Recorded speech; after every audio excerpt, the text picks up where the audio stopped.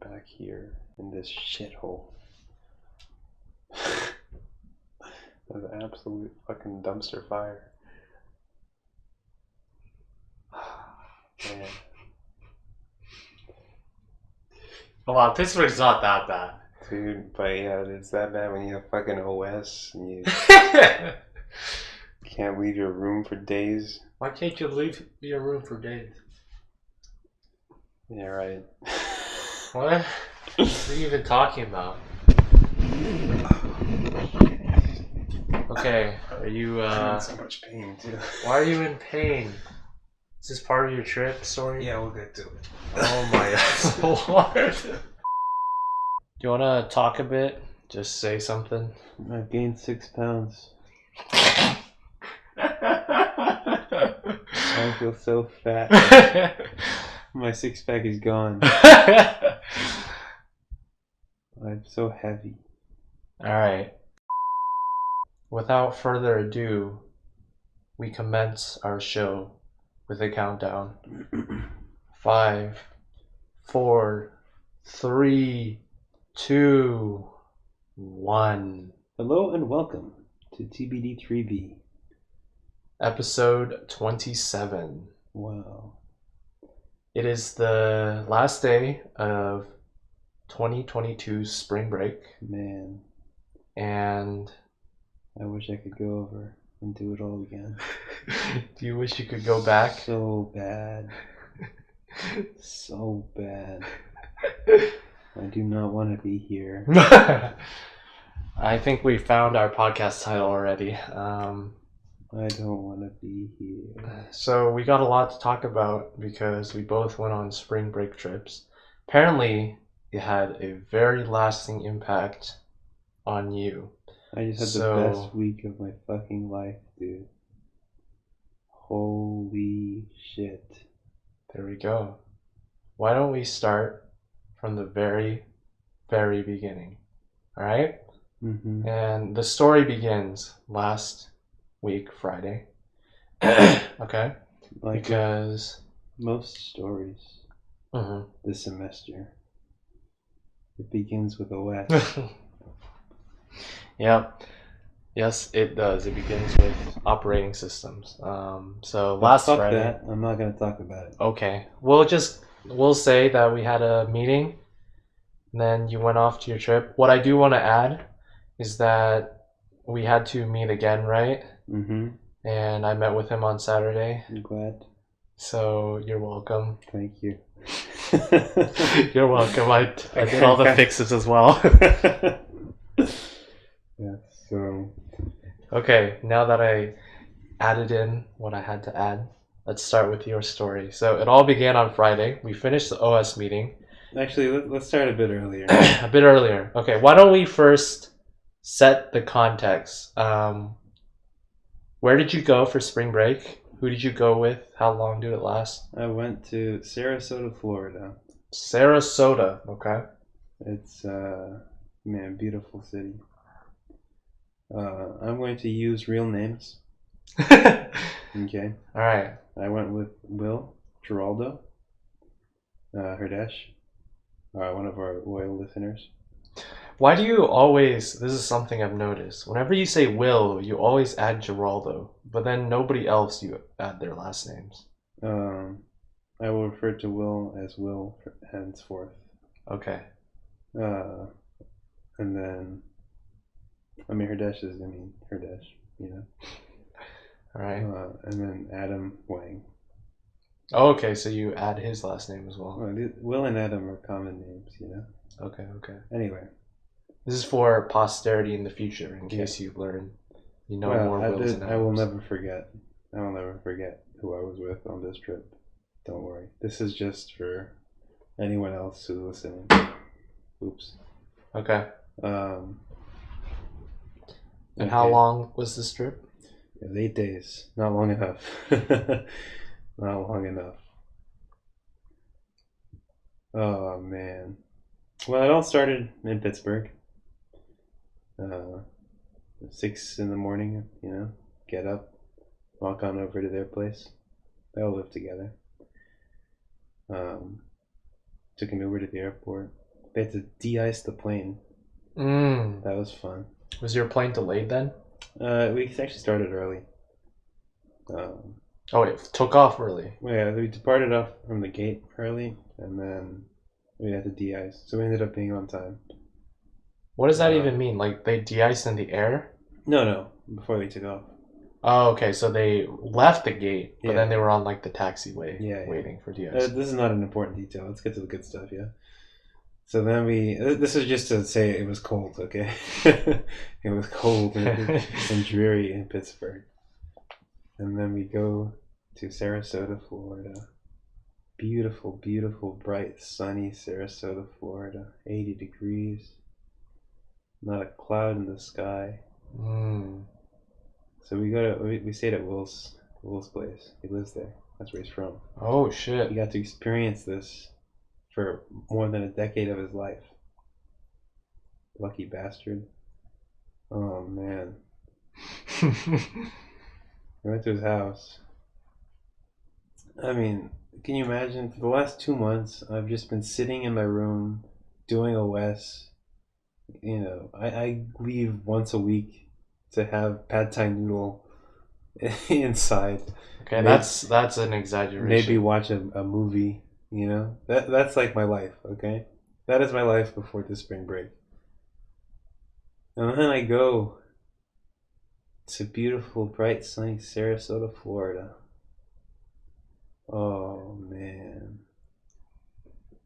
his backyard is on the bay. Like there's water. He's a boat in his backyard, like a real boat with like a motor and everything. The boat. It's called Ciao Ragazzi. It has a name. All boats have names. Okay. Did he name it? I don't His know. family? Probably his family named it. Okay. Oh, what a view, man. What a view. And he has hammocks in his backyard.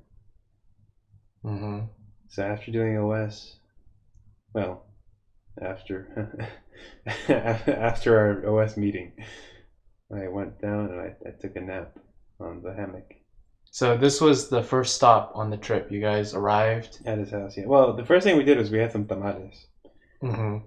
Some delicious. Oh my god, his mom, excellent cook. His dad too. Oh, both of them, both of his parents. I mean, amazing, phenomenal.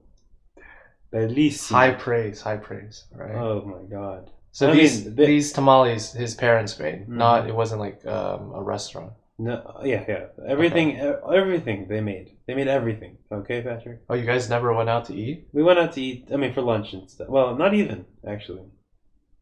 I think we had lunch. We went to an amusement park once. We had lunch there. That might have been the only meal we had outside.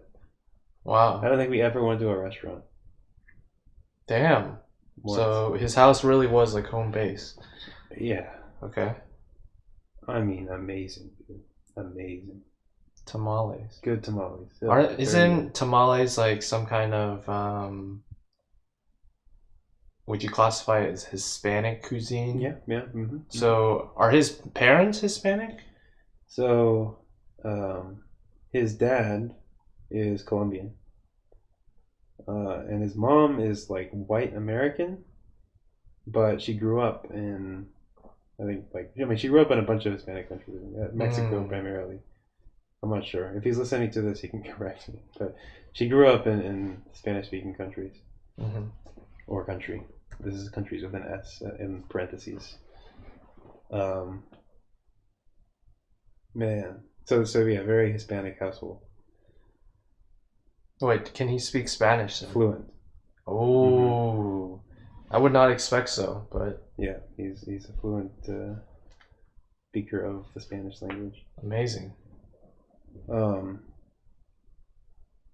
So day one, tamales for lunch. Mm-hmm. So beautiful. It was a nice breeze. Did his parents pick you guys up from the airport? His mom did, yeah. Mom did. Mm-hmm. We went back. It was mostly a homework day, Friday. What? Because they had to do some 451 stuff. Oh shit.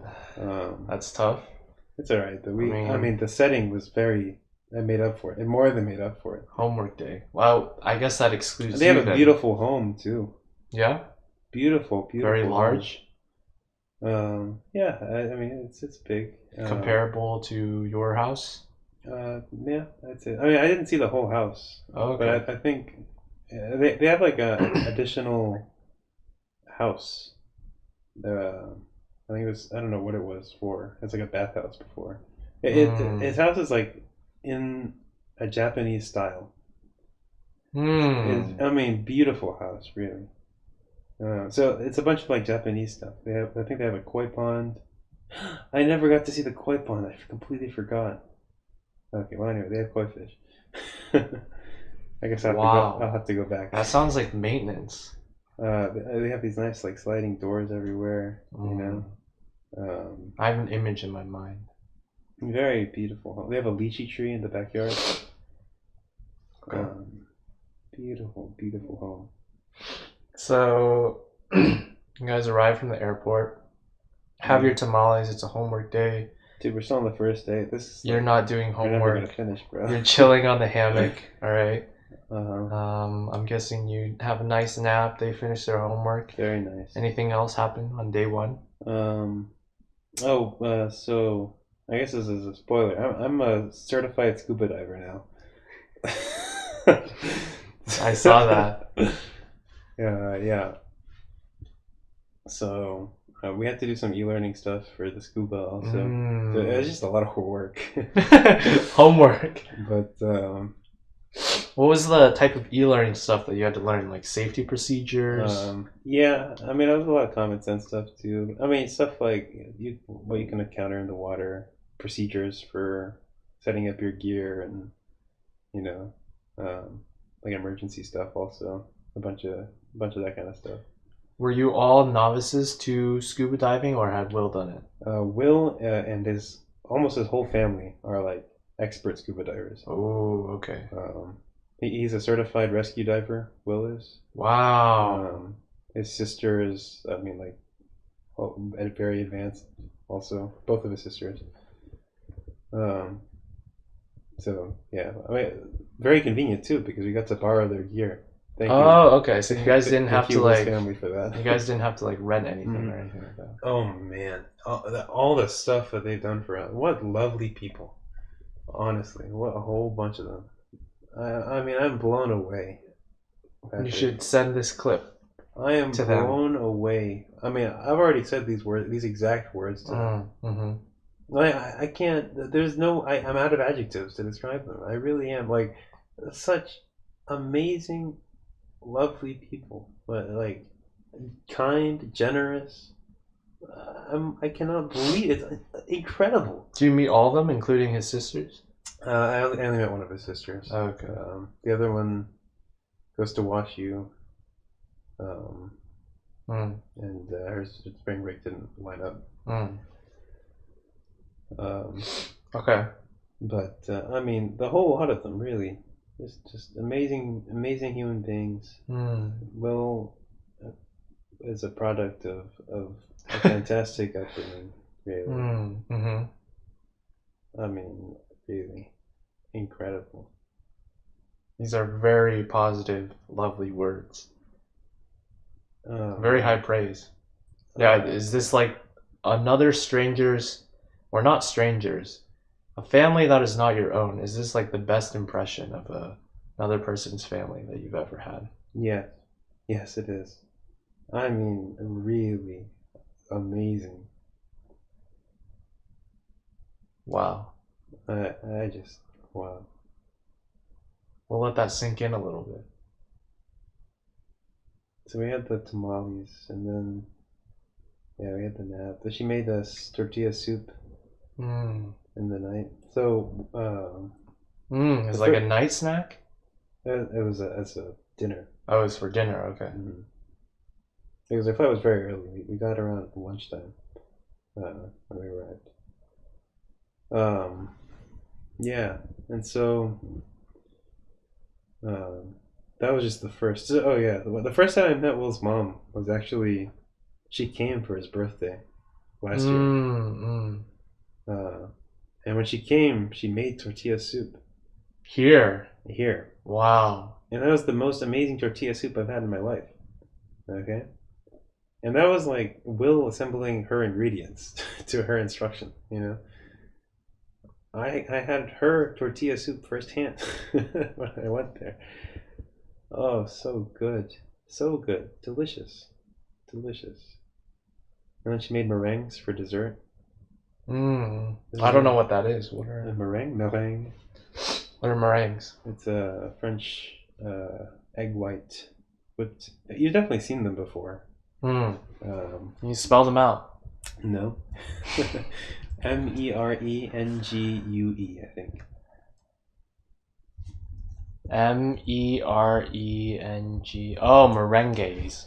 Meringue. Wait, that's a dance. Oh, okay. Never. It's also a dance. Yeah, probably. It looks like just giant whipped cream. Yeah, it's hard though. I mean, not hard. But It's it's hard. Like, it's kind of like crunchy. Actually, that's not really the right way to describe the texture. Anyway, delicious. I mean, delicious. And we had it with whipped cream also. I just want to add in all the details. I just want to. This is the purpose of this is so that I remember. Okay, not that I will ever forget because this is the most amazing time of my entire life. It is etched into my mind forever. Okay, but I need to say this. Okay, I need to say this. This is Elan's podcast. I mean, really, really amazing. And it's so merry, the household too, right? There's just so many people in and out about. Really? How many people? So, I mean, he's got mom, dad, sister. So his sister does crew, right? Like so rowing? Rowing.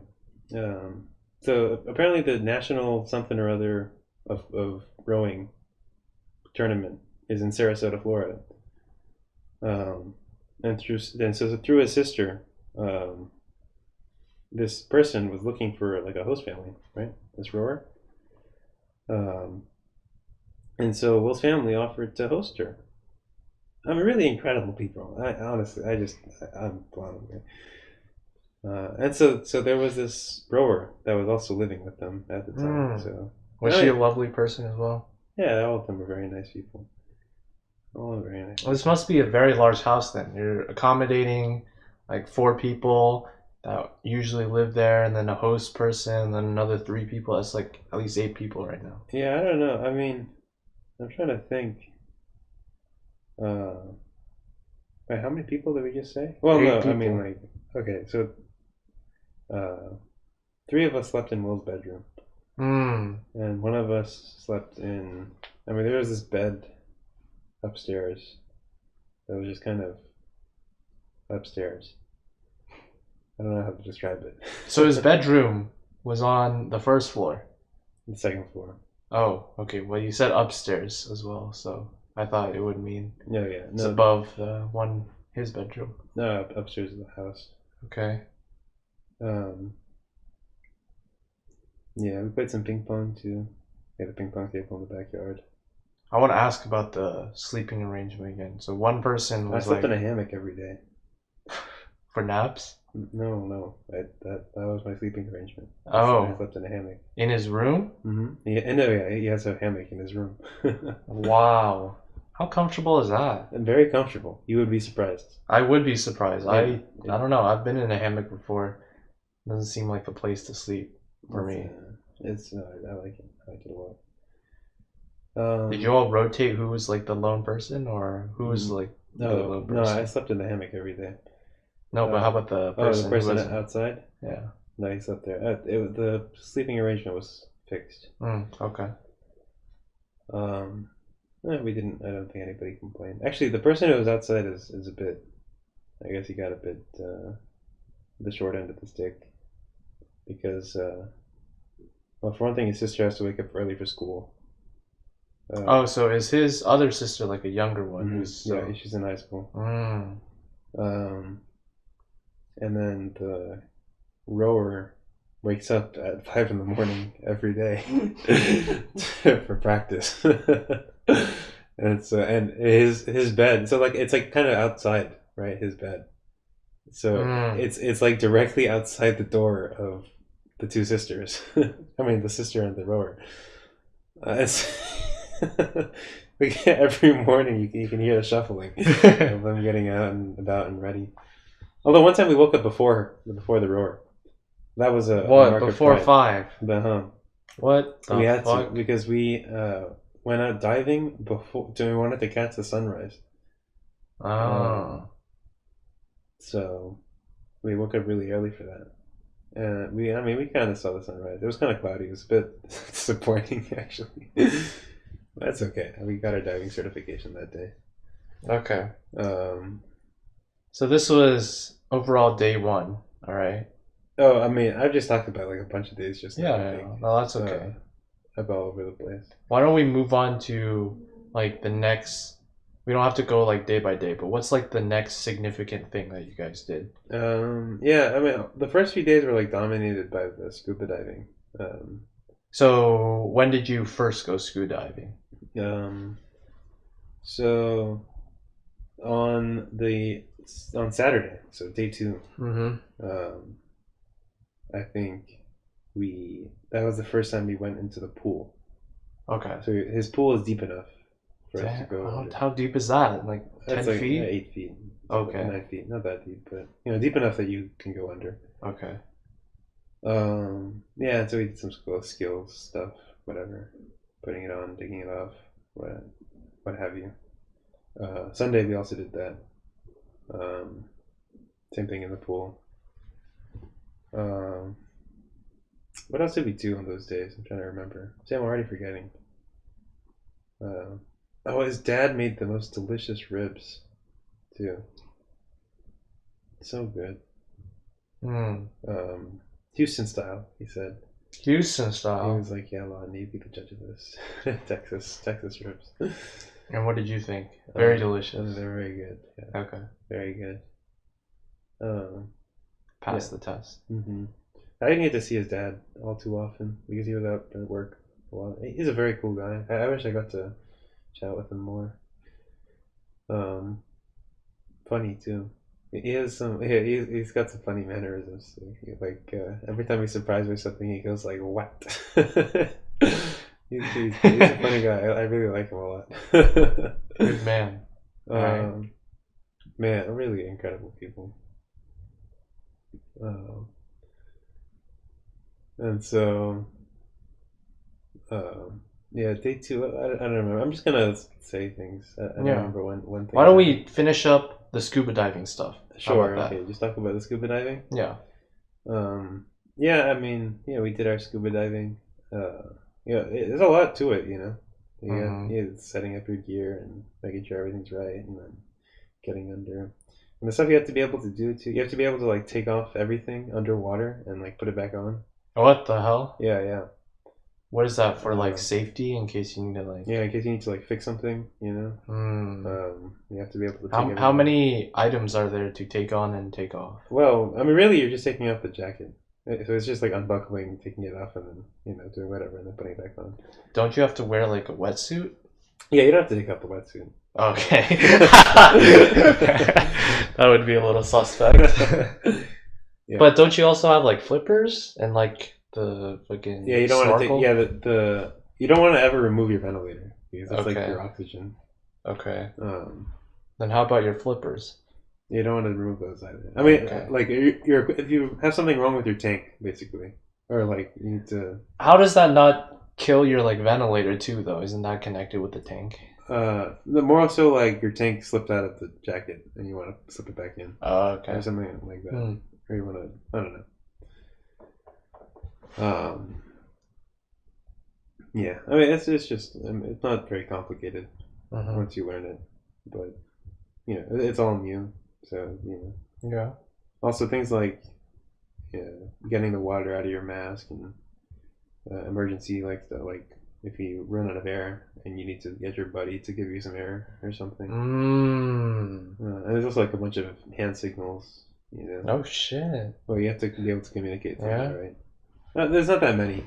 It's just like I'm out of air. I'm low on air. How much air do you have? You're like training to be Marines now. Special ops.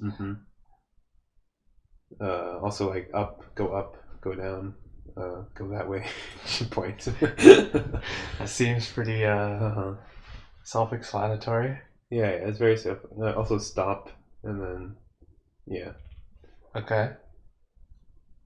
Um, So all this training, was the first day that you actually went scuba diving, like not in the pool. Was it that sunrise day?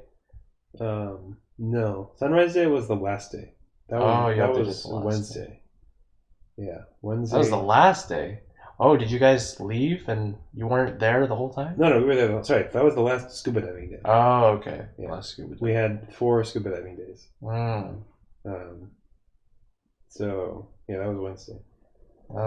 That seems very front-loaded. How do you mean? Oh, Like Saturday, Sunday, Monday, Tuesday, Wednesday. That's 5 days, and you had 4 scuba diving days. yeah. So we wanted to like, we didn't want fragmentation, right? So Oh, okay. that way we had like time to do other things. No internal fragmentation. All right. That's exactly what I said. That is exactly. Great minds think alike. And so, on the Tuesday, we went out to this like sort of freshwater pool thing called Blue Grotto, like a cave, underwater cave kind of thing. But I mean, it had a cave system, but you're not allowed to go into the caves unless you have special training. And that's where we did our final skills training. Basically, we did everything in the pool except in the freshwater, deeper. We got to see some cool rocks and fish and stuff in there. There was a turtle named what was the turtle named? Virgil. There were 2 turtles, Virgil and Hermit. Yeah. Yeah, Virgil is a girl. I figured. Virgil's not a girl's name. Are you sure? Yeah. Oh, okay. The only other context I know from Virgil is associated with the girl as well. So. Oh, really? Yeah. Well, anyway, that was fun. That was good. We were very slow. We were supposed to dive somewhere else, but we didn't have time to because we took too long setting up. So was that the whole time diving in that blue, like whatever it's called, Blue Grotto, or did you go somewhere else as well afterwards? For diving? That day, no. But the next day. The next day. We went to open water. We went out to sea. Man, I mean, incredible people, really. So it's like you're in the Caribbean. Not the Caribbean. It's I don't even. Yeah. It was the Gulf of Mexico. Okay. But not too far. It was kind of choppy that day. Windy. Will's mom volunteered to man the boat while we were under because somebody had to stay with the boat, right? Props to her, really. So it was like choppy water, so the boat was rocking a lot. And most everyone got sick. Seasick? Yeah. Like everyone threw up. Oh shit! I feel so bad for Will's mom. I mean, but it was off the boat, right? So yeah. Does it really stink that bad? No. I feel bad for his mom because she had to stay on the boat the whole time. Yeah. Because once you're underwater, you don't feel anything, right? But if you're on the boat, it's like really bad because you're like constantly rocking. And she was on the boat the whole time.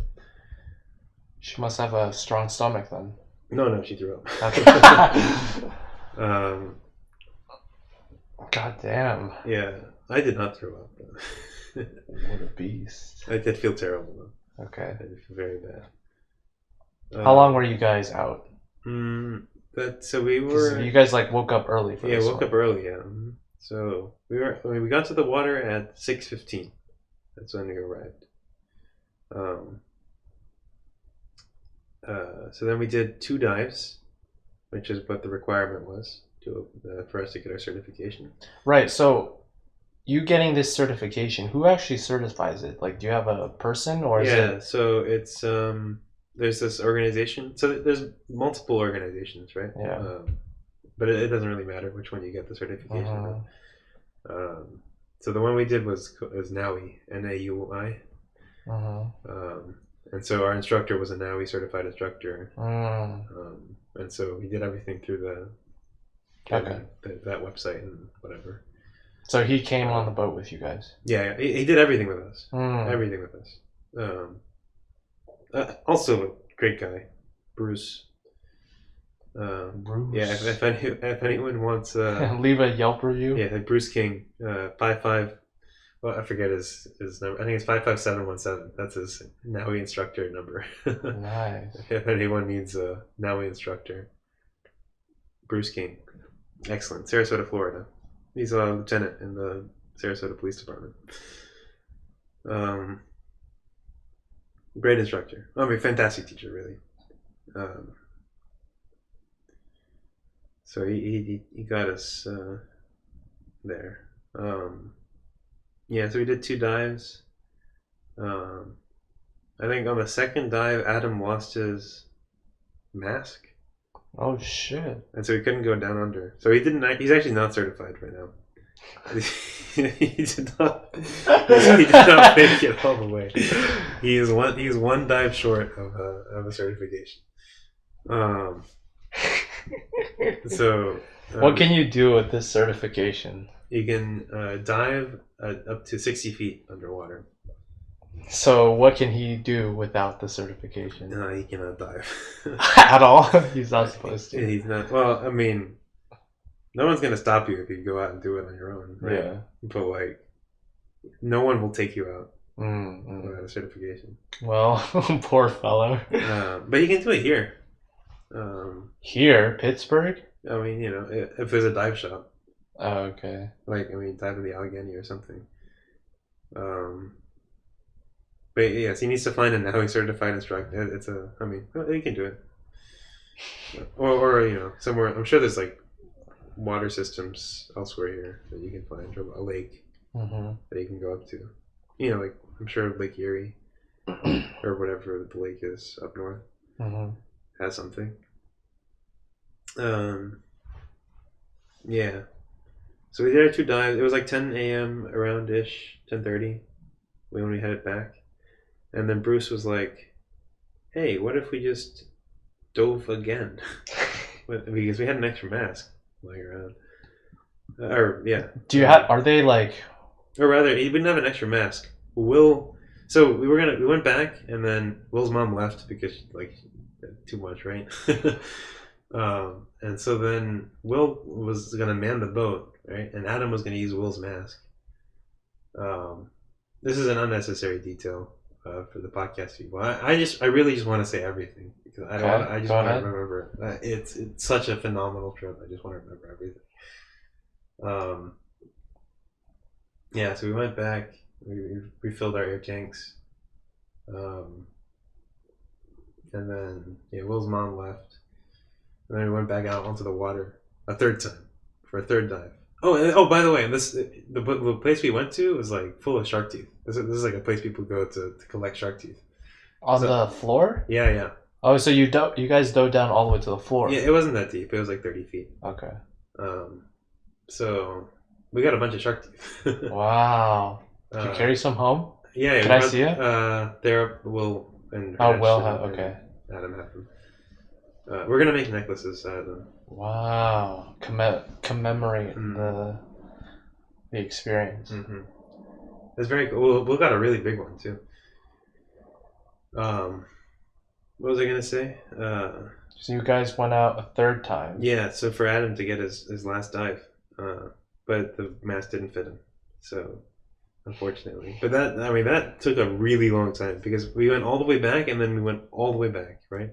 Wait, so you said a third time. That means like the 2 dives before. Each time you do a dive, you have to go back? Yeah, so in order for it to be counted as 2 separate dives, you come up and you have to be up for air for at least 10 minutes. So then why can't you just leave the boat out there instead of having to drive back and forth? It seemed like you were saying... No, no, we went out, right, at 6 in the morning. Oh, so you're saying... We did 2 dives. Okay. And then we returned to shore to drop off Will's mom. Oh, okay. We went back to where the shark teeth were. Okay, when I heard you were saying like the 2 dives going back out, I thought like between the 2 dives you came back. No. Okay, that makes sense. Yeah, we did 2 dives. We went dive once, 10 minutes, dive again, go back to shore, refill tank, go out to the shark teeth. Mm. Third time, right? For the third dive, rather. For the certification, Adam's mask didn't fit, so it was actually completely pointless. But we did find some more shark teeth. Okay, that's good. Me and Bruce did. So for the certification, is there a requirement on how long you have to stay underwater? 20 minutes. 20 minutes. At least. So you were just under there for 20 minutes straight. It's good. I mean, it's not. It doesn't really feel like that long, especially when you're looking for shark teeth and having fun. That sounds like a lot of fun. Yeah, it was. Oh my god, fun is an understatement, dude. I mean, life changing, really. I mean, I can go underwater now. I think you could have done that already. Well, no, but I can go. I mean, I can scuba dive. All right. Really, it's like amazing. I can do that now. It's like a world has been unlocked for me. A world has been unlocked. Incredible. All right. Incredible. I don't have much to say because I don't have the same credentials, so can't really relate. But I agree. Not a certified scuba diver like me. Huh? I'm not quite there yet. I'm like Adam. I am Adam. Yeah, Adam was the first one. Adam was the most excited out of all of us too. I feel so bad. It's so what the fuck? That ain't fair. But he's almost there. Wait, you guys didn't check that the mask fit before you guys went out? No, he lost his mask. Remember? No, the third time. Oh yeah, we should have. What the fuck? What are y'all doing? Should have. Too excited. Okay. Yeah. So up to Wednesday, mostly dominated by diving. Mostly dominated. I mean, the food was amazing. On Saturday we had the bribs, I think, or was that Sunday? I'm already forgetting. Oh no, I'm forgetting the meals we had. On Monday we couldn't dive because something had come up there for Bruce, I think. So instead we went to an amusement park called Busch Gardens. Busch Gardens. I think it was in Tampa. Okay. It's a cool park. Yeah, it's like a half park, half zoo. Oh, so they're animals. Yeah, they have like black lions and stuff. It's like Africa themed, so it's. Wait, so did any of the rides like go over fucking? Yeah, you can see like zebras pits? and stuff. Okay. Zebras and elephants and orangutans, and I guess orangutans aren't really African, is it? Are they not? I don't know. They're cheetahs and hyenas and all kinds of animals. Really, very cool, very cool. Gazelles and all kinds. Delicious funnel cake too. It's not an animal. All right. The roller coasters were fun. We went on this one roller coaster, and we were debating on whether or not it's like better at the front or at the back. Mm-hmm. And the park was like empty too. We had like the whole thing. I mean, we bought the fast pass or the quick. I think it was called Quick Queue or something. I don't know.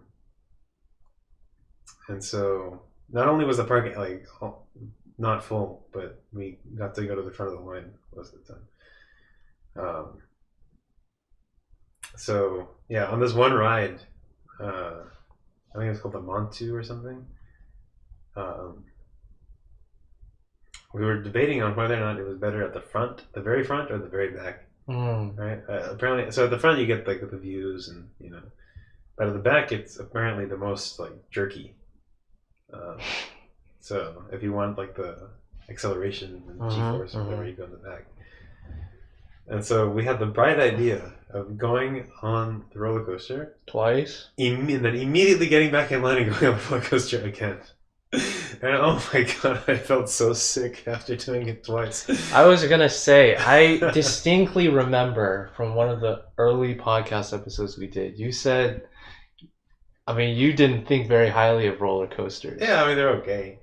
It's fun though. I like it. Okay.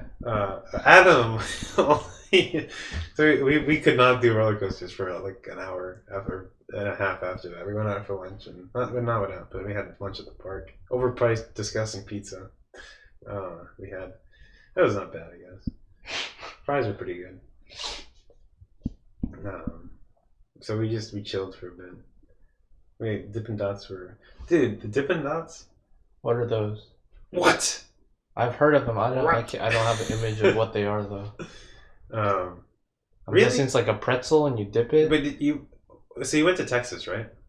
No, I only went to Texas For the airport? For the airport. Okay, so you didn't get the full Texas experience.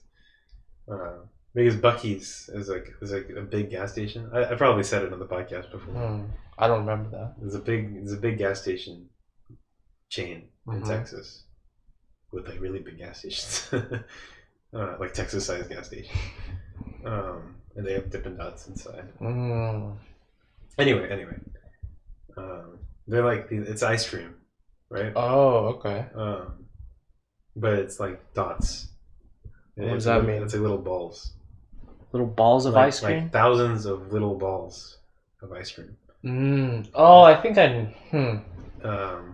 I feel like I might have had it before. They have to be specially frozen because they have to be much colder than regular ice cream. It's just so the balls don't like fuse together, you know. Delicious. Anyway, they had that at the park too. Yeah, that was the one time we ate out, I think. The first time we also went out and got a McFlurry at McDonald's, and then went and to this nice place on the bay just to watch the waves. And you know, the bridge I remember was lit up with the Ukraine colors. The Sarasota Bridge, you can see that in the distance. Yeah, when we were in New Orleans, there was a thing that was lit up with the Ukraine colors as well for the first part of the trip, and then they turned it off and no more Ukraine afterwards. Nobody cares about Ukraine anymore. I mean, no. Okay, so scuba diving, that was your amusement park. Did you guys keep going on after the lunch? Yeah. We went. We hit up a bunch of I think all the major roller coasters, except for the newest one.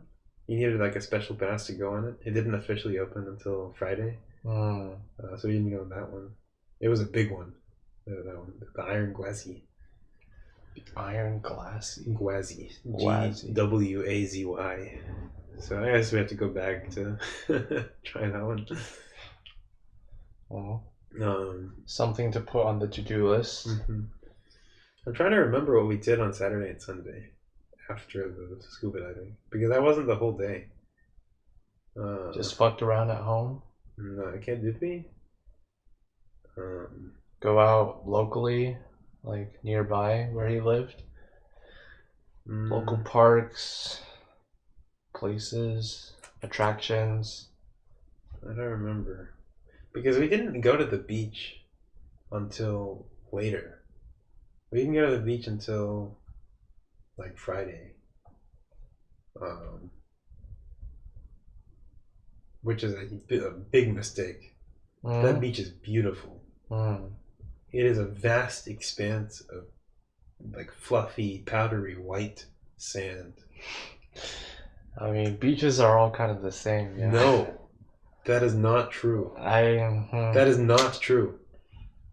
No, really, it is not true.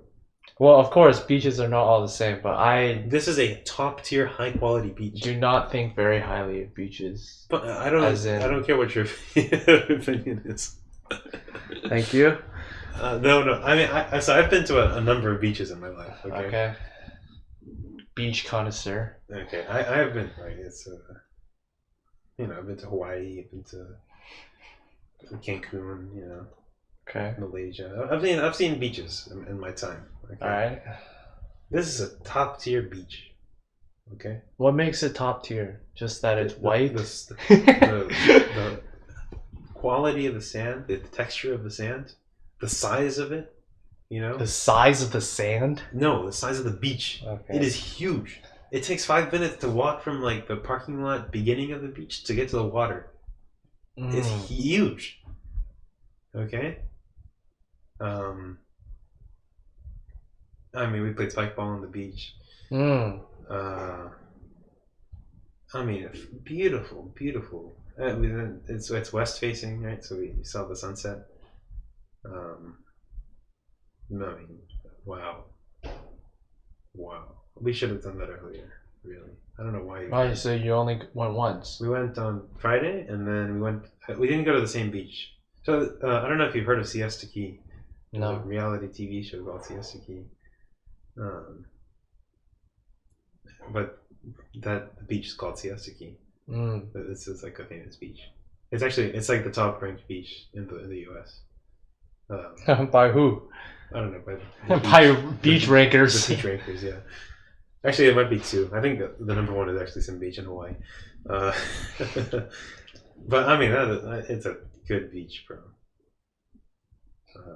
I mean, I'm not a huge fan of beaches too, but that is. Okay. I mean, I'll note that down. I mean, I'm not a fan of beaches at all, really. Like, but you know, they can be fun. mm-hmm. So maybe I'll do that when I go down to Saratoga. Is it Saratoga? Sarasota. Sarasota, Florida. Mm-hmm. Okay. So y'all did beautiful sunset over the water. I'll show you some pictures. You can put a picture on the podcast too. Okay. I took some. Here, I can show you, bro. Some fucking phenomenal photographs. Yeah. I mean, really. Did you take some of the beach itself? I'm sure you did. I mean, you can kind of see the beach. Let me see if I can get a good one. All right, that's a nice sunset. Let's see. Yeah, all of them are sunset pics. I'm sorry. How long did you guys stay at this beach? Look at that, bro. Isn't that nice? It's nice. Isn't that a beautiful shot? Gassing up your own photography. I took Will's for that picture. I took Will's sunglasses and I put it over the lens of the camera. That's why it's very orange. So that's not even a real picture. It's a filter, you know. Filters ain't real. Man, and the ice cream, dude. This is beachside by like. Not a beachside exactly. It's nearby. Okay. Nearby the Siesta Keys. There's this place called the Big Olaf's that we went to. Big Olaf's. Big Olaf's ice cream. Delicious. So okay. I had this flavor called Cookie Monster. Mm. Honestly, I don't know why this isn't a thing at all ice cream places. It is cookie dough combined with cookies and cream together. It is just, it just makes sense, right? It just makes sense. Yeah, everything cookie in one. Yeah, I mean, why isn't this a thing everywhere? And it's also blue because it's called Cookie Monster.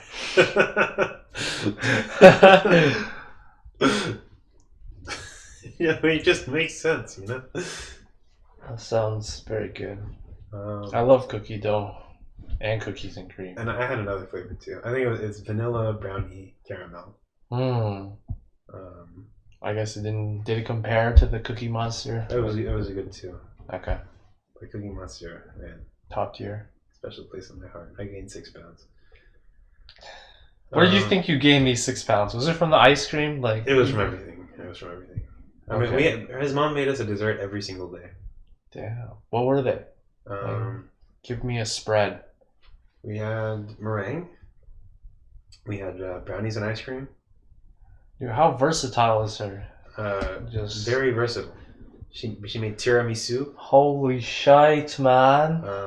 She made us a berry cobbler. What the fuck? On the last night. Did you see the muffin on the table? No, I didn't. Yeah, there's a muffin on the. It's a carrot cake. She made that also.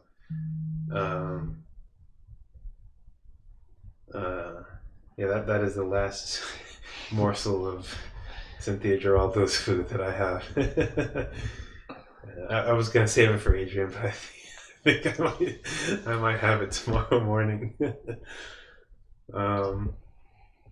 What else? She made us this. I forget what she called it. It was this like whipped egg white something frozen Whipped egg white. It Custard, sounds like yeah. the meringue thing that you were talking but about.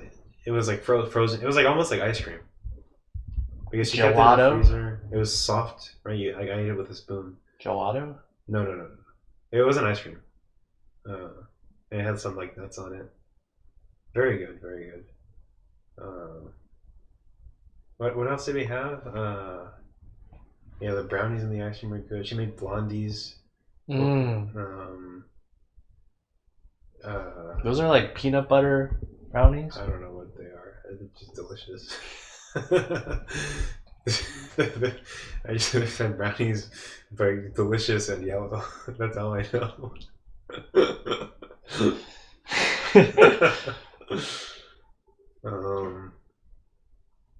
I mean, what else do we have for dessert? I mean, lots of ice cream, lots and lots of ice cream. They had mochi too. She didn't make it, but they had mochi that I had a lot of.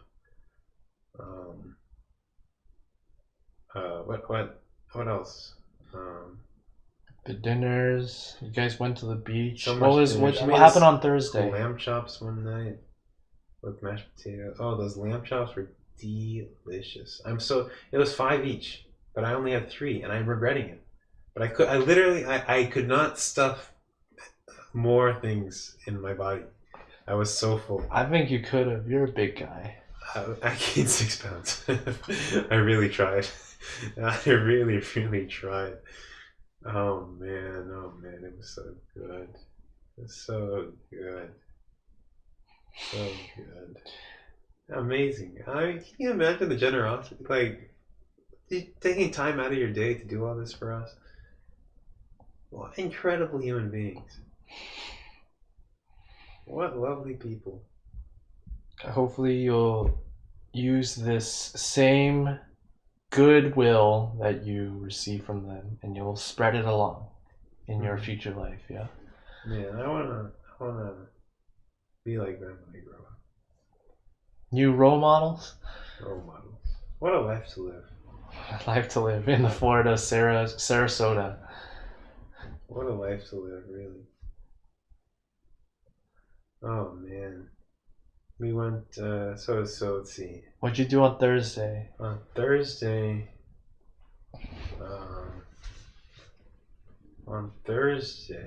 what did we do? I'm already forgetting. On Friday we went to the beach. That's what you said. We went kayaking. Oh my god! And okay, double up. Yeah, on Friday we went kayaking in the morning. That was oh boy, what a trip kayaking was. Complete disaster. Did people flip over? Oh my god. What a sounds difficult. Complete disaster. So it was a bit choppy. Oh. The water. We have these 2 kayaks, okay? One of them was a foot pedal kayak, so you pedal with your feet to move. Oh, so you don't have to use your hand? Yeah. Mm-hmm. What the? And there was like a rudder in the back that the person in the back controlled. And the other one was like, a regular kayak with like a row and whatever paddle. And so Adam and I were in one, and then Hardesh and Will were in the other. So Adam and I started off in the. Wait, I thought kayaks were single seat. This was a double seat kayak. Okay. So Adam and I started off in the paddle one. Okay. I'm just gonna refer to them as the blue one and the orange one. Okay. Okay, which one's the which? paddle one is the blue one, and then the hand one is the orange one. Okay. We'll put a graphic on the screen so people can remember. So Adam and I were in the blue one. Okay. To start. I already forgot which is which. The foot paddle one. Okay. We made it out 5 minutes and then we capsized. Like the thing just broke? We just flipped over. Oh, okay. And so we switched. Fortunately, much of the bay is very shallow. So we it's flipped not over. Fortunate. I thought when you flip over, then if it's really shallow, aren't you gonna hit the bottom or whatever? Well, then we could just stand up though. Oh, okay. So that's true. That's true. Yeah. So we just. I was like, oh shit, fuck, what are we gonna do? How about your belongings? Do you keep your phone on yourself? Or I did not bring my phone. Okay. And we had a waterproof bag to keep the rest of our stuff in. Okay. And we also had a waterproof camera that we used for pictures. Also, my phone is waterproof. You really want to test that? Well, actually, so that's a different story. Oh, wait, we went to... Oh, yeah, the water sports. Oh, yeah, okay, anyway, we'll get to that. Yeah, that's what I think we did that on Saturday, the water sports. That is one of the things that we did on Saturday. Yeah, so we flipped over, we swapped kayaks. Adam and I were in the orange one. Will and Dash were in the blue one. We went out. So the reason we went kayaking was to get to this mangrove tunnel thing. So you know what a mangrove tree is, right? No. No? No. Man, did they not teach you anything in 8th grade? No. They really didn't. So, okay, a mangrove tree is, I mean, it's like a tree that grows in salt water. It has like I see. very long roots, and it's nice. It's like a forest of mangrove trees, and it formed this like canopy, like it looked like a tunnel basically, and very beautiful, very very pretty. And so you go in. We took some pictures, with the waterproof camera. That was all fine and good, and then we started heading back. Yeah, I mean it's like a decent way. It's like maybe half an hour kayak ride, or 15 minutes. Half an hour, let's say, to get there and back. I mean, to get there one way. And so we started heading back. As we're going, Adam tells me, he's like, "Elan, I think the kayak is filling up with water." And I look down. I mean, some water will get into the kayak, right? This is like natural. And I'm like, it's okay. We'll empty it out once we get back, And so we go a little bit farther, and Adam's like, "Elan, I think this is too much. The water getting into the kayak." And I'm like, "Bro," I look down, it's like whatever, right? It's like nothing. Meanwhile, the kayak was like actually like tipping back, right? So I didn't see any of the water. Because of the amount of water? Yeah. So it's all, he was in the back? Yeah, but I didn't notice because there was no water in my side. But he was like swimming.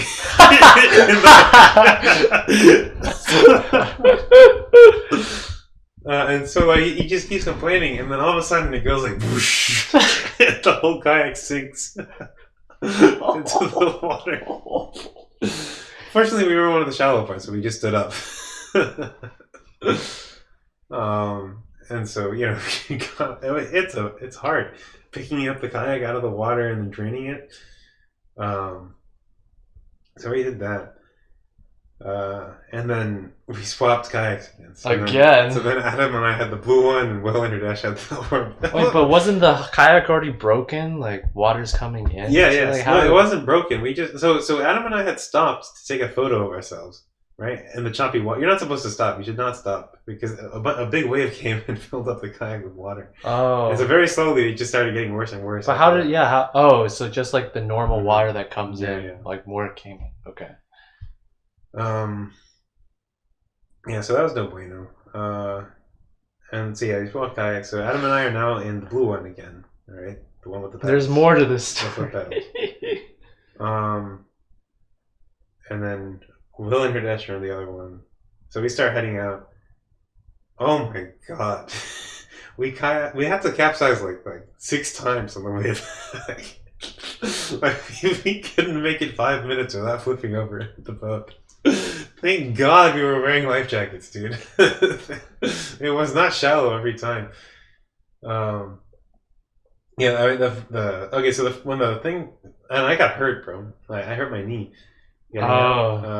This is why you're in pain right now. This is a part of the reason. Okay. So we went out. We capsized. I mean, the 4th or so time that we capsized, I mean, I just like sat there in the water, just it was so funny, dude. Adam and I were just there, just laughing, laughing and laughing. A boat came by. Some family was boating. They drove by and they were like, "Are you okay? Do you need help?" I was like, no, it's okay. Do we need to? They were joking. They're like, "Do you need a lesson? Do we have to charge you for a lesson?" Did they see you capsize multiple times? I hope not. They might have. They might have. No, and it's hard. It's harder to flip it over when you're because in the deeper parts where you can't stand, you have to like reach over and then like use your body weight to flip it over. Now, how do you get in? Also, Yeah, it's hard. It's hard. that sounds difficult. You have to get in without capsizing the boat. Again, yeah. So I think so. What happened was like every time I capsized, the boat would fill up a little bit with water. The blue one was very buoyant; it could not sink. Okay, this is the duality of boats. Okay, so the blue one, unsinkable. All right, but every time it flipped over, it filled up a little bit with water, and that made it very unstable. Because every time you leaned in one direction, all the water would flow in that direction, and then you go very far in that direction. And then you would like lean over the other way to correct, and then all the water would flow the other way. And so you just flip over a million times. And it was worse every time because it would fill up with more and more water. Very buoyant though, it never sank. The red one, on the other hand, very stable. All it did was sink. It sounds like the opposite of stable. No. Oh, but like stable as it would not flip over. Okay. It would just sink. Oh, it just straight. But it only happened once. Oh, if it just sinks, then how does it come back up? Like when it's filled with water? It doesn't. So good thing it didn't happen when we were in the deeper part. Oh my god, jeez. Yeah, it only sank once. Bruh. Because that's because we stopped to take the picture. Yeah. Okay. And so then we swapped one last time, right? So now Adam and I are in the red one, and Hardesh and Will took the blue one. And then Adam and I, we just rode as fast as possible after that to get back to Will's place. I was so happy to see the land. Will's mom was there. She was like, "Oh my god, what took you guys so long?" I was like, "Oh man." Wait, so you guys all did this from like Will's house? Yeah, Will's house is on the bay. That sounds very convenient and fun. It's so amazing, dude. I mean, really amazing. What a life. What a life to live. Yeah. Holy shit. Yeah, and so this boat is like right there on the water. All you have to do is it's like a big retractor thing. You just lower it into the water and then we're off. Yeah. The ciao ragazzi. Wow. Yeah, so then we make it back to shore. I'm like, sweet land, huzzah. I'm like, kissing the ground. And then, I go to Will's pool to rinse off, right? So I just jump into the pool. There was not the deep end.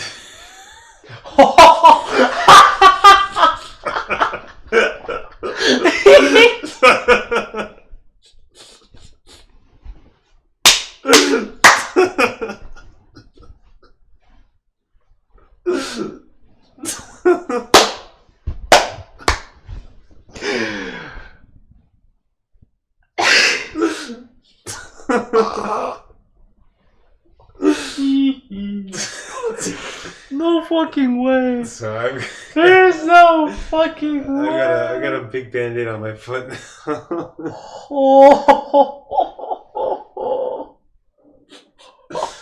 I also forgot to put sunscreen on my legs. Aren't your legs in the kayak the whole time? Or is it like the blue one? You can that's, see, like, so I am burned from here to here on my knee. Here was underneath the cover of the kayak. Here is where my shorts were. So it's like you can see it's like a region of my knees that are burnt. Also, I was wearing the SPF shirt, and this part was not covered.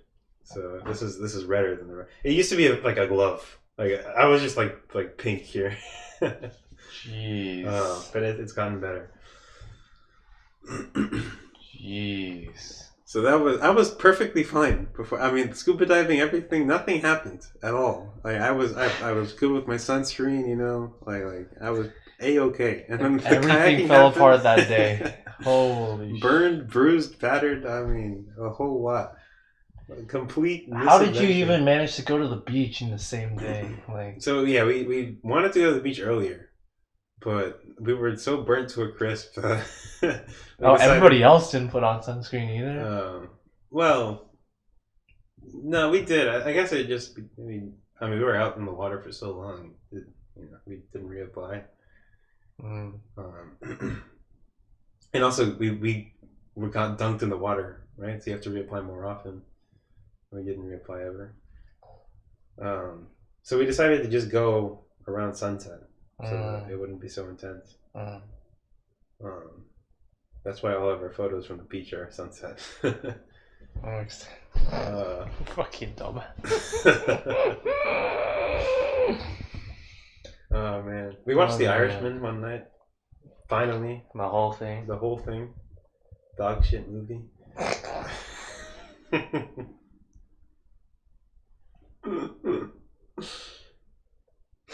Not worth 3 hours. Not worth 3.5 hours. No. I mean, really, like the whole thing. Hey, I'm gonna spoiler alert. Okay, you're never gonna watch this, right?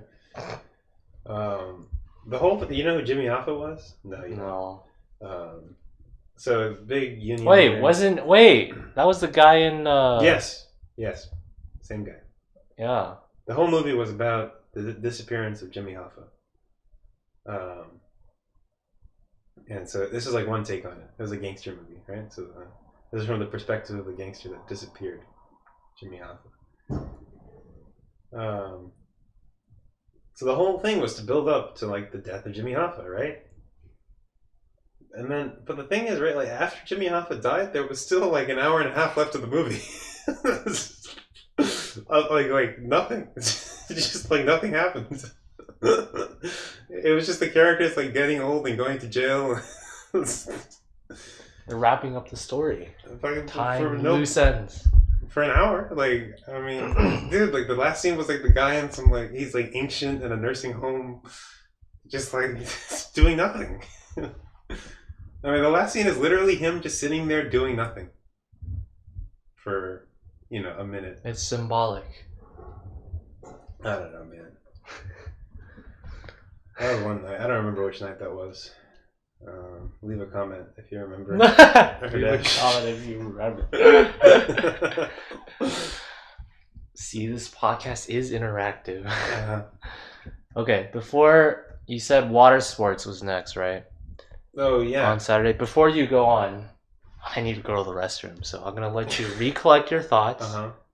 Think of everything that you want to say about that. And we'll reconvene. This is really. I'm really glad we're doing this right now. I'm forgetting already. I'm forgetting the order of things. I should have kept like a diary and logged what we did every day. Yeah, do a vlog. Okay. So because I don't remember when we did the water sports exactly. Because also one night, I think it was Saturday night, that we went out to the sandbar, which is just like a very shallow bit of water in the bay, to watch the sunset. That was fun. Is that on kayaks or you guys could walk out? That was on his boat. Oh, okay. The Chawaragati. And then I keep saying Chawaragati. I think it's fun. Chawaragati. Yeah, so we went out there, anchored the boat, we walked around for a bit. That was fun. That was a lot of fun.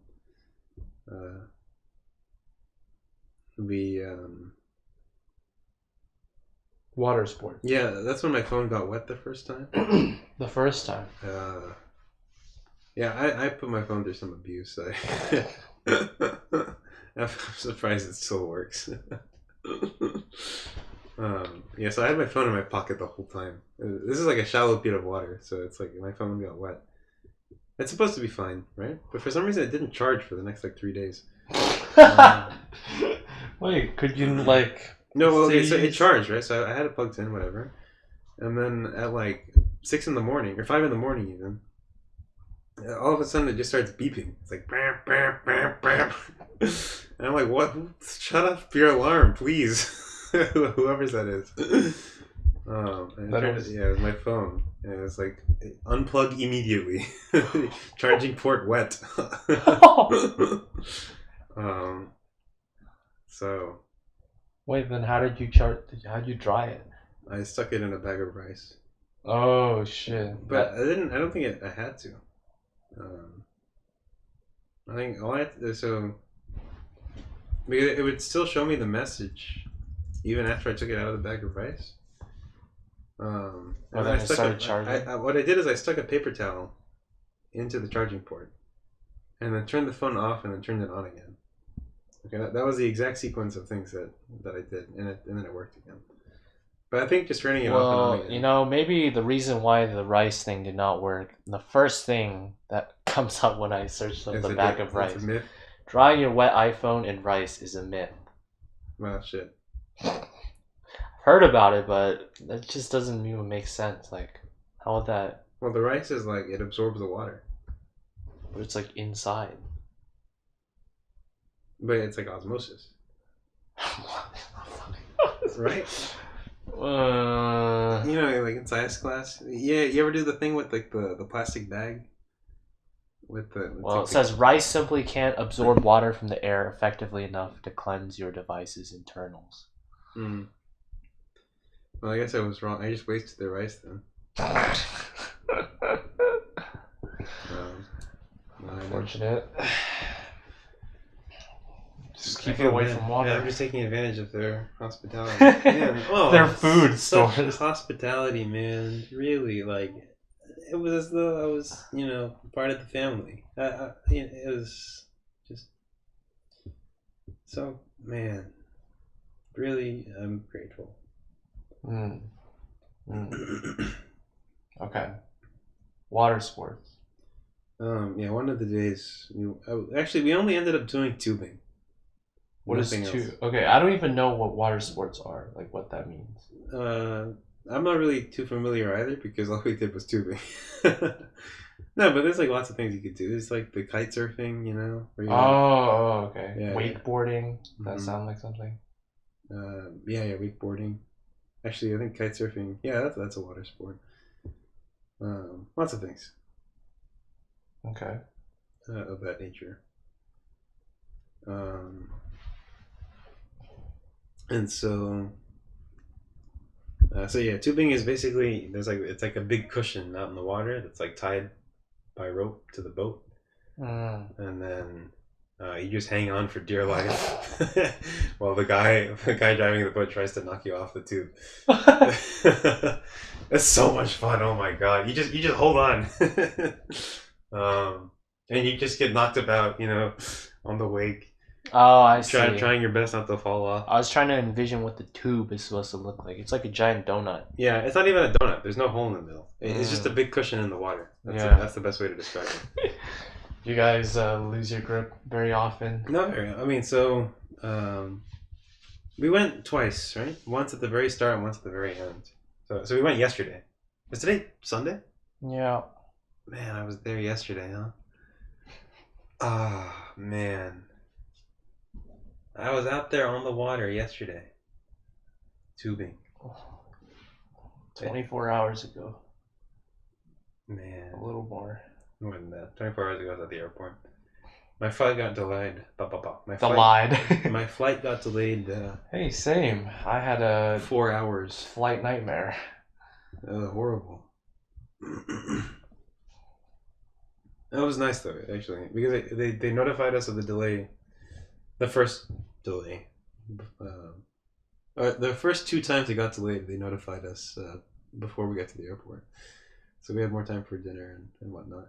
Wow. That was fun. So, man, yeah. But it was less fun the second time because I was like broken. But the first time was hella fun, dude. Oh, we should try it sometime. We need to get a boat first and a body of water. Yeah, we'll get those. after Obdiver. You get knocked about. Yeah, I got like, I mean, I like skipped along the when I let go. I like skipped along the water like a rock, you know, like a pebble. That hurt? Yes. That sounds like it hurts. It was fun though. It was so much fun. And you come around and pick you up and do it again. Is there only one of you on there at a time? Two. Two of you. No, you can do one, but it's more fun with a buddy. You guys both go flying. Yeah. Once one of you falls off, it's hard to stay on. Why? For one thing, the balance shifts, right? So you have to like really hold on in order to stay on.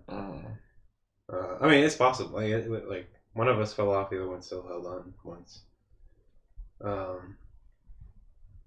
It's good. What did you use to hold on? Like were there straps? Their handles. Oh, their handles. Okay. Yeah. It's good fun. And then I mean the ride back is so good. We did this around sundown, so it's like it's not too hot. There's a really nice breeze always, you know? Especially when the boat's going. You know, you get the wind rushing. Who's driving the boat? Well, he didn't let anybody else drive for good reason, I think. Do you need like a license? No, but I think Will was the only one that's. I mean, maybe Pradesh could have done it, but. What, has he driven a boat before? I think so. But no, Will was not willing to let anybody else.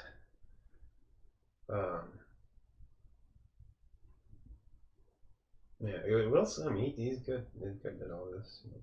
Yes, he's lived there his life. I mean, that's what happens when you live there and you do those. I guess you get good at those things. Man, it's like. You envious of his life now? Sarasota, Florida. I mean. You wish you lived there instead of Texas? I mean. What a life to live. Can you imagine? Like. I mean, I feel like you could say that a lot about a lot of stuff, and then once it becomes not a novelty, it's like true. Yeah, that's right. That's true. Like I'm sure Will was not as excited as you. And also, I don't think his mom cooks dessert every day. I think it was just a for us thing. Yeah. So. Man, what an amazing... Oh, and he had the dog, Chispas. What was his name? G-Spas? Chispas. Sounds like G-Spot. He's half Basset Hound, half Labrador. It's called the Bassador. Oh, fuck. It's a funny looking dog. That's creative. He's a funny looking dog. How so? Deformed face? No. He's very cute face, actually. Very cute dog. But he's got these like short stubby legs, and he's like a normal dog body.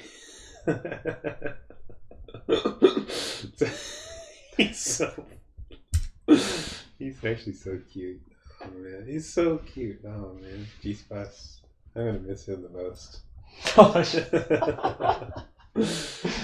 Been talking about the hospitality the whole time. The dog's gonna be the one you miss the most. I mean, wow, what a guy! The whole family is just amazing. G-Spots included. Very well behaved dog. He's so chill about everything, you know.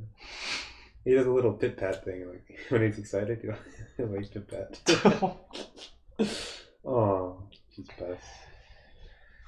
Okay. You play fetch. You throw the ball. He'll like go get the ball, and then he'll just like start gnawing on it instead of bringing it back to you. He'll just keep the ball. Good guy. That's what I would do if I was a dog. Oh man. We played cornhole one night. I don't know. I don't remember when we did things. It's all blending together already. That's why I need to do this now, before I forget anymore. We let's see. On the Busch Gardens night, we had some pasta. Which one's the Busch Gardens again? Oh, Busch Gardens is the amusement park we went to. So that was Monday night. Yeah, that was a light. I mean, lighter. Well, that one was a less fancy, I guess you could say, dinner.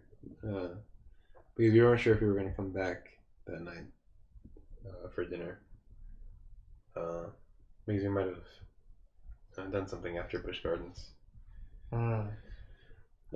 But in the end, we decided against it. The pasta was very good, like the one. And then we had I think that was a brownie and ice cream night. We had red snapper one night. That was very good, with the beet salad and was it rice? Very good, red snapper. That might have been the next night. We had empanadas another night. Delicious. Oh, and every day she would have a different beverage. Like one night we had this hibiscus tea. Okay. Like agua de Jamaica, it's called. We had lemonade. There was my favorite was this date and banana smoothie. Delicious. Then we had a cantaloupe smoothie.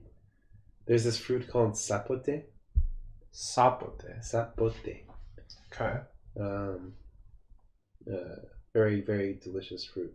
She made a smoothie out of it. Very good. I mean, lots of stuff. I mean, like, so good, man. Prosciutto. Yeah, yesterday we had for lunch this. She made us this like broccoli soup. Very good. Wow. With this, okay, so the one thing she didn't cook was this Jewish bread, which I really liked also. I forget what it's called.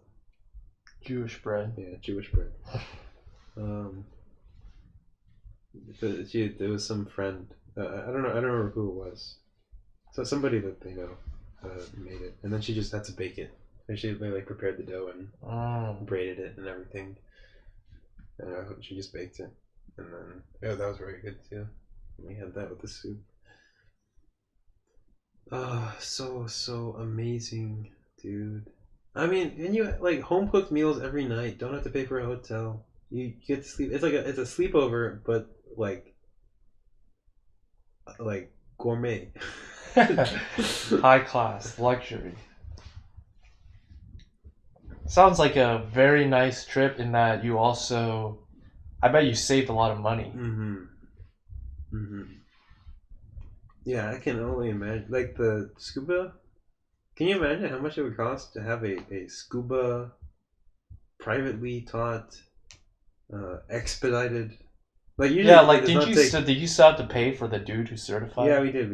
But he was like a family friend of Will's. Oh my god! So we got a heavily discounted price. I mean, it could have easily been like $1,000+ per person. Holy shit! But we got it for $450 per person. Which sounds expensive, but I mean, think about it. It's I mean, usually it takes like weeks to do your scuba thing, and we did it in the span of like 3 days. And it was also privately taught, private lessons. He came to us, right? He prepared us for everything. He took us out to the dives. You know, we went in his truck. Yeah, like personal, everything.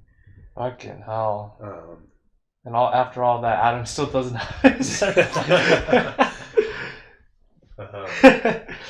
He'll get it, I believe. Well, he has to go through the whole process. No, he doesn't. Oh, he just has to do one? He has to do the one dive.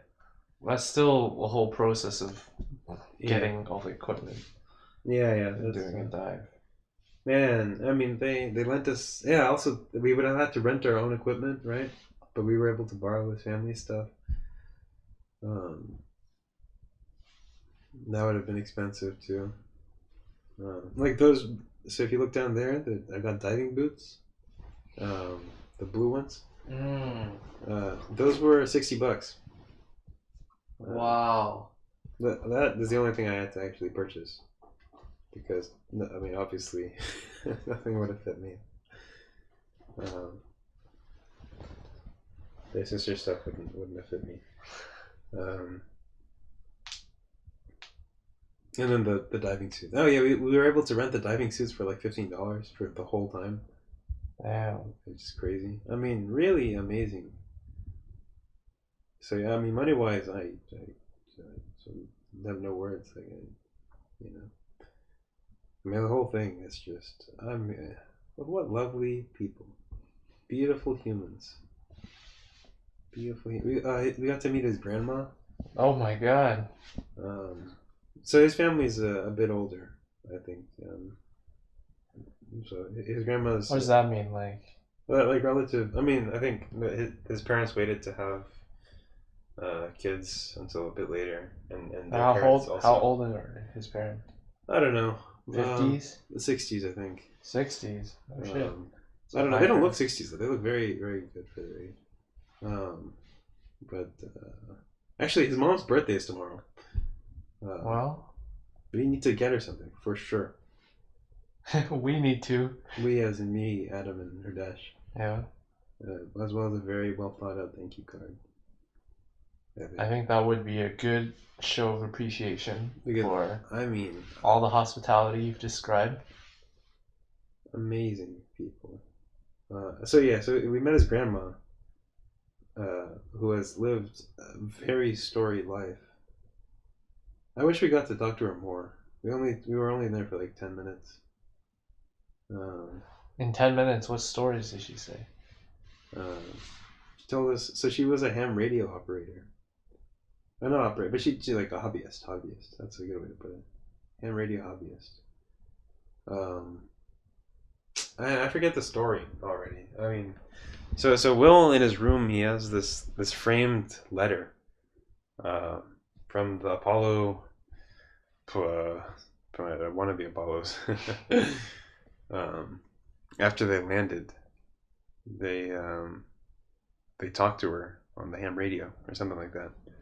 His grandma. Yeah. Why specifically to her? I don't know. She was just on the frequency.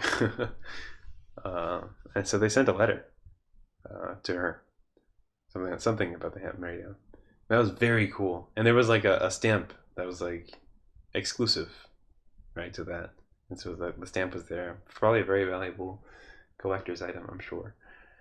I mean, very, very cool lady. She's lived all over the place, right? I mean, like I said, his mom. Sorry, it's his grandma on the mom's side. So his mom like grew up in Mexico. So she's lived all over the place. She's telling us about how she had like 8 driver's licenses from all the places she's lived, like Argentina, Mexico. She lived in Cuba. So yeah, she's like in her 90s. She lived in Cuba before the revolution. I mean, amazing, right? Like amazing. Cuba before the revolution. Like, the revolution was in like 59. She would have been like 2030. Switzerland. She was telling us about how she took a driver's test in Switzerland, and how she like didn't know. Her like French wasn't that great, and so like there was like this big table with like a diorama of a city, and like everybody who was taking the driving test, we just like stood around the table at once, and the examiner just took like a little toy car, and then like did something, like he like motioned on the table.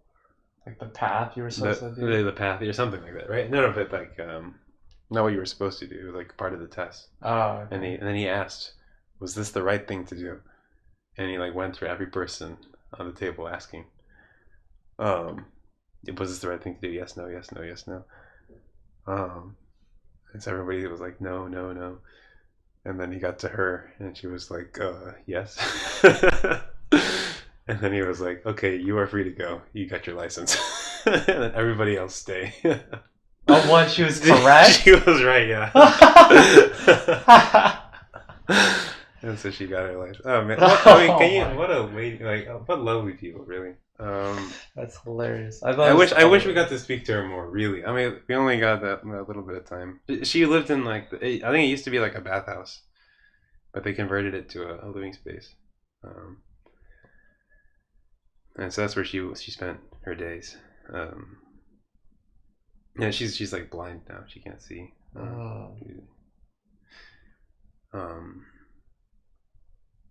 So, I mean, incredible, really.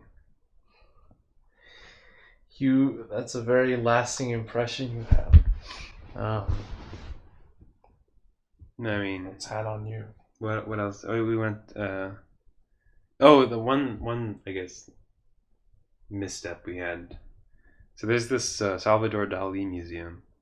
Yeah, that's like maybe 45 minutes away from his house. So we didn't really know what to do on our last day yesterday, especially because the rain. I mean, it was like the weather was not so great. And so we decided to go to the museum. And so we took the trek out, 45 minutes. It took us a while to get up and ready. So it was around noon when we got there, I guess. And it was sold out when we got there. And we just, man. And so we decided to go to this, there was some like old Spanish fort. That was a little ways on our way back. Complete I mean, it wasn't terrible. It was like kind of boring. I mean, it was like a grass hut in the ground with a couple cannons and that was it. So I mean, you could see through the cannon. That was kind of fun, like we took From one side out the barrel. Yeah, you could see this is me through the cannon. This is me from the other end of the cannon. Fuck? This Here's is me. Johnny. That's me in my cannon. Creepy ass photo. Yeah, it's funny. It was very windy too. Also, it was kind of cold. I get caught. Like the last time. So yesterday we also went out to the beach, a different beach. I forget what it was called. The name of the beach. Not Siesta Key. Less nice, but also nice. Nice, white sand. And you could like see the sand blowing in the wind. It was so windy. It was like a mini dust storm. It was like the sand was like gliding across. That doesn't sound fun to be. It is kind of fun. I mean, it didn't pick up too much, right? So it wasn't like in your clothes or whatever, or in your eyes even. It was like just on the ground. You could see it was kind of cool looking. It was like a mist of sand flowing across. And so. Yeah, that was our last sunset. Very, very beautiful. That's where that picture was from that I showed you just now. That was from last night. That was like a metaphor for the vacation ending, the sun sinking below the horizon, the last rays of fun and happiness slipping away. Slipping away. So you have to return to the dreary... the darkness of the real world, upon us. That's so fucking depressing. How you put it like that? Man, but it really felt like that. It was so that beach we went to was in this nice area called St. Armand's. There was another big Olaf's there actually. We didn't go though. We went to a different ice cream place. We had some ice cream, very good. Apparently the cone was very good, but the one time I don't get the cone was very good. Apparently better than Millie's, according to Herdesh. Did they not know that before? We didn't know. Yeah. Oh, okay. I should have had the cone, man. I missed out on a good. It looked like a high quality, sturdy cone too. I didn't see it until after. Man, I missed out. I gained 6 pounds. Near Siesta Key, there was this donut place that we got some. Well, they specialize in these like donut balls. Or the what do you call them? Donut balls? The donut holes. That's what you call them. Yeah. Donut balls. They were like fried, like deep fried. Fuck. They're delicious. Oh, so good. So you good. gained so 6 pounds. Yeah, I gained 6 pounds. Oh, so good, so good. Yeah. The only food that we did not eat at Will's house were like snacks, I guess. So we had and also we stopped at McDonald's once on the way back from one of the diving trips. Yeah. Otherwise, it was all home cooked meals. very, very good home cooked meals. I mean, wow. I mean, really, wow. I hope I mean, I must be missing stuff, right? We had the tortilla soup, right? We had Lamb chops. The lamb chops was 2 nights ago, so Friday night. Then the red snapper, I think, was 2 nights before that, so it must be Wednesday night. Tortilla soup was the first Friday night. Then the Saturday night we had, what I don't remember. So last night we had this nice beef and rice dish. I don't remember if it had a name or not. It was like, it was just delicious. I don't know.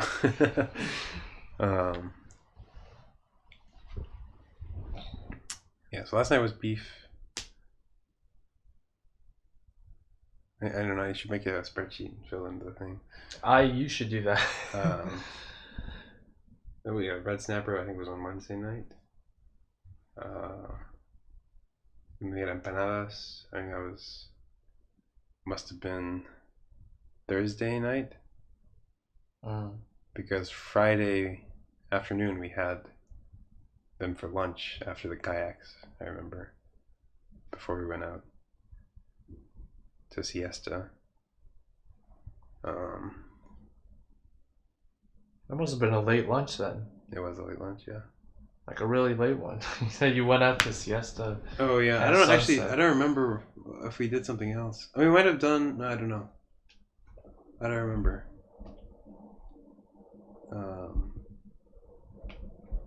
I don't remember, man. I'm forgetting. Wait, there was so much stuff we did, and all throughout. I mean, it's just, man, what a family. What a family. He was in Dallas. Will was for his internship. Never once did I invite him to my house. That's a missed opportunity. Mm-hmm. For 3 months. 10 weeks. It's like 2.5 months. Yeah, I mean, it's really bad. I regret it. I should have. I mean, can you imagine?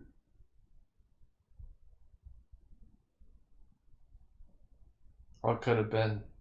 What beautiful people they all are.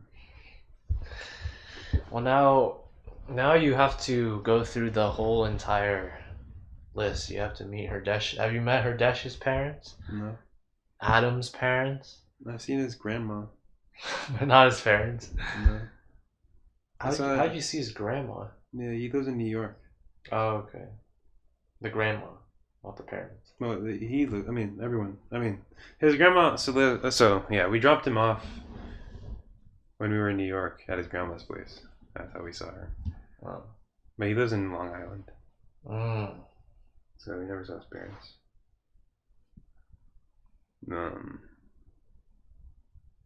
Yeah, I mean, what? I think I was happy. I was, I don't think I've been happy. I think I've been very unhappy until last week. I was truly happy. For once in my life. I think you've probably been happy before. Not this semester.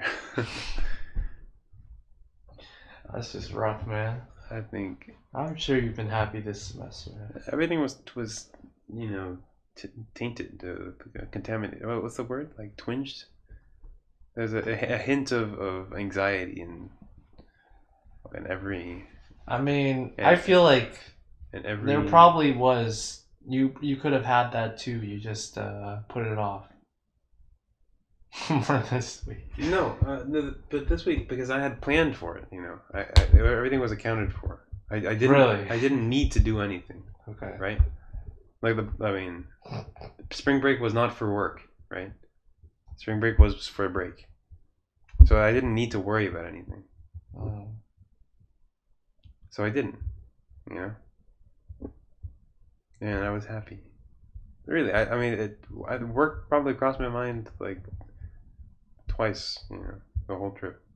Once when mid-semester grades came out. Fuck. That was rough. Shit. And then once at the end, when I saw the sun disappearing below the horizon, and I realized it slowly sets in. Yeah. Mid-semester. Fuck. I was at Busch Gardens when that happened. That's how I remember it was on Monday, because I found out.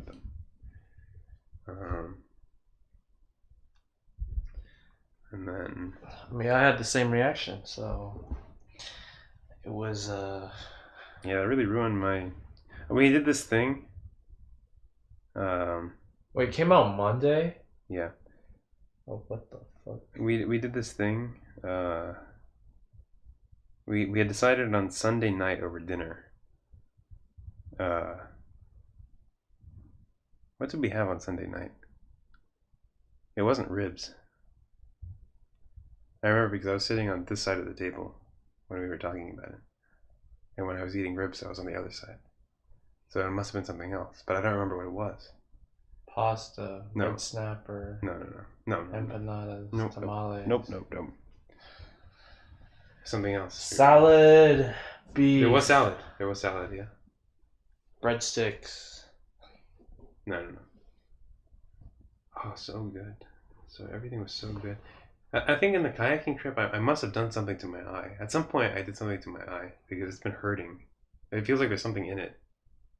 Do you eye drop? No. I don't know. Do you have eye drops? No. I think Len offered some eye drops. Okay, we'll talk about it after. I mean, I guess that, yeah, I hurt my eye, guys. At some point. How does that even happen? Maybe it was the sand. It could be, yeah. Something got in my eyes. Maybe I scratched it or something. That sounds very painful then, if you scratch your eye. How does that even heal then? Well, maybe I didn't scratch it then. I don't know. I did something to it. Because I looked and there's nothing in there, so. Well, could be behind the eye. Oh, that sounds. Maybe I'll go see an optometrist. I dropped my phone in the sand at one point, and I got sand in the port, so they wouldn't charge for a bit. And then I remembered that my phone is waterproof, so I just rinsed it in the airport sink, and then it worked. So that was good.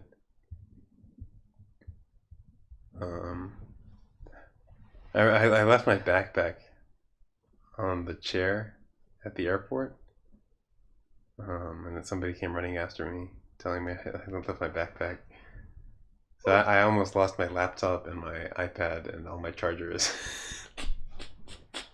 and my headphones and my AirPods. Wasn't there a story where you like left your where you guys left your passports? Oh yeah, I left my passport on the table of.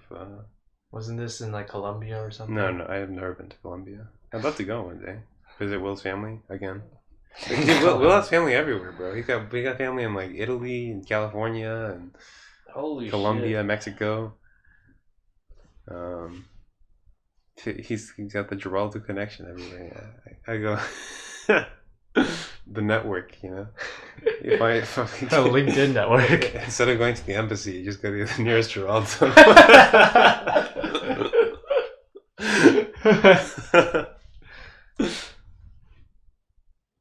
Yeah.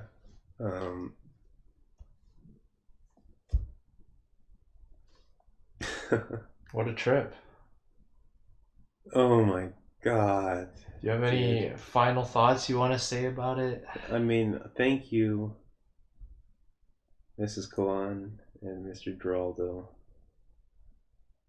I am eternally grateful to you for what has been apparently a very formative experience in my life. I will never forget this, really. I will always look fondly on this week as one of the best times I've ever had in my life. I mean, really, thank you. Ada, I envy you. Enjoy. His grandma? Ada is his sister. Oh. Enjoy the next couple years you have. I I guess a year. You're junior. Okay, fine. You live in paradise. You really do. Relative. Sarah, you too. You lucky bastard. You get to live with the Giraldos. That's the name of the rower. She's staying there for a while? Yeah, she's been there. She was there before, and she's there after. So, I mean, I just lucky people. I mean, not lucky. It's not luck. It's this is what I mean. You do good things, and good things come to you. Yeah. Or they just decide to live in Sarasota. I mean, it's not just Sarasota, you know. It's them. They're just good people. You know, like we could have gone to Sarasota and had a much worse time, right? Like, imagine if we had gone to Sarasota and we had just stayed in a hotel, you know. I mean, and just ate our meals out and did normal touristy things. It wouldn't have been such a great experience. I mean, like, it's them. They're the reason why it was so good. So thank you, Will's family. Really, I mean, you made this trip. You really made this trip. I wonder what Will thinks. Does he have such a... Does the other people have such a deep, profound... Okay, how about Will? Does he? Well, to Will, it's just going home for him. Yeah, I was gonna say, seems like 3 of you had a life-changing experience, and I'm thinking Will. Well, I'm sure he enjoyed the dessert, and maybe I think the dessert was atypical.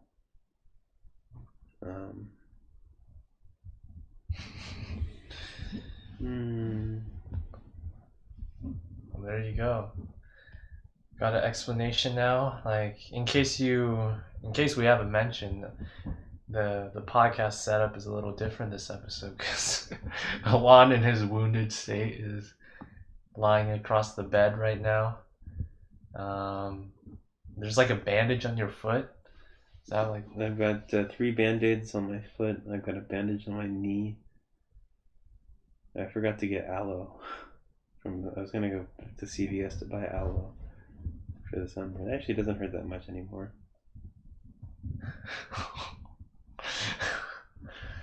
Tough. Well, that's my eye hurts from something or other. I don't know. I felt bad. I was just like constantly complaining to Will's mom about every 5 minutes I would come back with another injury. I was like, ah, shit, I hurt myself again.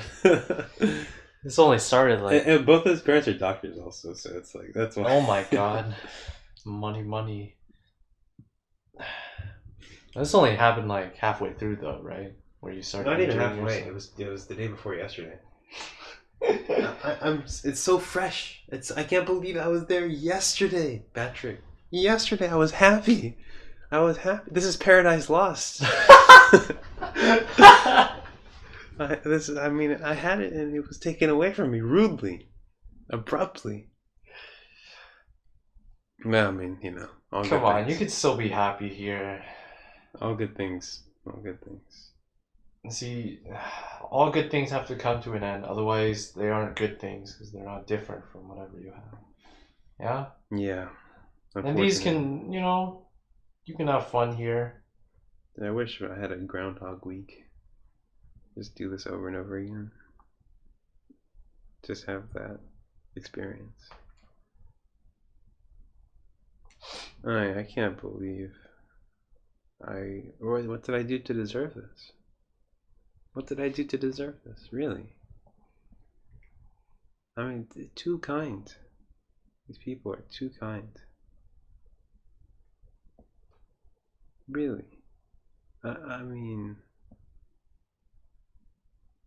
man, I gotta move to Sarasota.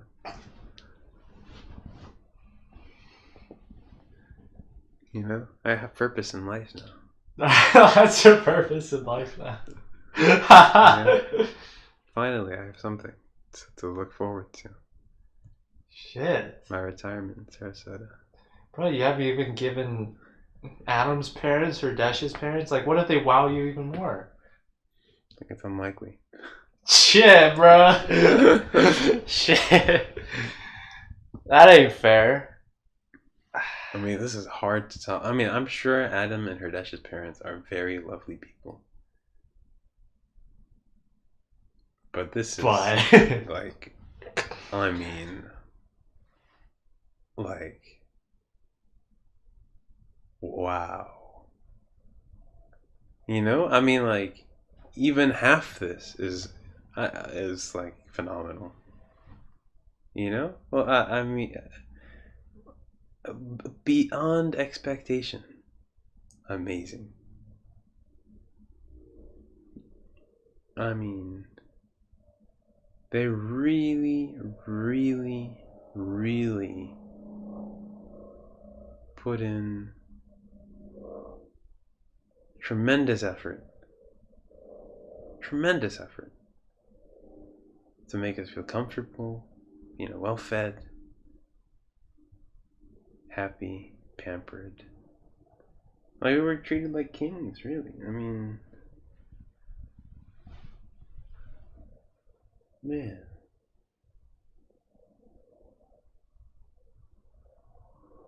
So how was your break? Well, I don't think anything can like match the whole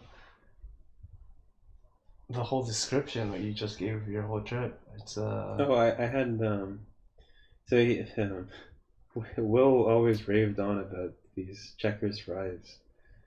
Checkers is a fast food chain. Apparently, it's a national fast food chain. I'd never heard of it. Apparently, it's in Texas too. I just never heard of it. And he loves the fries there. Like, absolutely adores the fries. He always talks about them, even here. And so it was like, okay, we have to take you to Checkers. So yesterday we went out to Checkers and got the fries. I mean, they're okay. Okay, I think that's everything. I think I've talked about. I talked about the donut place. I talked about Big O Laughs. I talked about the Siesta Beach we went to. We technically went to Siesta Key on Thursday night also, but that was just to check out the area. That's when we got the donut balls. But it was like night, so we didn't really spend too much. We went to the beach just to like touch the water, and then we came back on Thursday night. We didn't really experience the beach until Friday night. Or Friday sundown time. Yeah, we went skimboarding. And they're just pulling shit out now. On the beach after playing spike ball on the beach. Skimboarding, what is that? So it's like it's like a mini surfboard kind of thing. On the sand? Or is it in the water? It's like, it's in the, you wait for like a wave to come, you know? And so you have like an inch thick of water or something. And then you like run up along the water. And then you just put the board down and you get up on the board and then you like skim along the water. Yeah, I did not do very well. It requires a bit more dexterity than I possess. We also went on the boogie board, which is just like you go out and catch a wave and you just like lay flat on the boogie board and it's a good bit of fun. Yeah, what else did we do on the beach? I think that's about it. Yeah, then we went out and got ice cream. I think I stepped on something. You injured yourself? Yesterday morning, I think I stepped on something. God. That must have been in his house then. Yeah, I don't know what happened. I mean, I didn't start hurting until then. So maybe I stepped on something earlier and I just didn't feel it. That's where the third bandit came from. That one hurts more because I'm always stepping on it. So it's like, that one's annoying. More so than the knee and the pool one. Because the pool one, I grazed my foot like on the top somehow. Oh, yeah. How the hell did you do that? Yeah, I don't know. When you're like, I mean, I don't know. I just got, but the way I landed, I guess it was just kind of like this. that sounds. It's alright. I mean, that one wasn't so bad. It made wearing flip flops impossible though because the strap went like directly over the cut. Oh, so it's like in between your toes? No. The strap, like it's like right. It's like over here. Oh. Like where the thing comes, it connects to the shoe. Yeah. So that's fun. And then yeah, it's bad, dude. We'd like get dessert and we'd come back and we'd have dinner and then we'd get more dessert from his mom. Well, that sounds like living the life. However, you did gain 6 pounds. I stood on the scale just now. 190.0. Damn. First time in my life. 190? 190. Wow. I'm following my parents' footsteps. What? What does that mean? Getting heavier? Yeah.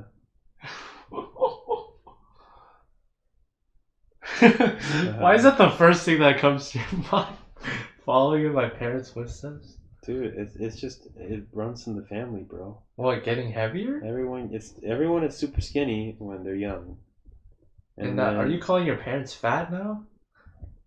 Yes. No, I mean they've done so. Well, just because later in life they did good by getting fit. Yeah, I was gonna say your mom's like. Mm-hmm. Yeah, over the last like 10 years or so, my mom, both my parents actually, they've become very health conscious. My goal was to never get fat in the first place. They need to be health conscious. Well, okay, you're not fat. Not yet. Yeah, you're probably not going to be because you're in Pittsburgh also. Mm-hmm. It's not going to be desserts every night unless you... I had a baklava today. So you came back like early morning today? Yeah, so my flight was delayed by 4 hours. And then daylight savings happened. And then... So when did you arrive at the airport? Dude, Will's sister... She had some like crew thing today, so she had to wake up early, and then daylight savings also happened. So that means she had to wake up even earlier. So she had to wake up at 1:50 in the morning. Can you imagine? She had to wake up at 2:50 normally. 1:50 in the morning. Well, yeah, I guess normally it's 2:50. But can you can you think of a time? What kind of thing is at 2:50? Well, she had to like go somewhere. I don't know, bro. But What the hell? I mean, Jesus. Bro, what the fuck? Can you imagine? Like, I don't think I ever have gone to bed before 1:50 in the morning. Not since like, I mean, fucking 150. Not since like, I don't know, before the school year started.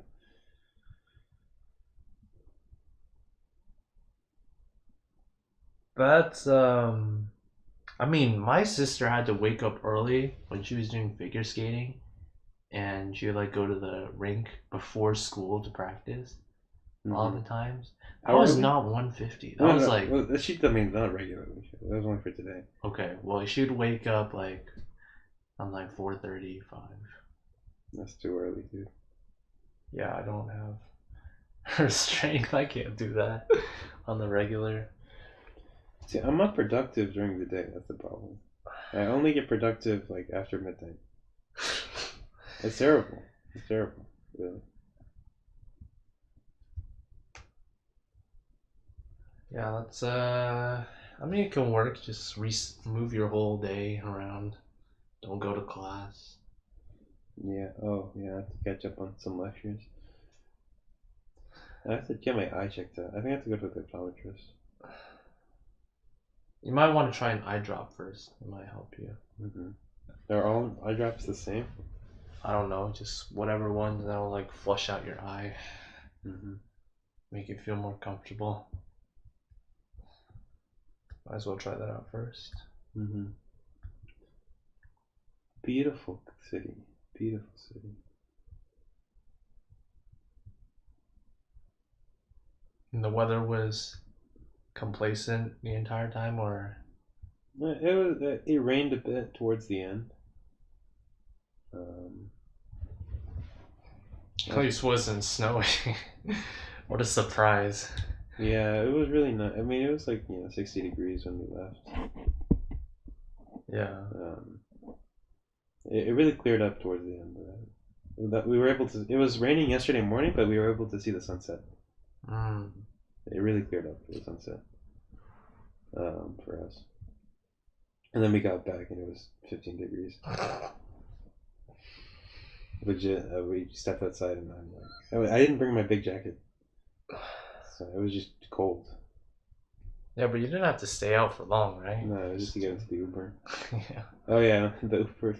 Jesus, the Uber driver gave me a business card for this guy, with some CEO of. I thought that was a nice gesture, actually, right? It was like looking for. Software people? No, just finance. It was like some guy. Yeah, it was like he was looking for people to fill a job position. What a salesman. Yeah, he was telling. I mean, he was telling me about how he he talks to like business people a lot in the Uber, and they give him his business card to give to people. I thought that was a funny way to network. Oh, so it wasn't even someone that he knew personally. It was just like another person. Just another person in the Uber. Like, can you imagine? Like, damn. He was telling me about how his whole life story. He started off as a dishwasher. What the fuck? You also talking with your Uber drivers. Oh yeah, I don't know. They like to talk to me. I think it's like you like to talk as well. You're a talkable person. Talkable. Yeah, he was like, you want to learn the business. He became a restaurant consultant. Wow. On the side. Yeah, he was like, you can learn a lot by being a dishwasher. You like look at the garbage. And so all that stuff that's waste. Everything in the garbage is waste. So you see expired cans. Waste. All the you chop up that's like the stem of the celery. You don't use that. You chop it up, throw it away. Waste. Yeah, all the stuff you see in the garbage. Is that supposed to be deep? Like, I guess I don't know. yeah, it's waste. No, but I guess he uses this in his consulting or something. I don't know. The garbage is a glimpse into the failures of the company. I mean, why are you supposed to use the stem of fucking celery? I don't know, bro. He was telling me about how he was able to like figure out the recipes of the chef by looking at the garbage. A whole lot of stuff. He was a math major at Pitt. Oh shit. He was like, got a lot of help that dude. Restaurant consulting, Uber driving. Yeah, I don't know why he Uber drives. So he can spread the business of other people. His father died of COVID. Oh fuck! Last 2 years ago. It started. I mean, can you believe 2 years ago? That's so great. Yeah, he was 92. Makes more sense. Yeah, interesting guy. His GPS was kind of funny. Do you have an actual GPS or his phone one? I think it was his phone. But like the GPS, it talked weird. It was like had an accent. I think did it have maybe it had an accent. That's why it was weird. But it would also the way it would say left and right. It would like say the words normally, right? It would be like at the fork turn, and then it would say left. You know, keep right. You know, at the fork, turn right, and then turn left. Every time. Right. I wanted to ask him why. Why did it do that? I guess that makes it easier to understand. Yeah, it's like slower. He was like an Asian, you know. Oh, this guy's Asian? Yeah, yeah. Asian represents. We talked a lot. We talked about his son too. Wait, did you go back by yourself then? No, I was the only one talking to him. Right? Yeah, I was gonna say everybody else is just alone. Her dad had him all sat in the bag.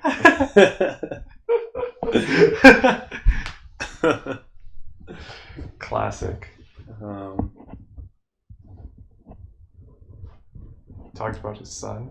Yeah. He does. He's in Chicago, I think. Oh shit. Is that true? Guess you'll see him there. Wait, actually, I might have just made that up. I don't remember. I don't remember. No, yeah. He works for some financial institute in Chicago. I remember. Yeah, he was telling me about the value of hard work and how you can, you know, it doesn't matter how you start off, as long as you do well and perform well, you can go anywhere.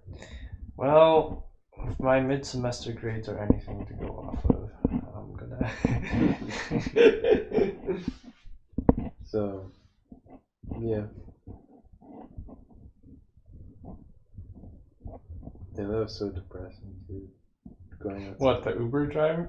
No, just seeing all the snow. Snow's nice though. It's cold. Cold can be not nice. Oh man, I miss the Sarasota Bay. Our Uber drive back was, we were dancing with death at one point. Like, we were on the highway, and one of the cars that was like leaving on the right. The guy would not stay in his lane also. He was always like halfway in the other lane.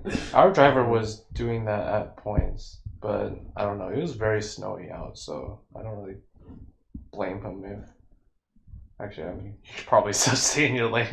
But there were like no cars about either because we were out very late. Mm-hmm.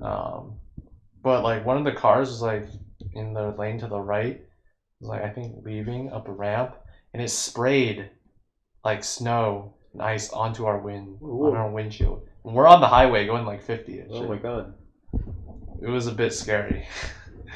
It was quite scary actually. This place is a death trap, dude. Yeah. Why are we here? Why don't we go to the University of Florida? Sarasota. They have a University of Sarasota. Sarasota City University. Oh shit. There's the Ringling Institute of Art. Okay. It's like an art school. You guys want to go to art school? Media arts. Mm-hmm. Our resume, our podcast. There we go. I mean, blown away, dude. I'll never have. I think you will have another good experience at some point. Yeah, I mean, I'm only 20 years old, I guess. That'll be depressing if that's the only time you've ever been happy. No, not the only time ever. Well, that was what you were saying before. No, the first time in a long time. I think I ever went a pregnant was happy. That's not a very long time. Half a semester. I'm sure you've been happy during that time. I don't know. I don't think so. I think so. Okay. Recency bias. Yeah. Such a dreary outlook on life. You gotta cheer up. Just a bit. I'm usually the fucking Debbie Downer. How can I cheer up if you're not in Sarasota? I can't go back to Sarasota?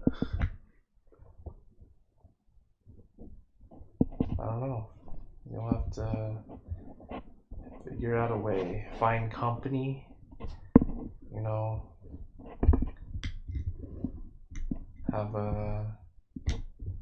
find fulfillment in work.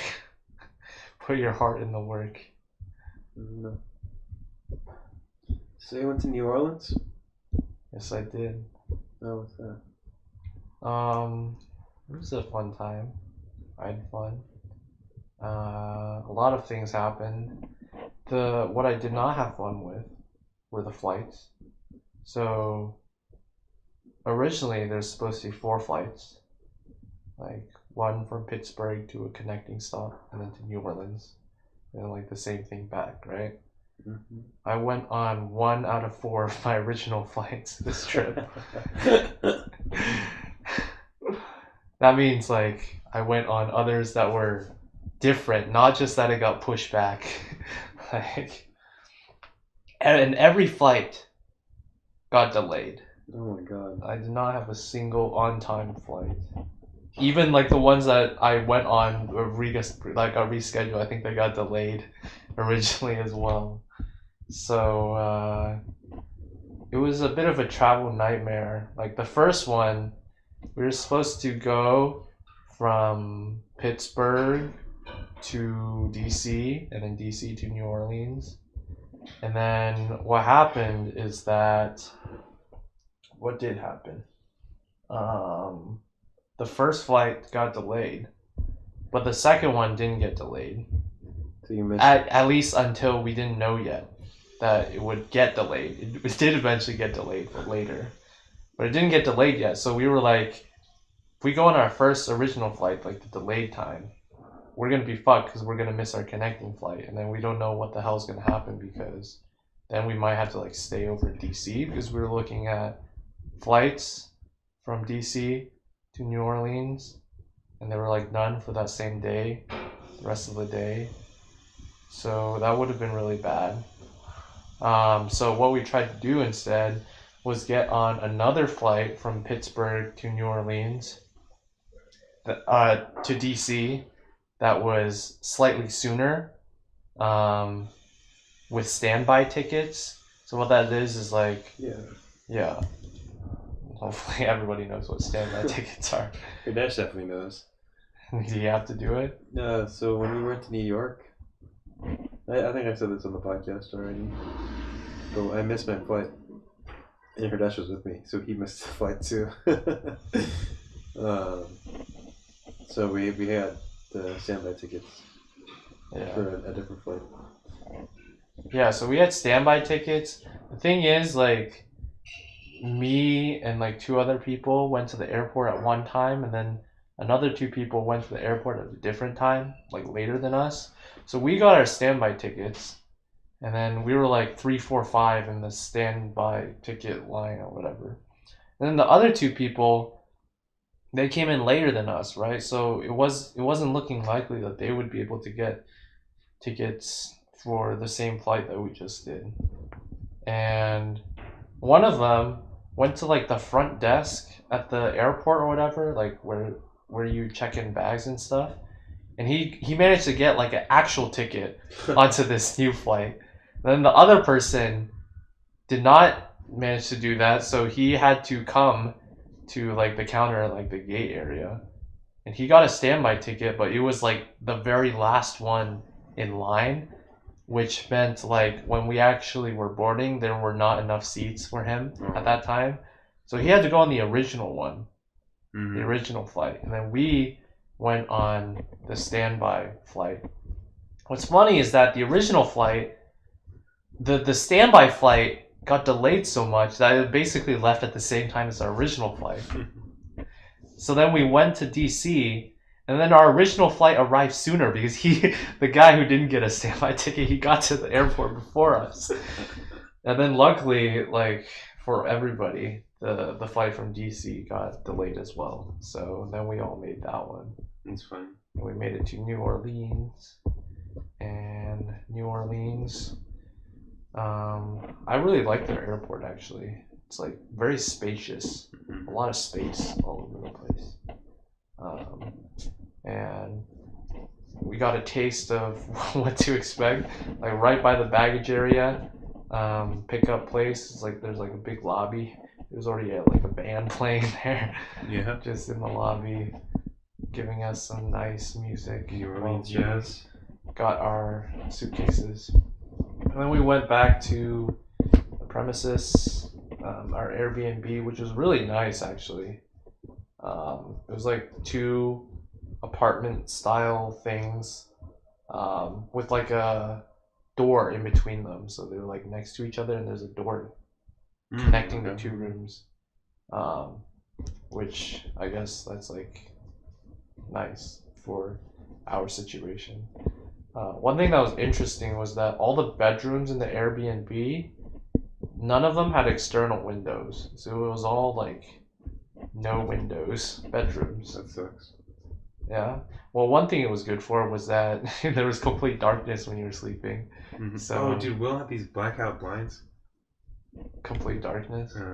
Almost complete darkness. If there was light out, it would. I mean, it's like barely sleeps in. Yeah, that was like But if you open it, you get this beautiful view of the bay. Damn. There was this balcony too out of this room. You could go out and see. Gorgeous, dude. Gorgeous, really. Yeah. So, I mean, ours, it was as effective as those blackout blinds because we had no light. But it was good for sleeping because, I don't know. We literally, the first night, I was so tired that I slept until fucking like 11:30. And I woke up like a little bit before, and I thought it was still dark outside, or I didn't know. I had no sense of time because there was no light. Same. It was like, fuck, what the hell? It's 11:30 already. And I went outside, opened the door. So that was nice. The first night we went to, like, we were cruising along Bourbon Street, and we went to a restaurant where we had seafood stuff, like a lot of fried Cajun stuff. That sounds really good. It was good though. A lot of nice food. However, that nice food, like every restaurant has the same food there. It's like one type of cuisine. But I don't know, the food was still good. The second day, yeah, so we were just exploring. Oh yeah, I remember. First night, so we went along Bourbon Street, and then we went to like this gelato place. I didn't get any. I actually, when everybody else was getting gelato, I went to the CVS to get a toothbrush because I forgot to bring mine and toothpaste. And I got a set of 2 Crayola toothbrushes. Crayola? Yeah, Crayola brand. What? I still have it in my room. I brought it back. These children's toothbrushes? I don't think they were like fucking full size. It was just Crayola for some reason. Maybe they were children, I don't know. Do they look like crayons? A little bit, but not really.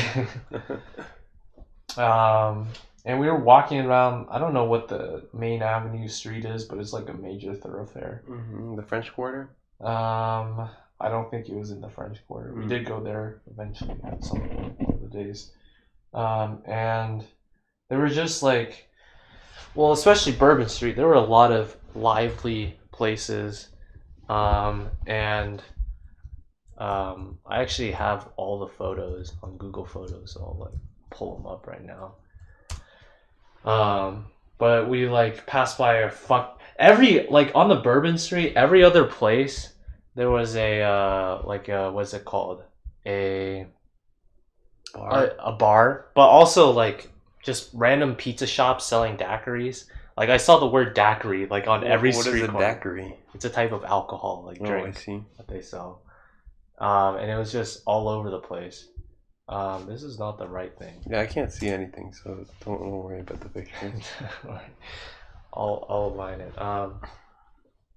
There was also, I remember the first night, there was like this one particular bar, and there was a dude outside who had a giant sign that said "huge ass beers." And it was so awesome that we went and took a picture with him. and I got to hold the sign that said huge ass beers. I'll try and find that photo. So where is the sign? Can't find it. Either way, oh, here it is. Huge ass beers. And it was outside a bar called Prohibition. Prohibition, huge ass beers. So we did that. We went to like this gelato place, right? And I went to the CVS. And across the street there was a what is it called? A dude on the street corner. He was just doing like freestyle rap, just there, and he was just like going continuously. Like we were at the gelato store for at least 20 minutes plus, and he was just freestyling the whole entire time, just saying random shit as people are walking by. Is like, yo, and this guy with the red shirt, or I don't know, whatever the fuck. Anyway, we went over to them, to like that side of the street because it started raining a bit, so we like got under the cover, and then some of us just started breakdancing to him and like fucking zooming out, and he was just, and then there were other people there that were there also, and they started breakdancing, and we just had like a giant dance party that started there. Well, that's fun. And he was fucking freestyle rapping the entire time as it was going. So yeah, that was the first night. I think that was all. Did it rain in the whole country? Like It rained every day except for one of the days when there was actually some nice weather. And then we played Jackbox, because that's fun. The second day we went to, it was like a butcher shop for lunch. We had some good food there. I don't know what else to describe the food. It's just good. It was actually probably my second favorite place out of all the places we went to. I had it was a pork burger. It was not like a beef burger, which was pretty delicious.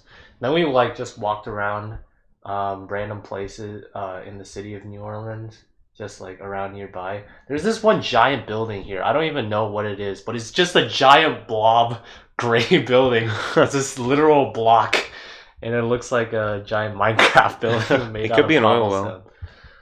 Huh? It could be an oil well. What, in the middle of the city? Yeah, some cities are like, I don't think there's oil. I don't think so.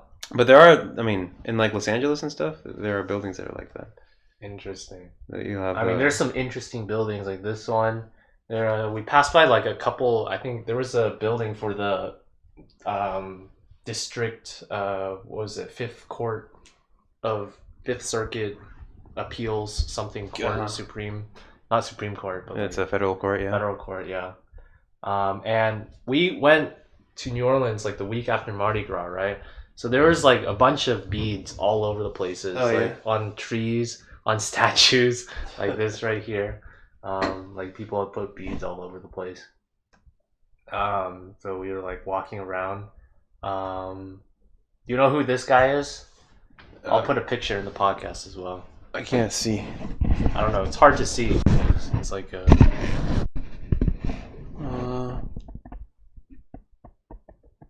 Look like Benjamin Franklin. It is Benjamin Franklin. Ben Franklin, and then I don't have a picture of the other dude. Nobody took a picture of the other dude. Okay. Why is there a statue of Benjamin Franklin in New Orleans? I don't know. And was he diplomat to France? Yeah, maybe. There was also a picture of. This was in Lafayette Square, and there was no statue of Lafayette. It was a statue of. Oh, here's the other dude. Who do you think that is? Yeah, there's no way you're gonna probably get this one. This is a terrible angle. Yeah, I don't think you'll be able to tell. That's a terrible angle. Oh fuck! It just zoomed in. Oh, maybe I can find out now. How do I go up? I think it's super delayed. Either way, this dude. Yeah, that's Henry Clay. Oh yeah. Which I don't know why he was in Lafayette Square, but we didn't really. The Great Compromiser. Pay attention. What was this? Was this? I can't see if there are timestamps on this. I forgot if we went to. If this was still Tuesday, let me just double check. Cause for Tuesday, we walked around like the square, and then we went to. Oh, it was Tuesday. So the main thing we did on Tuesday was we went to there's like a graveyard in the middle of the city, like a 1 block graveyard that's like managed by the Catholic something. And in it has, have you heard of Marie Laveau? No. Marie Laveau. She's like the voodoo queen, apparently. Oh yeah. And she, apparently. This is what the Princess Bride was about. The Princess and the Frog. Not the Princess Bride. Maybe the Princess and the Frog. Maybe because no, that's not. I'm not thinking. Am I thinking of a different one? I don't know. There's a Disney movie. There's a guy with a top hat. Never mind. Forget I said anything. It was about voodoo. Okay, that's all I wanted to say. Well, she has a very pervasive influence in the city. Well, her tomb was in this cemetery, and our tour guide person, he was actually pretty cool. I have his like business card thing, but I think it's in my room. I don't have it right here. But he was actually pretty funny and engaging as a tour guide, just taking us around the cemetery. And he said Marie Laveau's tomb is the second most visited tomb in the United States. Wow. Do you know what the first one is? The Lincoln Memorial is not a tomb, so probably not that. What, a tomb in the U.S.? Yeah, what person? What person would have a tomb that you visit in the U.S.? Yeah, he told us the first and third place. First and third most visited. Tomb? He was, I'll give you a hint. First one, he was a pop icon. Elvis. Yep. Okay. Exactly. And number 2, he was a president. Okay, I mean, that's a very charismatic president. Lots of charismatic presidents. JFK was JFK. So yeah, second most visited tomb. I mean, it was pretty interesting. Like some of the tomb procedures that he was describing, like how it was like above ground tombs, right? Like they take open the door, and then they put the person in, and then they leave them there for like a year, and then they like take them out. And then by that time, since it's like above ground and supposedly really hot, they'll have like naturally cremated. And then they just like shove the bones to the back, so then other people in the family can like use the same tomb. And there were some family tombs that had like so many people on the front, and they went back from like 18 fucking at the very end of the 1800s, up to like people who died within like 5 years ago that were buried there. We also saw 2 other notable people that we saw in the tombs. One of them, he hasn't died yet, but he has a tomb there for Nicolas Cage. He bought and his tomb's very fancy. He's got a giant pyramid tomb. Dude, Nicolas Cage spends money on so much random stuff. Yeah, he's got a pyramid tomb that he will be buried in, I guess, when he dies. And the second notable person tomb that we saw, he's a civil rights person. Okay. No. Civil rights person? Well, yeah. Well, he's known for being involved in a civil rights U.S. Supreme Court case. Brown. Other famous one. Plessy. Exactly. Homer Plessy was buried here as well, and we saw his tomb, which was pretty interesting. Very, very cool. Then we went to like a nearby park there, took some pictures. It was a pretty big park. It was like 2 blocks, but I mean that's not big compared to like other places, but I think it was still a very nice park. There was some like a little river area going through it, some bridges, had some nice photos. And then what else? Went to get have you ever had beignets? Beignet. No. Yeah, I haven't had them before also. And they were all right. What is a beignet? It's like a dessert. That's like I don't know how to describe it. It's kind of like a croissant biscuit with like powdered sugar all over. And it was pretty good. I mean, we got them later at other places as well, but went to there. We were by the river. the Mississippi River, I think. Mhm. Yeah. There's like a waterfront all along it. Took pictures, stuff like that. Went out to eat. And after that, I think that was it for Tuesday. We went back and yeah, I just hung out, played Jackbox, whatever.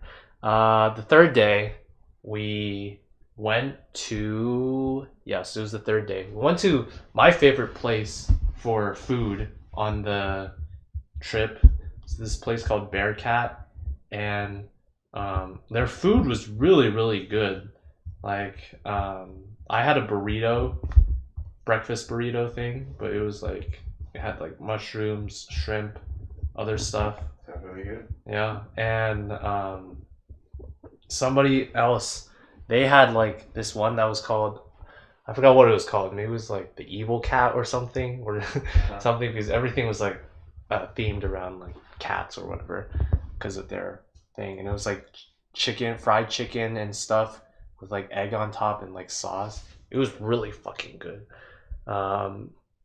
Though the main thing I remember about the place is that they had an automatic 20% gratuity for parties of 6 and above, Yeah. and then another added 4% called an employee trust fund or something. What? So like we had it 4%, yeah. added 24%, so that fucking racked up Plus tax. real high.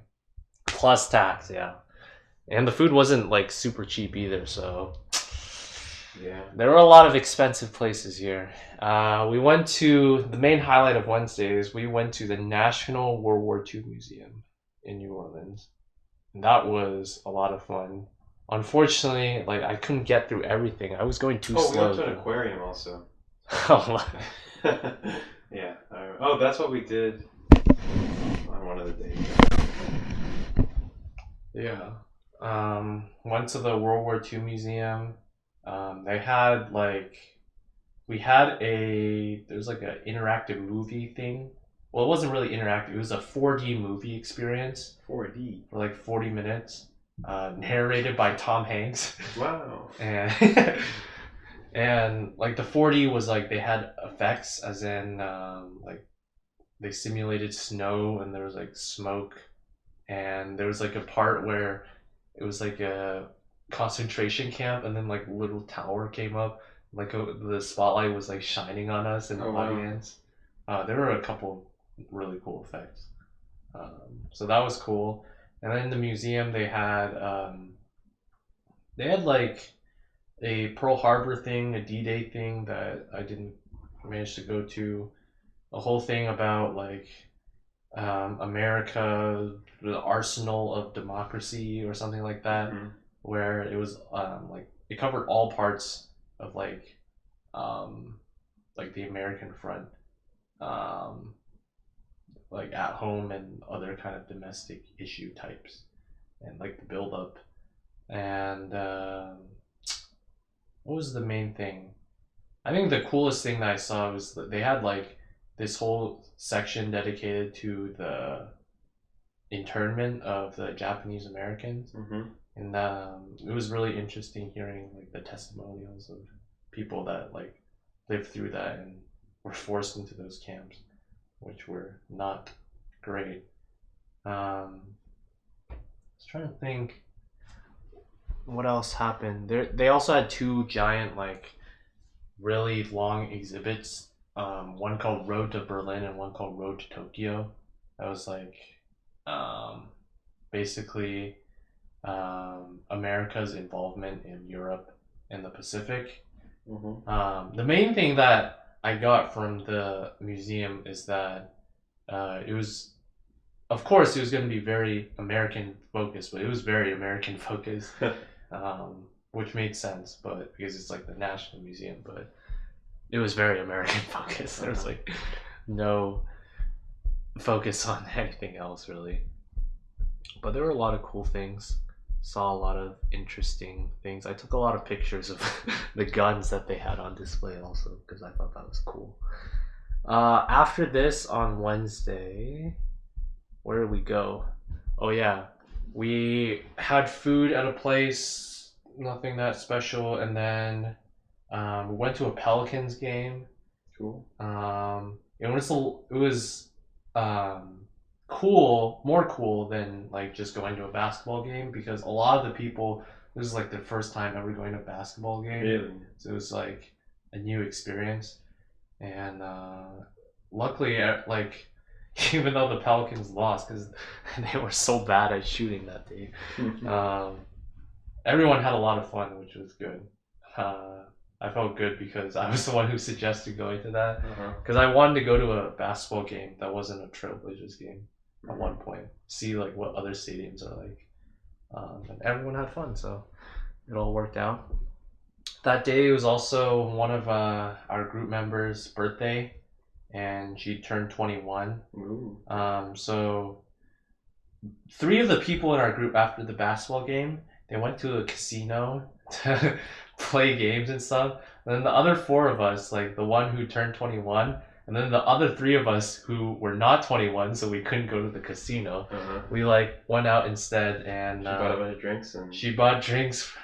And we went to a liquor store to buy drinks, and she didn't even get carded. So it was just like, all right, here you go. Here's the alcohol.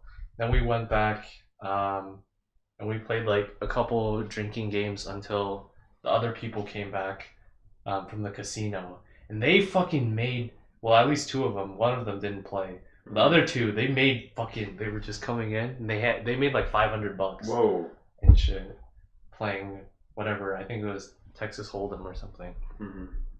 So they were just like, yeah, money. And one of them stole like or I don't know if it's, I guess it is stealing. He took like 5 chips, like $1 chips. It was like giving it out as a souvenir. So that was fun.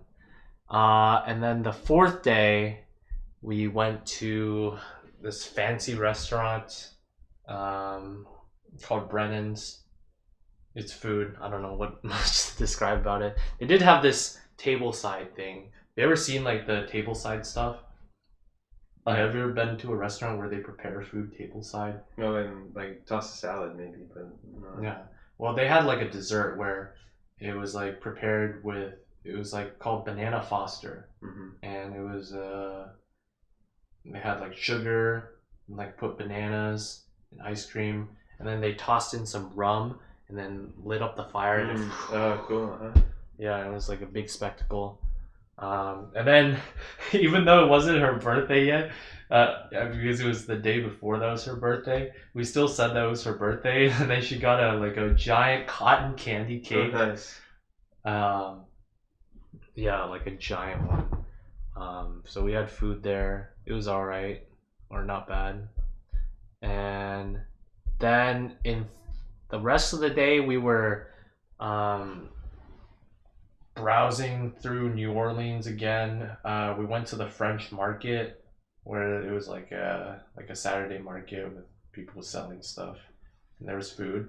The highlight of that day was probably on the way back from the market, when we were going to try and get into like this cathedral that was closed. On the way back, we passed this dude who's just sitting up by the street. He's got a sign. He's like he's got 2 chessboards there. He's got a sign, and he's like, "Come play the famous Jude Acers or whatever." And one of our people in our group, he's like we're actually like 3 of them are really into chess. One of them is like pretty good at chess also. Like the first night, he was gonna try and play like some street people that were like doing chess stuff, but we didn't do that. But anyway, we came back, and I was like, dude, there's a chess dude, you should play him. And then we went back, and we played, the dude like played this Jude Acers guy. This Jude Acers guy is famous enough to have a Wikipedia page. So he was he's like an actual person. What's he rated? I don't know. He's a national master, I think. He, on his Wikipedia page, it says he has the Guinness Book of World Record for the most people being he played consecutively or concurrently. You know, like Queen's Gambit. Yeah. He had like 179. Wow. That he was playing. Did he win all of them?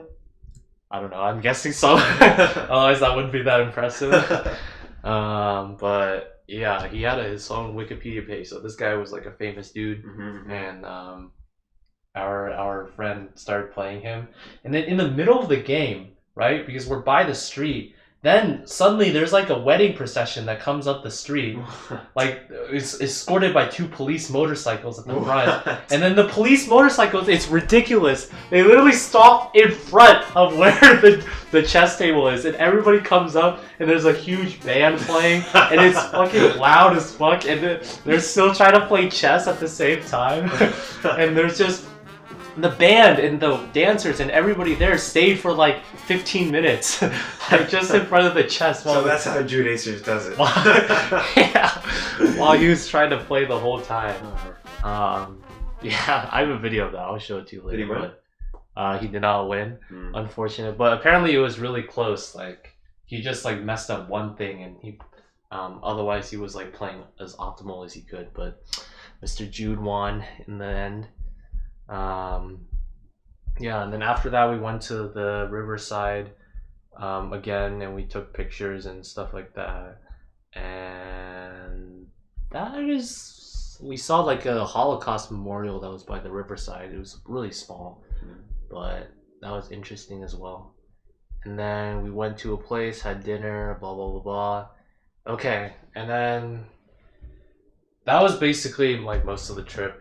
I'm not good as good as describing it as you are probably, but the flight back, right? We had like a group of 7, so 4 of the people leave like early in the morning on Friday. Like their flight is at 12, so or like 1. Our flight, the other 3 of us, our flight is at 6. Okay, but the night before we were already expecting our flight was going to be delayed or like canceled or rescheduled or something like that, because there were thunderstorms at 6 in New Orleans. So we were like, we tried to do like that standby thing and see if we could like change our flight the night before. We were like calling with the American Airlines, like the people, and we couldn't get anything. Like 2 of us could get on the stand line queue, and then 1 of us couldn't.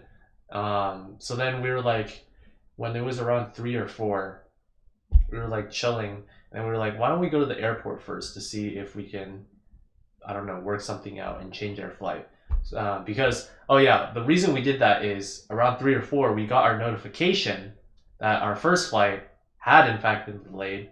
But just like our flight here, the second flight had not been delayed yet. And I don't think it actually ever got delayed, so we would have definitely missed it, I think, we went on that first flight. And in fact, like it wasn't even an opportunity for us to like go on the first flight, because the American Airlines, they're like, oh, you're gonna miss it because of this first flight. So they literally just gave us completely new tickets, and the new tickets were not for the same night. They were for the following day. So we would have had to sleep at the airport, and then like 2 of us were on the same one, and then 1 of us were not, so we would have had to like split up as well. And then the 2 of us that were on the same flight, mine was, we were supposed to then go to Dallas and then to Pittsburgh, and we wouldn't have gotten back until 6 at night the next day. Oh man. Which was fucking unreal. So we went to the airport. We're like, okay, can we please fix this? All right. We got to the airport around 4, and we went to like the American Airlines like front desk where you check in the bags and stuff. And we're like, okay, can you help us get on another flight, blah, blah, blah, blah. And like, even if you don't have flights, can you try and get us onto another airline's flight, etc. So she was like working super fast, blah, blah, blah. There was like 1 flight that was from New Orleans to Chicago, and then Chicago to Pittsburgh, but it only had like 1 seat on the second one, the Chicago to Pittsburgh. So like only 1 of us could do that. And then she found another one that was United Airlines, so it wasn't American anymore, but it was New Orleans to Houston, then Houston to Pittsburgh, which is the one we eventually went on. But both of these, they were supposed to leave at 4:45. We got to the airport at like 4, right? Or like 3:50. But we actually got our tickets and resolved all this at like 4:05. So the fucking line for the TSA was so long. We got in line and we're like, there's no way we're gonna make it. Should have had TSA. And there was no way we were gonna make it either. Yeah, we should have definitely had TSA pre-check. That would have been nice. So we're like really slowly going through the line. By 4:30, we're at the basically, so it starts boarding at 4:10. It's supposed to, on the ticket says it stops boarding at 4:30. By 4:30, we're like maybe 2/3, or like by 4:25, we're like 2/3 of the way through the line. But at the rate we're going, we're never gonna get there in time, right? So we like ask these people if we can like skip in line, and they like let us through. So we're like now at the front of the line, but we still have to go through TSA. So by the time we get through TSA, it's already like 4:35. I'm like, so I get my stuff and I run onto like the gate all the way where it's supposed to be boarding. And then thank God that flight was delayed as well. It got delayed as well. So they were just starting boarding when we got there. So fun. And then the other person, so we had to split up. One person went Chicago, and then me and the other person went to Houston. Yeah. I don't know how the Chicago person, like if theirs was delayed as well and had late boarding, or she just got there in time, which was very fortunate. Either way, story's not over because we go to Houston, right? And then this flight from Houston to Pittsburgh, it's originally scheduled for like 6:35 or 7 or something. And then I think it got delayed to like 8 or something like that, so that we could and that was like the main reason we could even get here, because the flight from New Orleans to Houston, it landed at like 6:45, so we would have missed it if it was originally. So it's like at 8, what we think. And then delays. The delays get pushed back all the way to 12:25 a.m. in Houston. And then luckily it got pushed forward a little bit, so we actually started boarding, and the flight left at like 11:45. Well, they can undelay? Yeah, like they pushed it back forward like 1 hour. Yeah, I don't know why. Because I thought once it was delayed, you can't undelay it. What if people like change their plans? Yeah, I don't know. Like they, I don't know how that worked, but the airplane like came pretty. Like I don't think we had to wait all the way until 12:25. So, but yeah, that is a little weird. But anyway, we started boarding at like 11:35 instead, so like an hour sooner. So something that funny that happened was that so I was going with Michelle for this like second part of the trip to Houston and Pittsburgh, and then she apparently, like, there was a classmate that she knew from CMU, and like their whole group, they were leaving Houston on the same flight as well. So then we like met up with them, and then we like talking. They were in different seats, but like we saw them as we were boarding the flight. That's cool.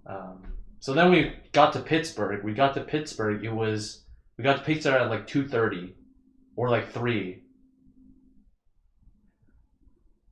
It must have been, no, I think we got to Pittsburgh at like 3:30. This morning? No, at 3. It was Saturday morning. Okay. So 3. The reason is because the first bus service starts at 4:30, and we were like, holy shit, because we couldn't find any Ubers or Lyft. Like no one was awake apparently at that time. So we were like, worst comes to worst, we have to wait for the 4:30 bus, and we'll get back home at like 6 a.m., which would have been horrendous. Because the other person who went on the Chicago flight, she got back to Pittsburgh at like 10:30 p.m. So like way earlier than us. Everything worked out. So we couldn't find like an Uber or anything. And then part of the group that left Houston with us to Pittsburgh, they also lived at One on Center, and they were looking for an Uber, and they finally got one. And then we linked up, and we got 5 of us onto the Uber X. 5 people, wow. And then we were driving through the fucking snowy highway, and we had that close call on the highway, Mhm. and it was just snowing all over the place. It was a big mess. So, yeah, I guess the airline part just dominated that story. It was the most stress-inducing. You know, I don't think I've ever been on like late flights ever Really? before this. Wow. I've definitely never been on canceled flights ever, I don't think. Mm-hmm. And so this was a big roller coaster, this whole trip with the flying. And I hate it.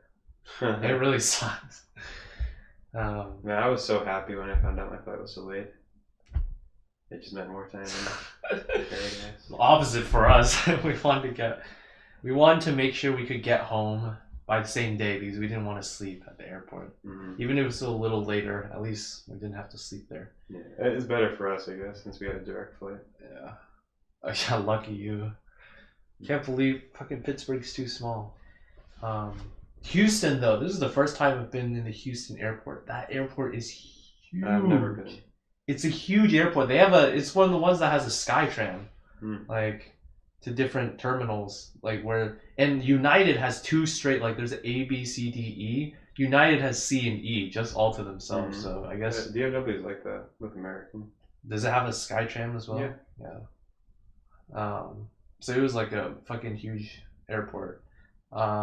And I've been to Texas, like I've been through DFW and Lovegood, or is it Lovegood, Loveworth? I don't know. Love Field. I've been through those two like a lot of times when flying from home to Pittsburgh, but I never like eat or anything, right? I bring food. So, but this time through Houston, we were like hungry when we got there. So I had Whataburger for the first time. I liked it. And the burgers are huge. I sent you a picture of it. Like that's like the biggest burger I've ever seen. Really? Yeah. It was sizable. Very sizable. Whataburger. Yeah. And that was the trip. A lot of fun times, a lot of eating, and a lot of flying. A lot of flying too. A lot of stress with flying. Yeah. And guess what? I also found time during the flights, during one of the nights, to work on OS a bit. So, you know. Why? Why would you do that? Because we got to get a head start on this thing. I actually made some progress, so. I have to read your code. We'll see how that all pans out. So that was that flight. Man, incredible. I cannot believe I just had the week that I just had.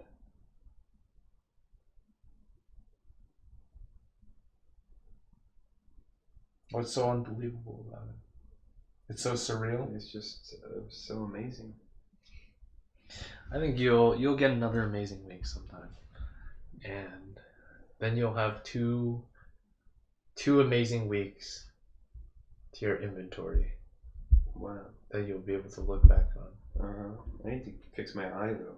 That's for sure. Yeah. There's something definitely wrong with it.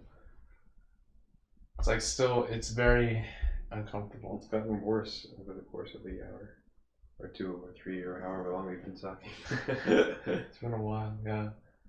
That is that's not fun.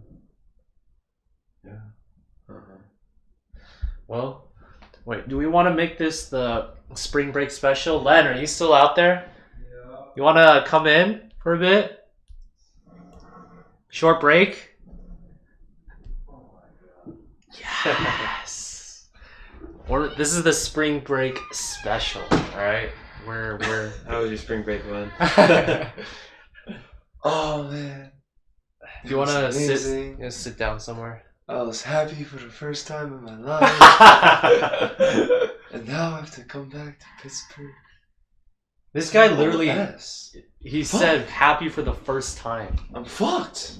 Oh, fuck that. Patrick worked on it over the break and now I have to read his code. And my eye, you know, Patrick, my eye's actually been red for the past 2 days now. I don't know what to do about it. Len offered me some eye drops, but I don't know. I think I need to see an optometrist. Optometrist. I really do think I need to. Oh my god. How long has this shit been? I needed to get this out of my system. I feel a lot better now. That's good. That's good. A lot. You've been getting it out of your system I since you needed woke it. up How today. long? So I needed a day to recover. how long was he talking before I came here? Before Literally the since podcast? I woke up. Really? His words, not mine. His words, not mine. I woke up today, probably a little past noon, a little before. Wait, so you were just Um, whatever he said Oh, you blah, saw. blah, blah, blah. How was your spring break? And then he started talking. As within the time that he was talking, I made lunch. I finished laundry, and then I was like, you know what? I ate lunch too, and then I was like, you know what, Elan? I'm gonna go take a nap. So then I went to go take a nap, an hour and a half. So, well, whatever the time it took me to make lunch, eat lunch, and do laundry, Elan was talking. And then you woke up from the nap. I woke up from the nap. I was like, Elan, you know, probably not gonna get any work done here. Do you want to go to campus together? He's like, okay. Wow. From the duration of the entire walk, Wow. Elan was talking about spring break.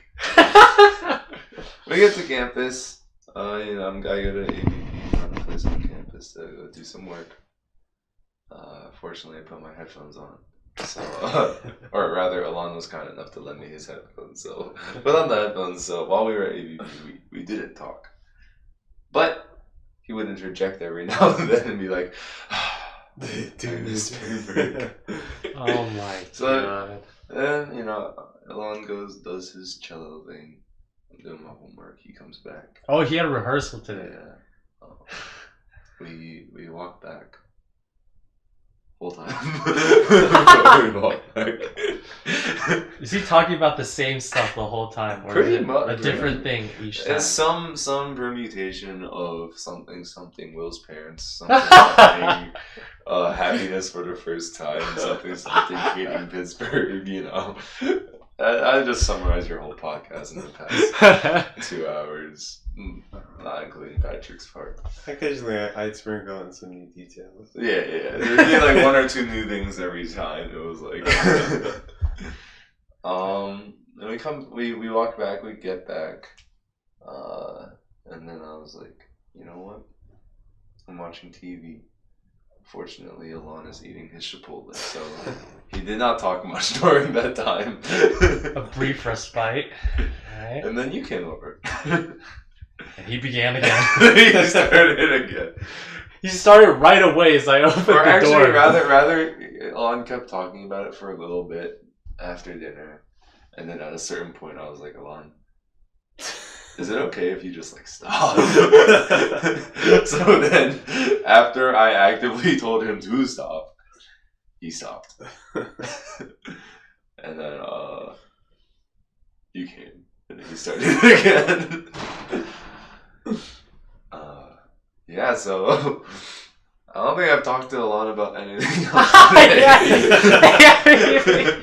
Besides like the small details like, do you want to get groceries, or like, do you want to go to campus, etc. Like any casual conversation we have had has either involved Sarasota or Patrick coming so he can talk about Sarasota. Well, Len. Hey, you told me a little bit about Miami too. Yeah, I had like a solid 5 minutes. Like a lot of it like finish. And he'll just, you know, like when he finishes talking, he'll just be like in disbelief of what he just said. He'll be like, man, it was the best week of my life. I've never been happier. And then he'd be silent for like 30 seconds, and then after that, And then like, restart. I would be like, yeah, so my spring break was good too. Out of pettiness. He'd be like, oh, I'm sorry, I forgot to ask. And then he goes right back. He goes right back. I would say something about my spring break, and then within the minute, he'd find some segue. Just like you, I overheard you'd be like, "Oh, my flight situation was stressful." I think that was the blah, blah, only blah. segue I did, but yeah. No. You would say that, and then Elan would be like, You know, I was really hoping our flight would get canceled.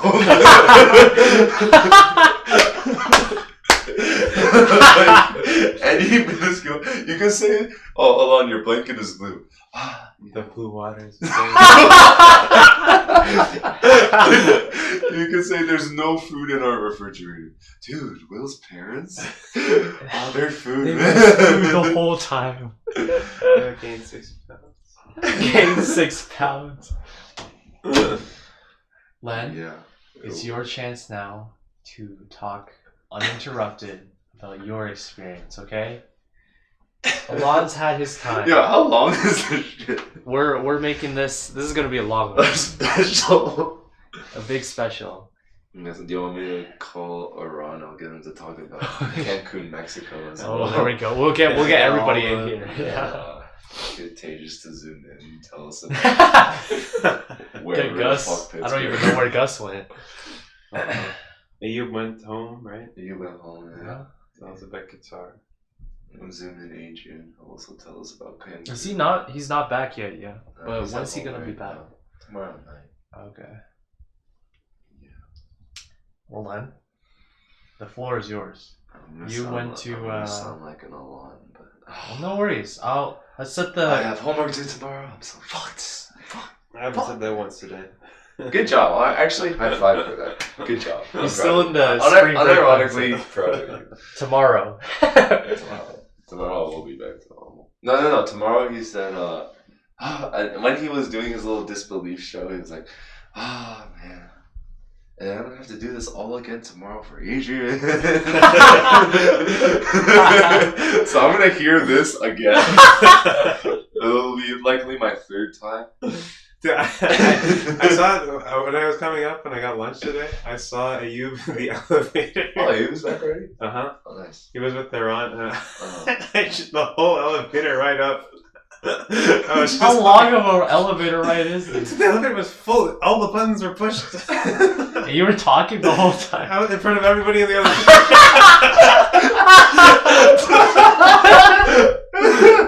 Oh no! This is good. This is with strangers. Dude. Seriously. This is the happiest I've ever been. There was actually this rower there. The whole time. Fuck Pittsburgh. Dude, can you imagine? I hate it here. She gets to stay there. Yeah. And like Will's parents are like, they're like rich. Oh my god. The nicest people. Like I'm sure Adam and Nerdash's parents are great. That's what I was saying, and he's like, it's gonna be very tough. My spring break was good. My spring break was good. Let's set the stage. You went to Miami? I went to Miami. And who'd you go with? How long did you stay there? It was me, Julian, Davis, Fee, and Miguel. Essentially just a bunch of other SIG-ups. A bunch of 3Bs as well. A bunch of 3Bs. Or also, you could look at it as 3B plus Miguel. Yeah, that's what I was thinking. You could also view it as Drift plus Len. They all lived together in the same house our sophomore year, and they called it Drift House. So there's lots of different ways you can phrase it. We all went to Miami. Our group formed initially because there was a group of SIGFs going to Cancun, Mexico. But we all had dropped out of it / not participated for various reasons. And so yeah, where else can we go? I went to Miami. Pretty standard choice. It was pretty solid. The plan was just to drink, beach, and repeat. We essentially did that, but there were actually a lot of unexpected twists and turns that made the vacation a lot better, I'd say. So how long were you there? How many days? 5 days, 4 nights. 5 days, 4 We nights. stayed at some sus-ass hotel called the Island House, or as we like to phrase it, the Island House. If What's you're the familiar context with the Island Boys. Okay. There's some SoundCloud rapper who sucks at rapping. Okay. So we stayed there. Like there's some sus activity outside. Yeah, of why the was it hotel. a sus hotel? What made it sus? Because there were just a bunch of people hanging out there, smoking, gambling, in the front porch of our hotel, and they were very evidently not people who belonged to said hotel. Like this one guy was doing, what's that cup thing called where you hide the ball and there's 3 cups in it? I don't know what it's called. Whatever that thing is. He was Ball doing shuffling. that and he like forcing people to gamble money on it. And people were like betting. He only took units of like $100 bills. Bruh. So people were easily betting 2, 3, 400. Like I Why? saw I saw someone lose $500 to this ball game. Oh my god. Did anybody Cash. win? Davis won $100. Oh, okay. Some other people lost money. I'll say that. But yeah, and also like this is just a Miami thing, Miami Beach thing in general. Like, there's always someone like blasting crazy loud music. Maybe like 1 a.m. and you're like, boom, boom, boom. Yeah, The car would I'm drive by. One night I woke up. This is like a Monday night too, like, or Tuesday morning rather. It was like 5 a.m. and woke up to the sound of a woman yakking outside our hotel.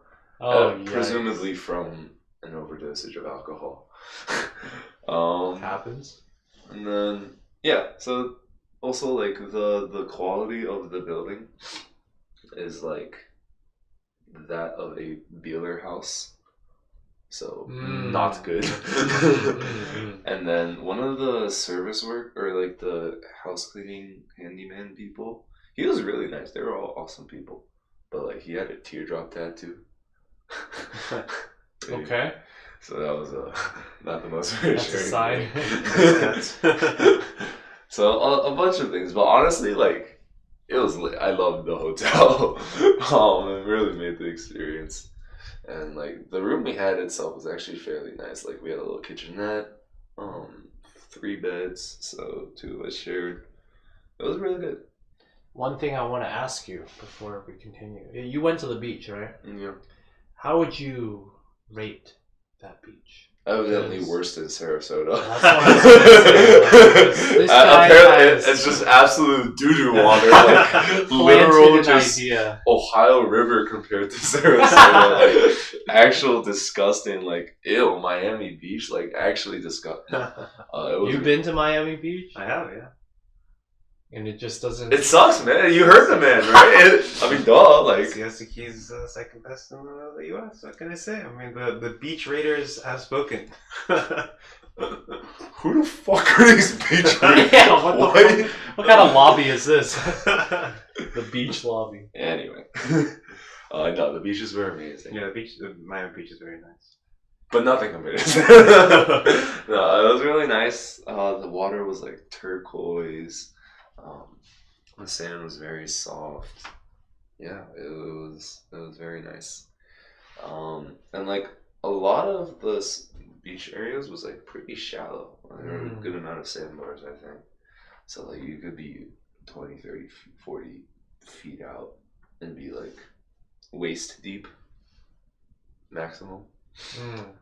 So it was pretty nice. Did some water wrestling. Alright. And Davis planted my face in the water. It was not very fun. We just like walked around and explored a lot. That was the majority of like our first day, I'd say.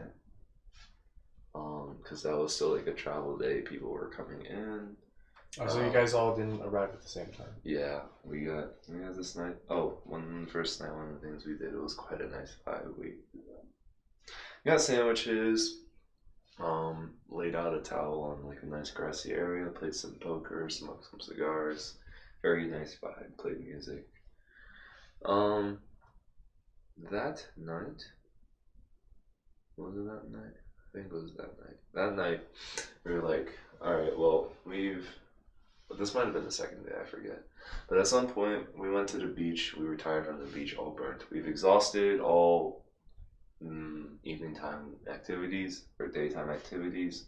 Not all of us were 21, so we couldn't all go to clubs. What is there left to do? Well, someone had the bright idea to. Well, it initially started with, well, what if we went to someone's pool? Like, we knew some other people in Miami. We could go to the pool at their hotels because, you know, the island house was not the best. Yeah, was there a pool there? Most definitely not. Okay. Their quote unquote complimentary breakfast consisted of some juice boxes, a coffee machine, and Twinkies. Like, well, literal Twinkies. I do like Twinkies. Twinkies aren't bad. That's what I was gonna say. Yeah. So someone had the idea, what if we like tried to sneak into a hotel's pool, go hotel crashing? And so one of the people in the group didn't want to go because they had like some work meeting thing. And so the rest of us, we were doing some research. Where can we find a hotel to sneak into and go into the pool? We found this one called the Confidant. It was like, you know, very upscale, very nice. They always have French names. And you know, we go in. And we were like big panicking, overthinking, like, oh, what do we do if like someone asks us what room number we in? We say like we know someone. It felt very much like freshmen trying to sneak into a frat party, like, oh, I'm on the list. Like who would ask though? we like look, because some places had like publicly available things, but some you have to like book. It's kind of weird. Okay. And just like, you know, whoever's at the front desk or something like that. And like a lot of these places might need key card access to go to a pool or something, so things of that nature. So we were like, okay, well, what if we book a reservation at the restaurant of this hotel, and then like just get an appetizer, and then like slowly one by one walk over, and then we're like, oh no, this looks so, and we don't know, just fuck it, let's just do it. So we show up at this hotel.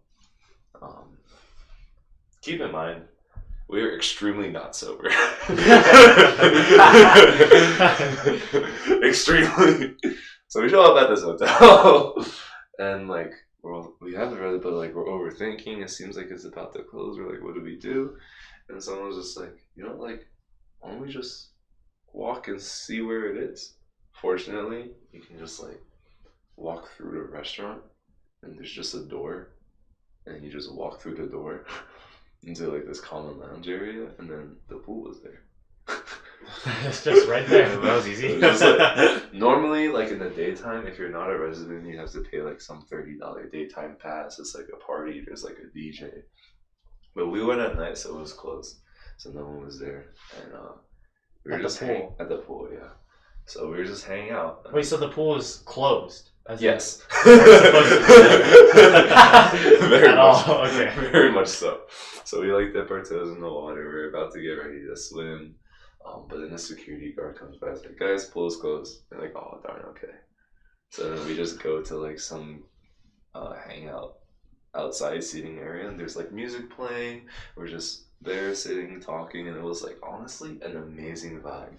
And we were all just like, dude, like, we just snuck in, like, it was no problem, like, it's crazy, like, we gotta do this again tomorrow. It was a great vibe. So we conclude that night, and by conclude, I mean, I'm gonna tell even more stories about that night. By leaving the hotel, we all, like, super amped up from just having snuck in and everything. Oh, sorry, I forgot. On our way out, we also found a way to go to the rooftop, and we took some pictures there. And it wasn't like a nice rooftop. It's like one of those sus rooftops. So like we took the elevator up all the way to the 16th floor, and then found the fire exit door that led up to the rooftop. Unfortunately, someone had already jammed some metal thing to keep the thing open, so we didn't have to like trigger a fire alarm or anything like that. So we were able to go rooftopping, and that was really cool. And we're like, dude, we gotta do this again, dude. But anyway, so we end that night. We were like, we're hungry, so we go someplace to get pizza. While we're eating pizza, there's like this group of ladies who are like trying to take a picture, and she's like complaining like, girl, you ain't like taking the photo right. You gotta press this button. Like, oh man, I don't know how to do this. So I walk over, I was like, yo, I got you. Still drunk. Presumably. I can neither confirm nor deny these statements. And so I'm like, I take a few pictures. I'm like, like, okay, Miami spring break, and everyone's laughing, having a good time. They took some photos for us. Nice. After that, we walked back towards our hotel, but on the way, we find this bar that's doing karaoke. And so, again, not all of us are 21, but we just kind of walked in. So that was the vibe, and we just sung karaoke there for like almost an hour. Like, there was these 3 girls that we kind of just started talking with. They were all like seniors from Emory University. It was a good time. We all just like hung out, and then we played pool also.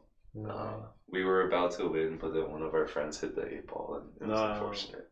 Oh, were you guys playing like a team? Yeah, we were doing guys versus girls. Okay. But yeah, we finished karaoke. Nice.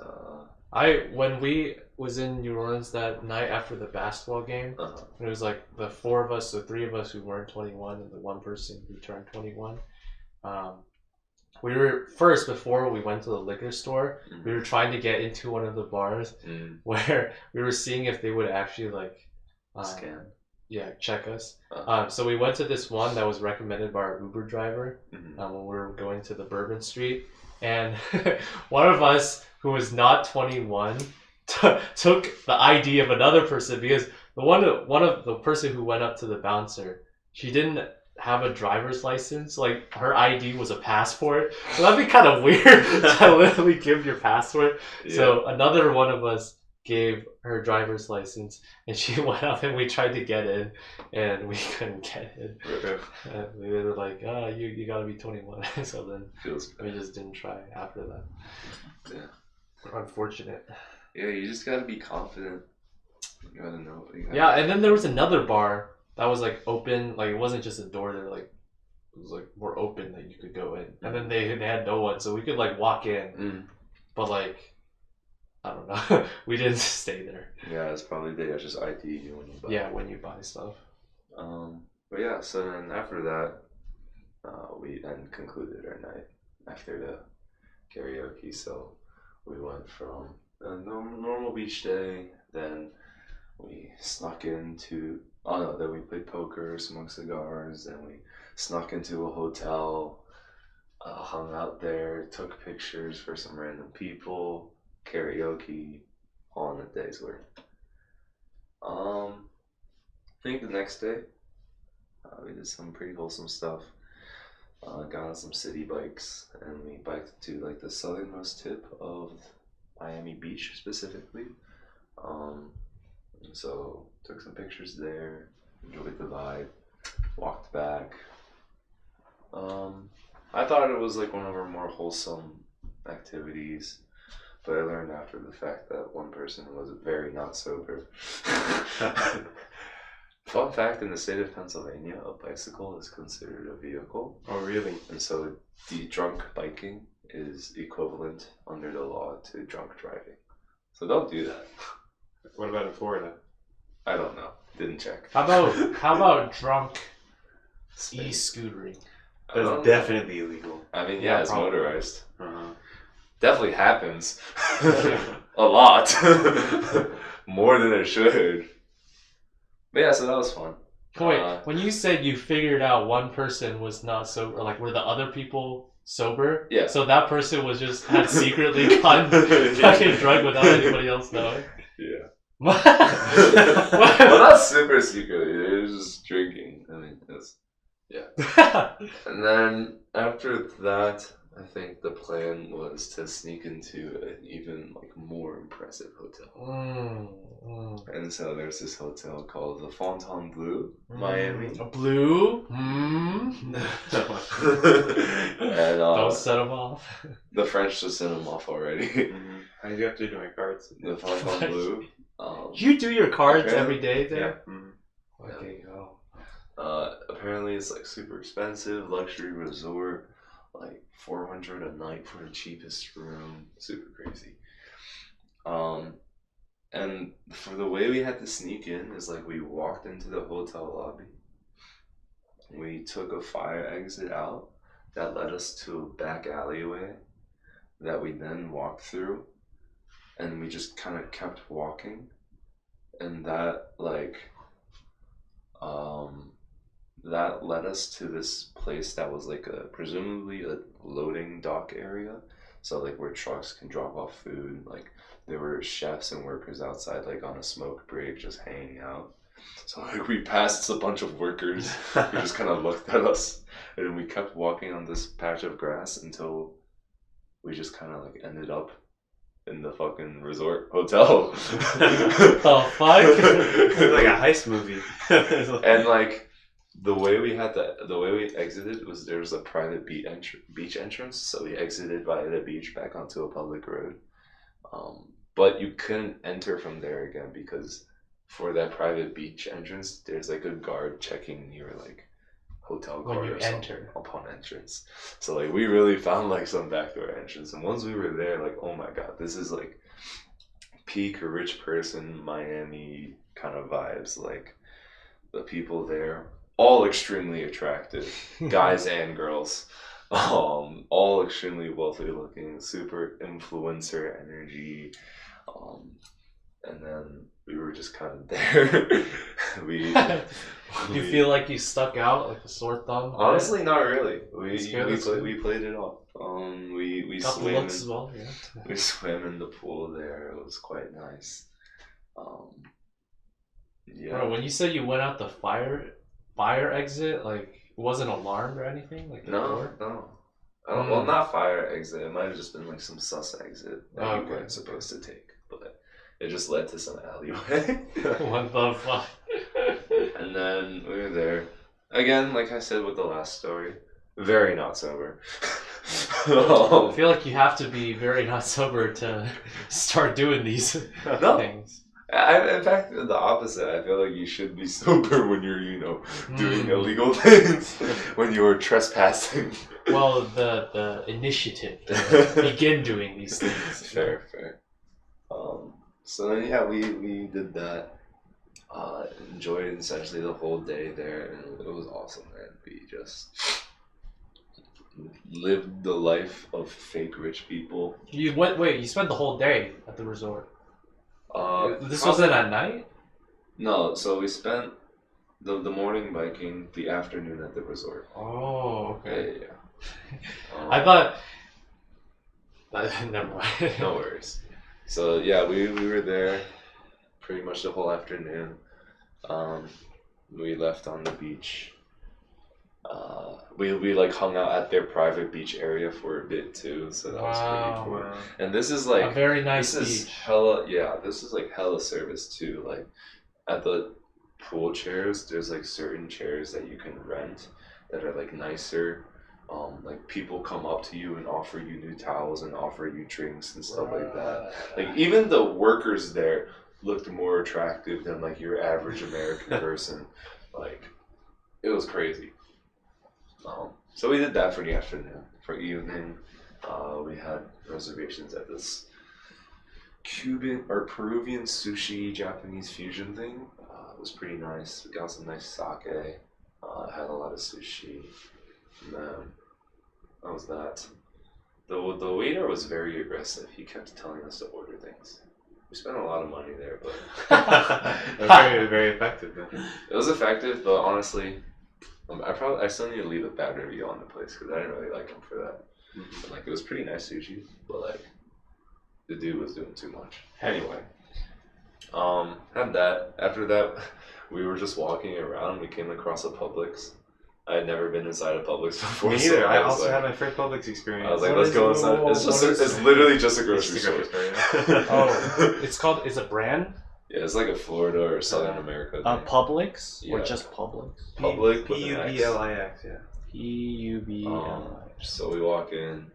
It was like 7:55 p.m. by the time we got to the Publix, and in Miami Beach, Florida, alcohol sales end at 8 p.m. So they went to buy alcohol. They had like a really nice parking garage for some reason. So we went up to the top of the parking garage and took some photos. Very wholesome.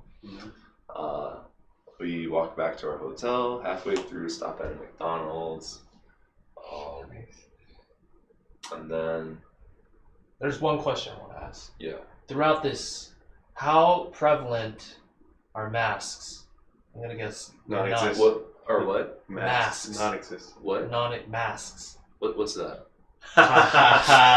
It's the same in New It Orleans. was interesting. Like sometimes, like you get into an Uber and like the dude is masked, so you feel bad when you put on your mask. We even had Uber drivers that didn't have masks. One of our Uber drivers, we walked in and he was like, "No, in my car, no masks." Okay.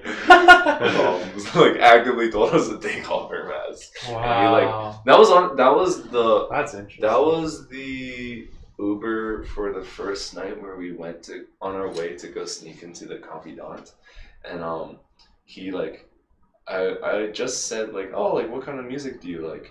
And I think he misinterpreted that as like, oh, music, like me asking for the aux cord, so he handed me a lightning cable, and I was like, oh, bet. So Let's I go. play it, and we're just like blasting music on the way there, super hyped. I'm playing like T-Pain, like classic club hits. And Nice. yeah, masks are not very prevalent. Yeah. Same in New Orleans. When I went to the Publix, anywhere. I did not see a single non-white person except for us. Literally everybody was an old white person. I did. Yeah. Oh, a single. Oh, except for us. Like, I think Sarasota is very white, and then Miami Is Beach is all just like Cuban, black, and like specifically old white people, or like Penn State girls. It's a very interesting dichotomy of people. yeah. So yeah, after the Fontainebleau and after the sushi, after the Publix, we get back. And then we split off into two groups, sorry, 21 and non-21. The 21s went to go watch like a sports game at a bar, and then the non-21 and we just kind of kept walking around. We saw a bunch of cop cars, and logically, we walked towards it. The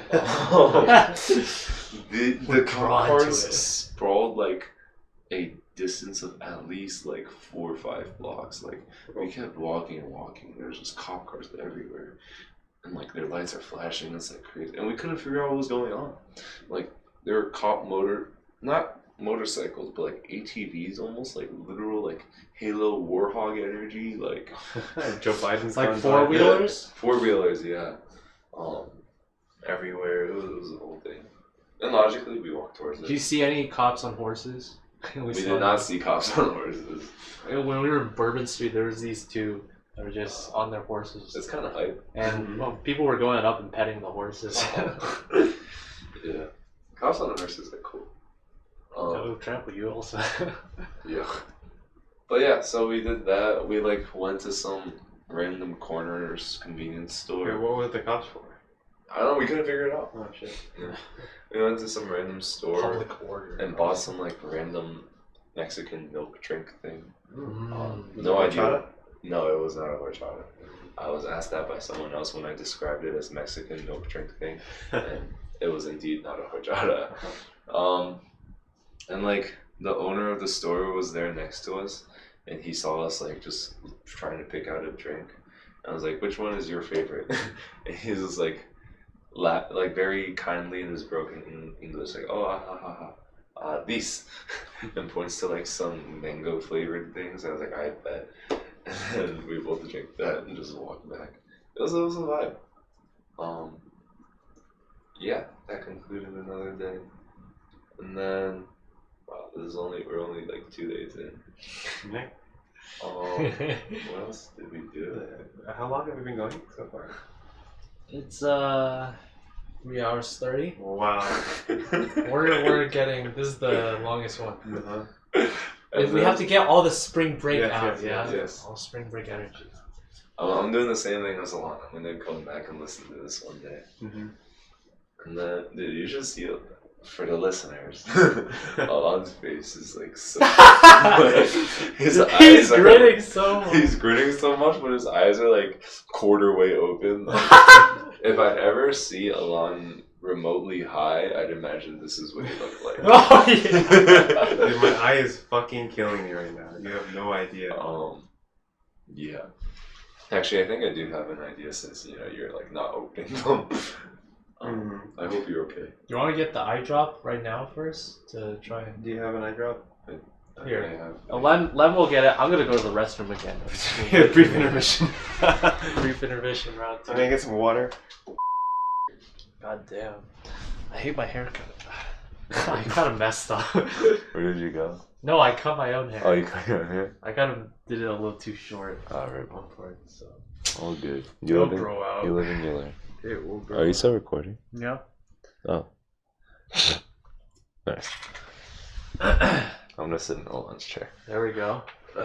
Really, really getting in the mood for this podcast. I think I went in. You feel better already? I think it went in. Doesn't even know. That's gonna be Elan's girl when they're doing it for the first I feel like that's everybody. But yeah. Oh boy, wow, how do I get that? Let's see if I can... Sprawl yourself across your bed once again. time. Is that on your bad knee? No. Which one's your bad knee? The left one. Oh, the left one. Bad knee. Alright. Len, So, where are we? we are on the 3rd day. Third day. Why did I go? 3rd day of Miami. This is like the second to last. I think this was the day we all kind of woke up. Wait, I need a chocolate. I had to do the same thing. I forgot what we I did. didn't take on that one many. of the None days. of us are good picture takers. So we only took pictures. The third day was the day of the Miami Heat game, I think. Oh, you guys went to a game too? Yeah. Nice. I never heard you say that. Yeah. Um, we went to like one of the worst. Well, like it turned out to be. It was still really really fun, but like the game was against the Magic, who are literally the worst team in the East and the West right now. So, and they still won against the Pelicans. Yeah. So the last day, or last full day rather, we were like, okay, like we've done all this hotel hopping, let's go back to the beach. We pre-gamed it pretty heavily. Oh, first we went to a museum rather, sorry. Oh, nice. We went to this art museum in the daytime. It was severely underwhelming. I feel like that's with art museums, it's very hit or miss. Yeah. Often miss. But it was a good time. And after that, came back. I took a nap. Because I passed out from one shot of Marks. Nice. And then after our museum, we went to the beach. Julian had like met up with one of his friends from home who were also at the beach, so we went to this like a part of the beach that was a bit further from our hotel, and it was like the classic image of traditional spring break. Like there were so many people, so many people just like drinking straight from the bottle on the beach. Like I saw people drinking like a double-sized glass of Barefoot, like Tito's, just like so much fuck shit going on. Like people bringing their own hookah sets to smoke on the beach. Tons of people just walking around like, yo, you want weed? Like just so much, and like there was this like a massive crowd of people circled around something. I couldn't tell. And at one point I realized it was like people wrestling. So that was a whole thing. Not sober, hashtag. Not sober. Definitely not. So we hung out there at the beach. It was super, super fun.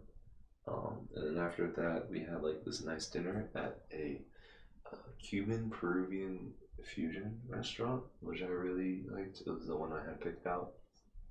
That's the sushi one? No, this is different. Oh, another one. Yeah, we had 2 nice dinners. Cuban, Peruvian. Oh, the other one was Peruvian, Japanese. Yeah. Oh my god. Double dippage of Peru. Peruvian You is, get full from what I understand, Yeah. Peruvian is just like Hispanic, but with like more seafood. Okay. They got some good chicken too. They have I don't know, like the Japanese Peruvian thing. I don't know why, but Peru has like I guess some connection with Japan at least. Fujimori, that's his name. Yeah, I know, like because one of the people there was like a very contentious presidential election the last time around, and one of the candidates, her last name was literally like the Japanese one. I was No, like, not "What's just that. There was a dictator of Peru whose name was Fujimori, and he was Japanese. Yeah, and she was For- the daughter of him. For a very long time, the leader of Peru was Japanese. Yeah, so I was like, what the Cute. hell? Cute. There's the Super fun. connection. Super fun. Peru. Yeah. So I guess that's the thing. So this fancy restaurant, Yeah. Cuban and Peruvian. Yeah, it was really nice. What part is Cuban? What part's Peruvian? I don't fucking know. No, so like you say the Peruvian, you think it's like the seafood stuff. Like Oh what? yeah, so then just like your typical Hispanic style stuff. Okay. Since like Miami is heavily Cuban. Mm-hmm. I had this like fried seafood thing. Some other people had steak. We got this like ceviche sushi thing. That was super good. Finished the night with some Cuban coffees. It was really good. Yeah, 10 out of 10 experience. The waitress there, very kind, very nice. Did not peer pressure us like the other. After that, we went to the Miami Heat game. Our Uber driver there was definitely like a Trump supporter. Some Hispanic looking guy, right? And at some point he's like, yeah, you know, like typically I don't like to drive in South Beach, where we were located. I don't like to drive in South Beach because the people here, you know, I don't want to be racist, but and I cut him off. I'm like, yeah, no, I got you. And then later at some point, like, Who lives in South Beach? South Beach, it's just like it's where a lot of the partying happens.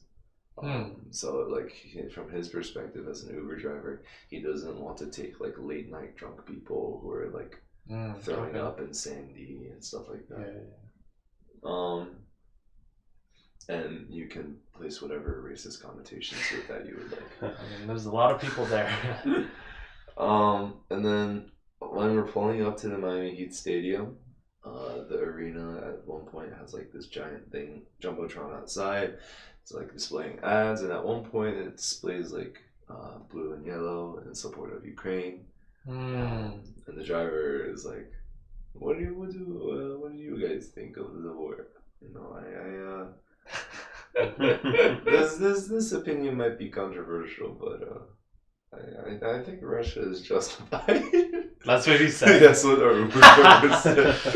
Keep in mind, this dude's name is like Herman, like for sure Hispanic. It makes sense though. There's lots of like heavily Republican Hispanics, so it checks out. I mean, that makes sense, but what was his reasoning for Putin? As far as I can tell, the Republicans are very much in support of Ukraine. I wasn't super sure, I'll be quite honest. I was just kind of surprised. I just kept nodding along. I was like, yeah, you know, like trying to preserve my Uber rating. Like, yeah, you know, like, yeah, for sure, go Putin, I guess. And then one of my friends was like, I respect your opinion, but like, I think this is heavily wrong and unjustified. And after we got out of the car, like we all just started complaining about him. Like, dude, like what the fuck was that? No, that was interesting. How was the game? Who did the Heat play? The Heat played the, what do they call? What did they play? Big basketball. Wait, why am I blanking?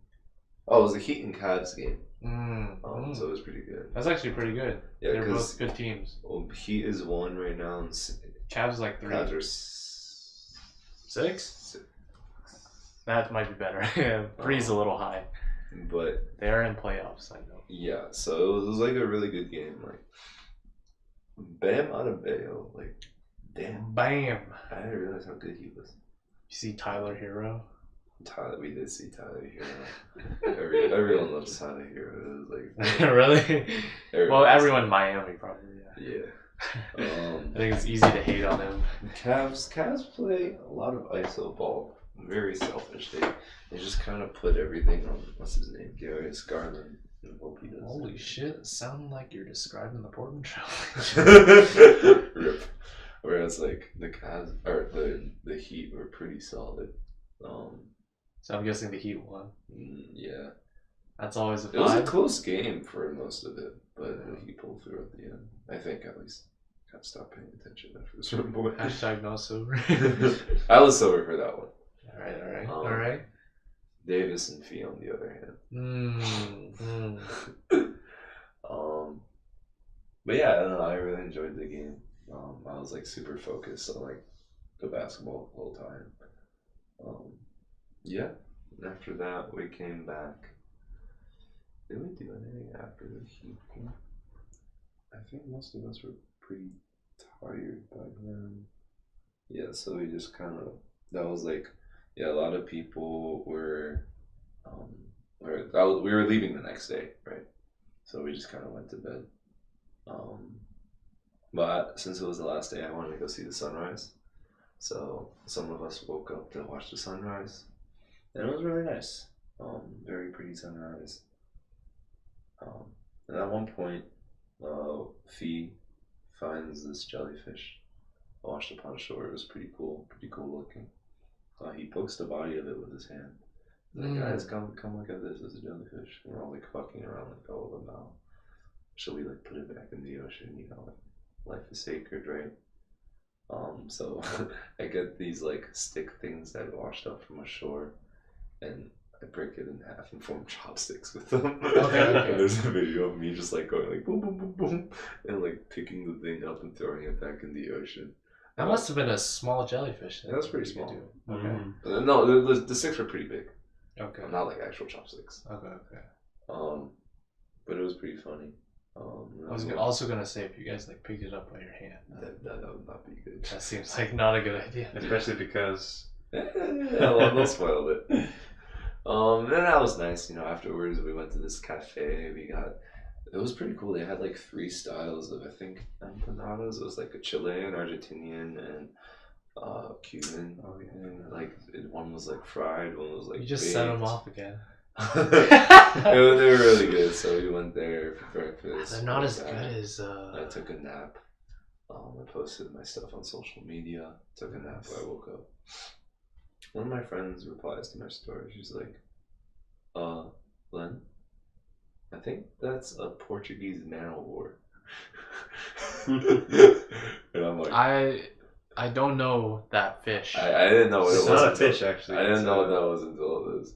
So I say that aloud. I'm like, hey guys, I think that might have been a Portuguese man-o-war. And immediately, one of my friends, Miguel, says to Fee, he's like, holy shit, Fee, you are so lucky. Oh my god. Did he poke it with his finger? Yeah.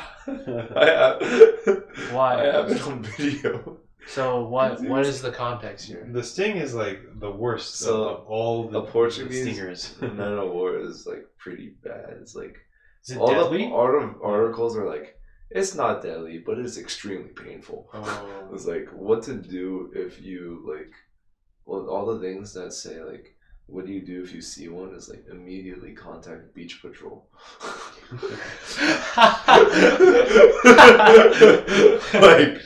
like there's tons of things that are like, apparently it was like decently common.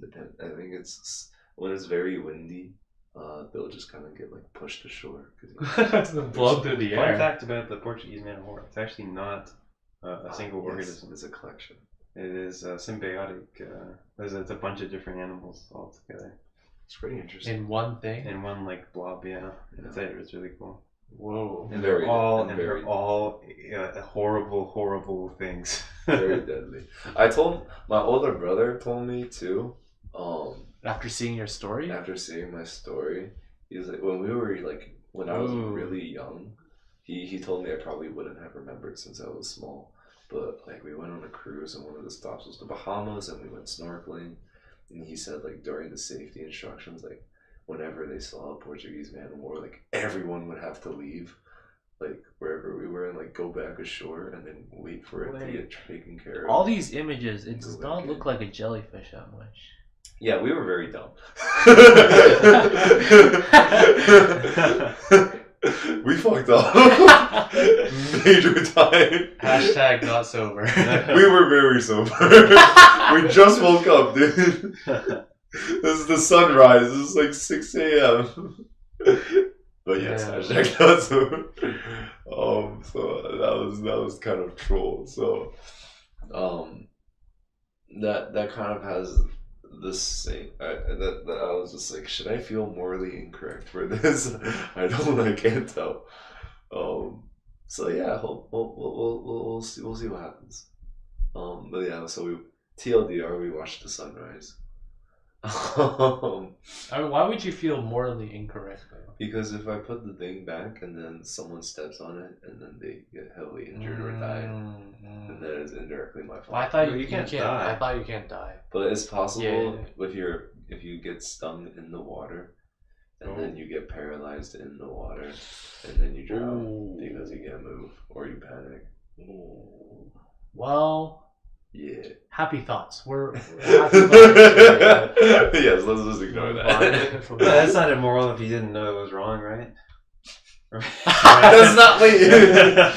Wait, that sounds like fucking how Tejas described eating beef by accident. It's okay if you didn't know. Yeah.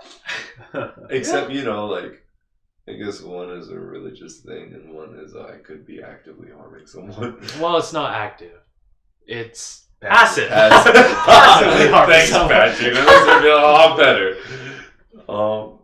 Passive income, baby. There we go. So then,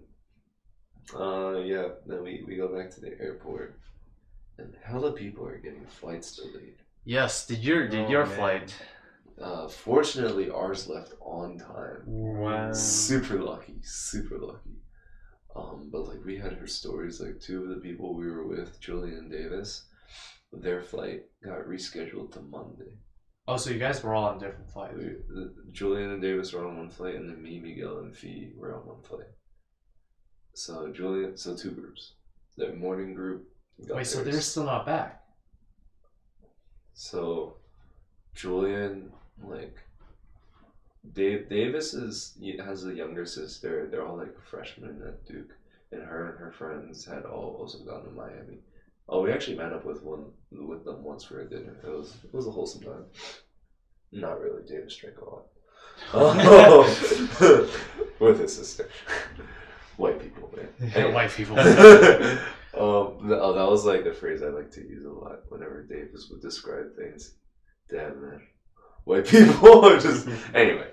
So it was really nice. They got to hang out. Very cute. But yeah, so his sister, younger sister, and all their friends, they're all freshmen at Duke. Julian is from North Carolina, very close to Duke, and so for some reason, their flight also got rescheduled.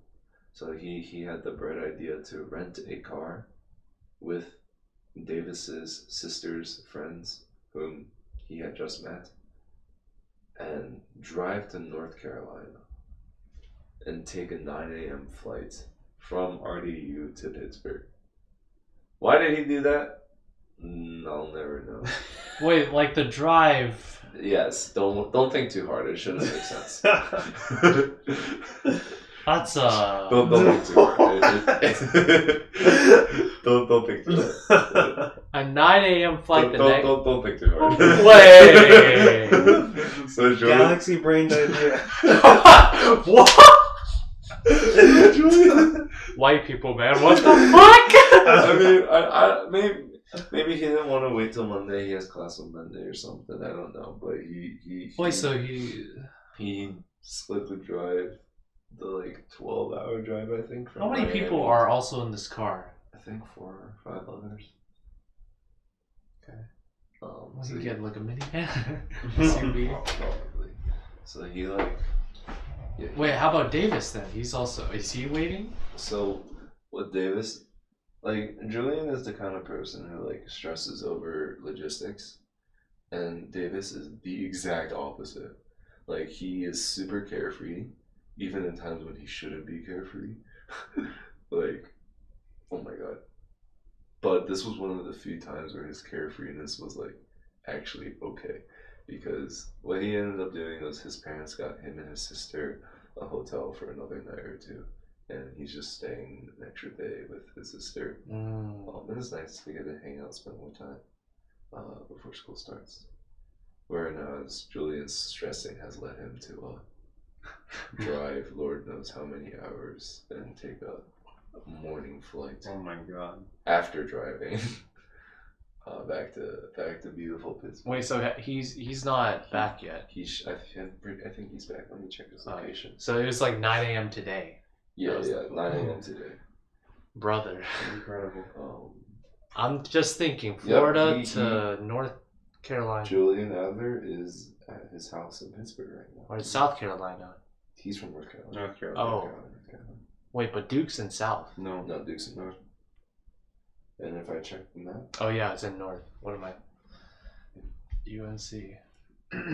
so my god, yeah. Bro. And so we hear this and we're like, oh my god, like what should we do? And Fee is super excited because Fee wants to go to Europe this summer. And so he's like, I want to get offered an incentive to let someone on the standby list come on. Standby list had like 20 people. We were like, okay, like we have some time to kill.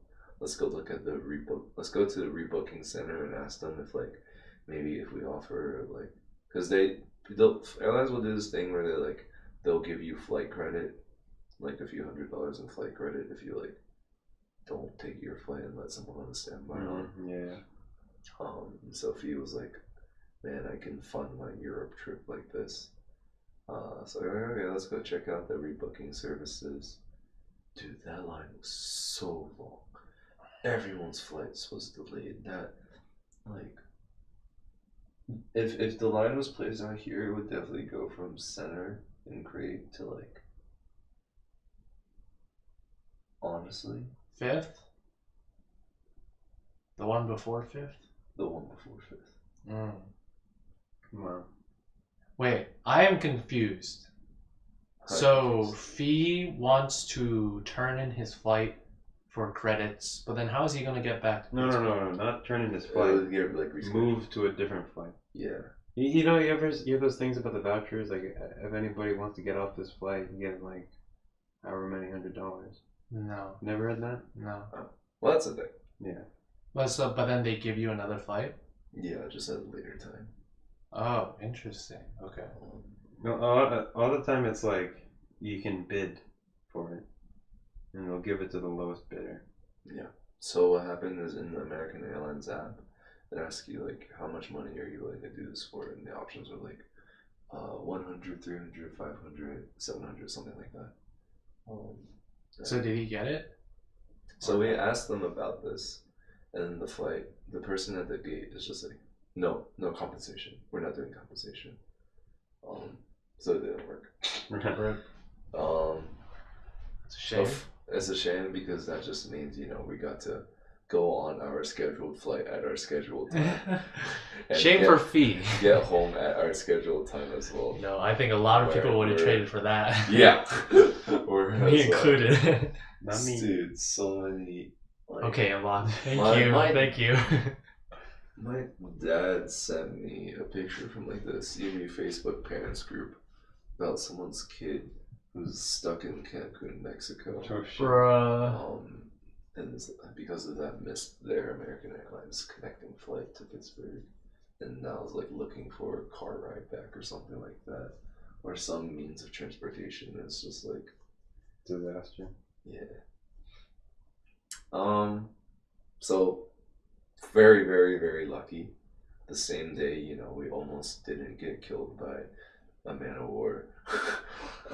We also very luckily made it home on time.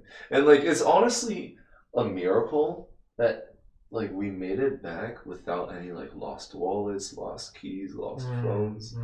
Considering the sus hotel, considering the sus hotel we were in, B, considering the amount of fuck shit we did, and 3, considering the amount of alcohol that was ingested by most members, is honestly a miracle. Yeah. Yo, when I went there when I got to the Airbnb the first night, and I was like, I opened my suitcase and I was like, holy shit, I forgot to pack so much. Yeah. Like, I forgot my toothbrush, my toothpaste. Oh, no. I forgot. I was supposed to bring my backup glasses in case my contacts get lost. I didn't bring those. Oh no. I forgot like so much shit. I was like, what am I doing? Yeah. Hacking is hard. It's It should not be. I gotta be way more thorough. yeah. It's not good. I give a list of things. You're organized. That's good. Yeah. Good for everyone. Good for Lon. Well, actually, he would love to lose his items there, so that he would have to go back and get them. Yeah. No, So, yeah, that's if I had left items there, his parents would have mailed them because they're too nice. I don't want to overburden them. Incredible people. So yeah, that's the majority of my trip. Sure, there's a handful of small things I'm leaving out, but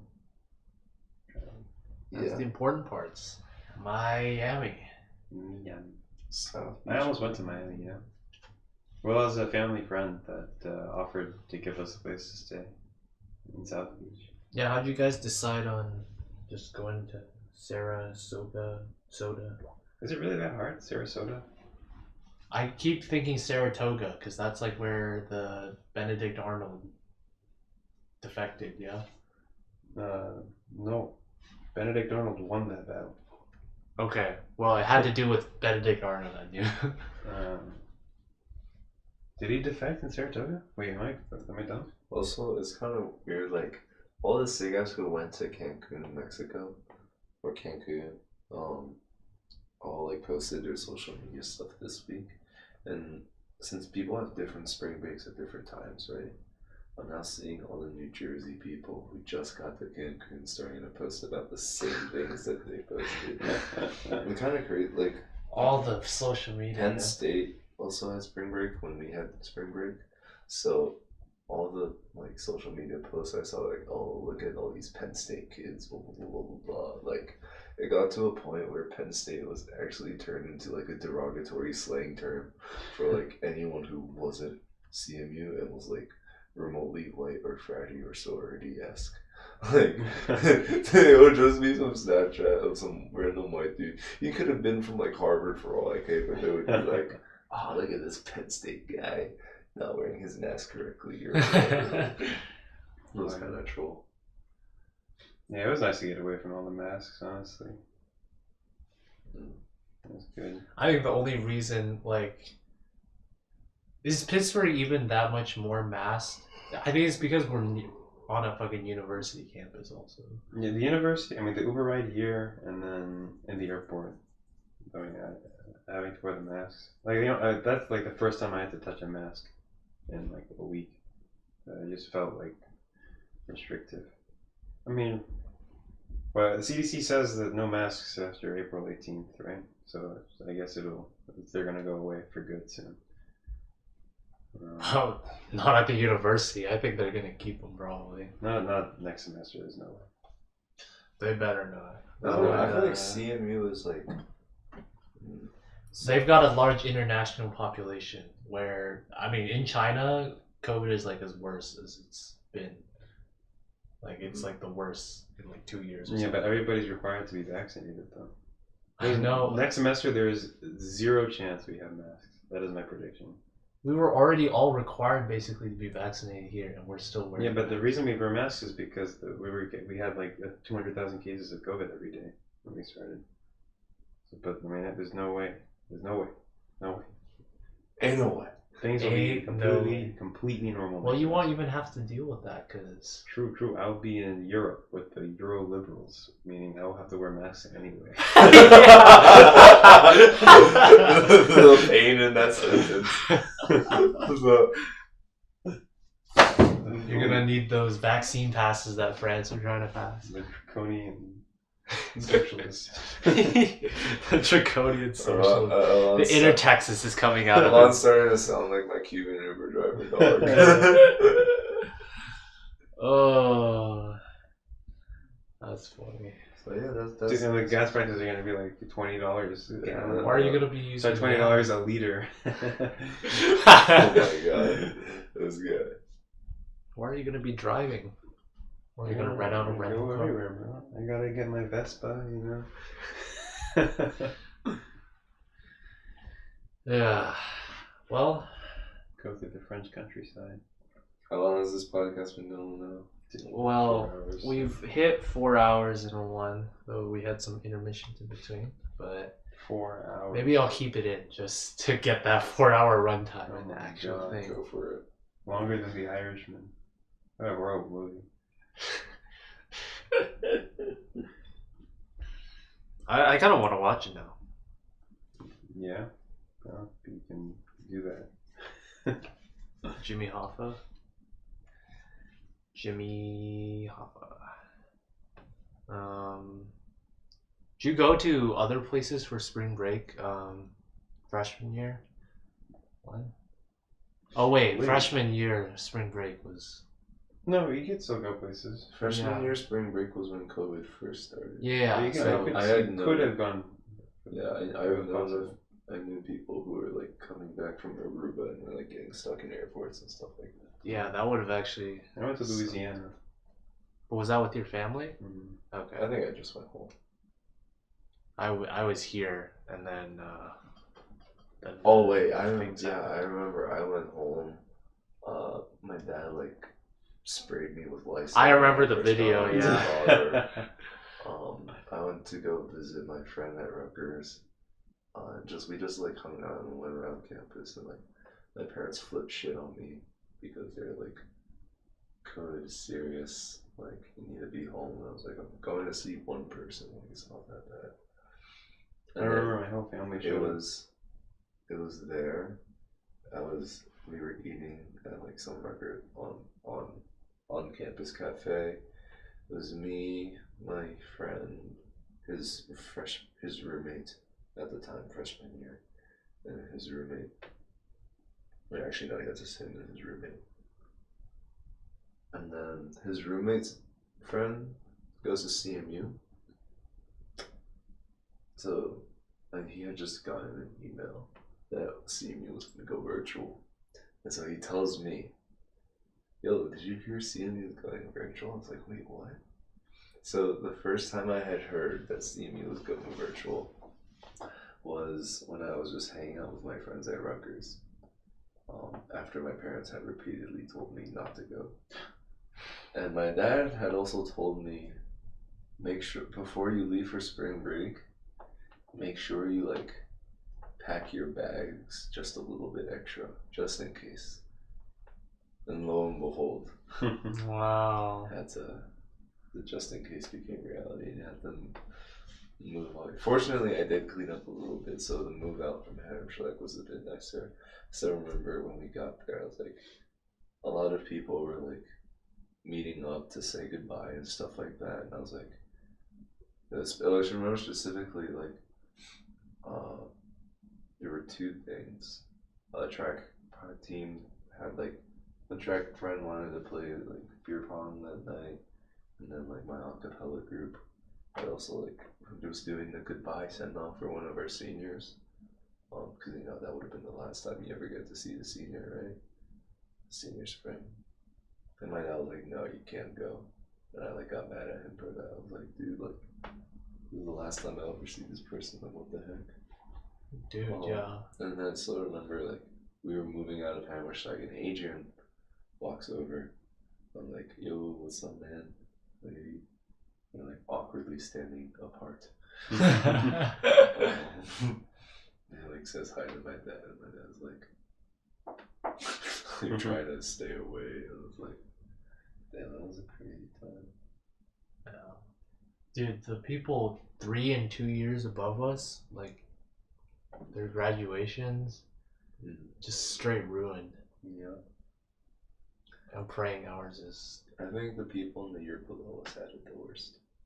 Because the people in the year below us are the people who lost prom, who lost high school graduation. Oh my god. A lot of. And they didn't get O week also. Didn't get O week.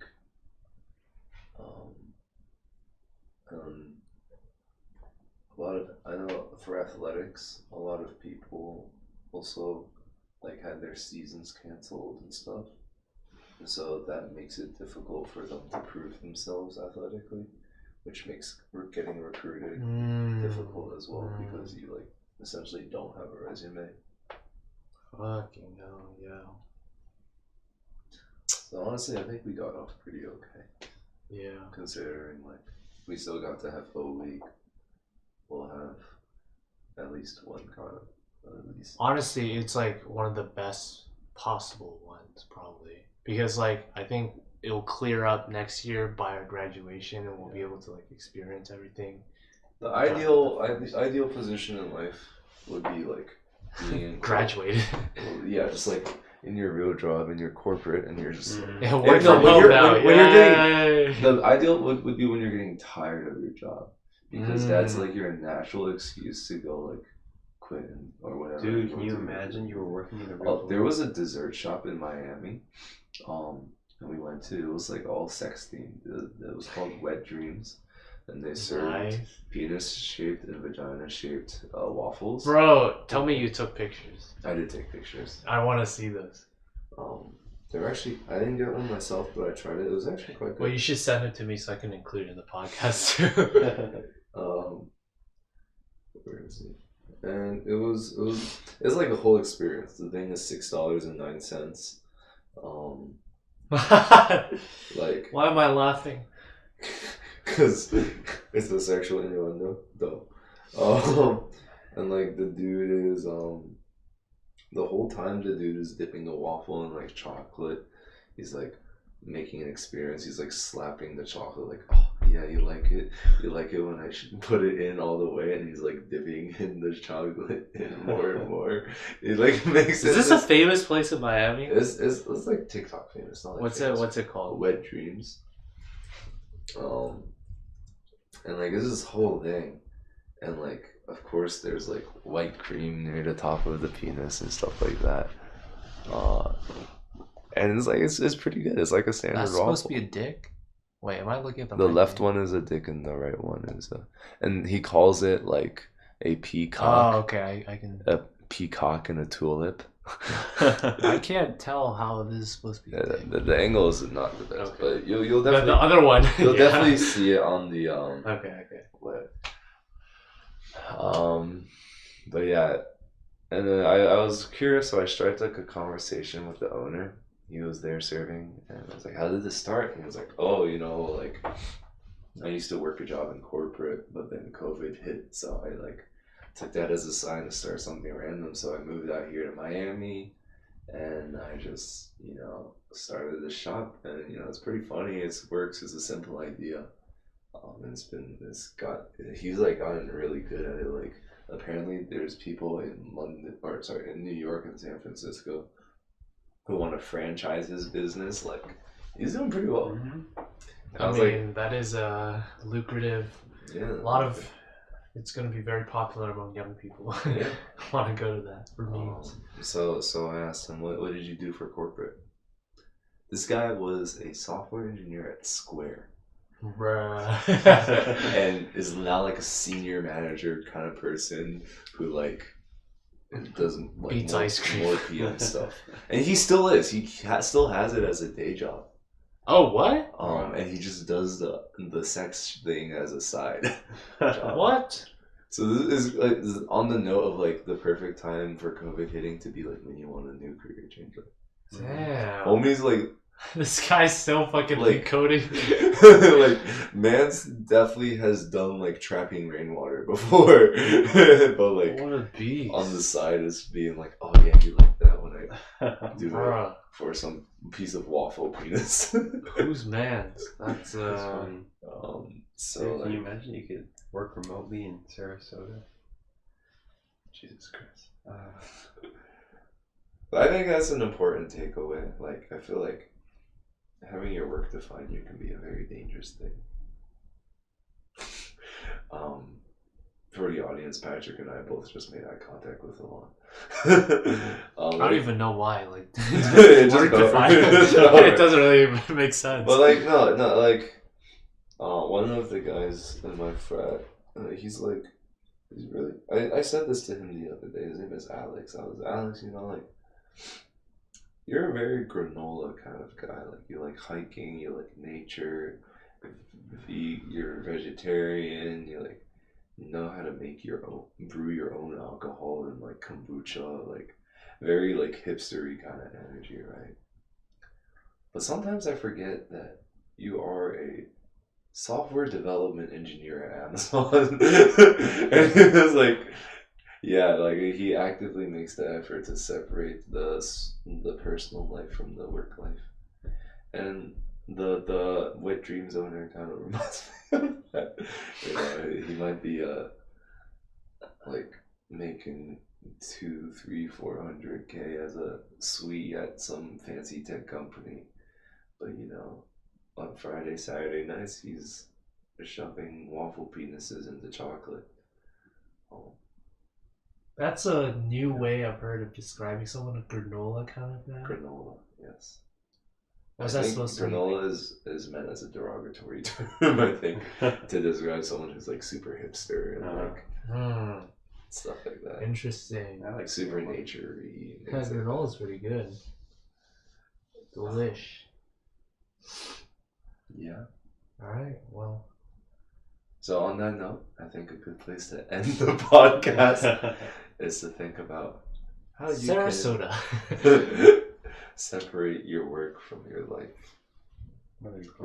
so that your work doesn't consume you and you don't work to live, but rather you live. Or sorry, you don't live to work, but rather you. Amazing advice for the coming weeks. So instead of being like, I will slave away at Citadel so that I can go to Sarasota, you can be like, you know, I'll just enjoy the little things in life that don't have to involve home cooked meals every day and going on a boat and scuba diving.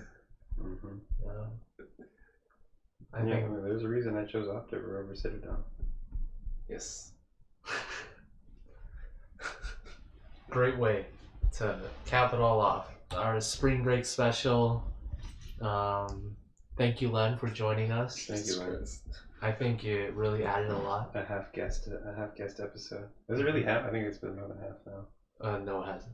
Oh, okay. Jesus Christ, y'all are crazy. Your part took 2 hours. You know that? Oh my I spoke for 2 hours. About Sarasota. Only 2 sorry. hours. Sarasota, Florida.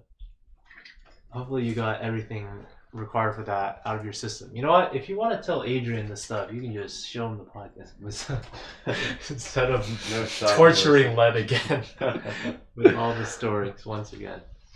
Thank you, Len. Thank you, Len. For joining us. And thank you all listeners for this marathon bus. I will be astonished. Astonished. When he listens to this whole thing. Astonished. Hi, Gus. He's gonna. We already know who's gonna do that. Gus, if you made it, Hirdesh, oh gosh, you really, that was a bread bar. No, it does that all the time. Oh, really? Yeah. I've never seen it from this angle, actually. This setup. If Hirdesh is listening, please help me with 451. Classic. Yeah, Gus, Hirdesh, if you're listening to this, I am Does Hirdesh listen? I didn't realize thoroughly Hirdesh impressed. listened. Yeah, he does. He does. Oh, wow. He actually listens to them. We actually have multiple listeners now. Thoroughly impressed. Oh, I'm sorry, but I don't listen. Don't worry, I don't either. Don't worry, I don't either. I don't fully listen to them either.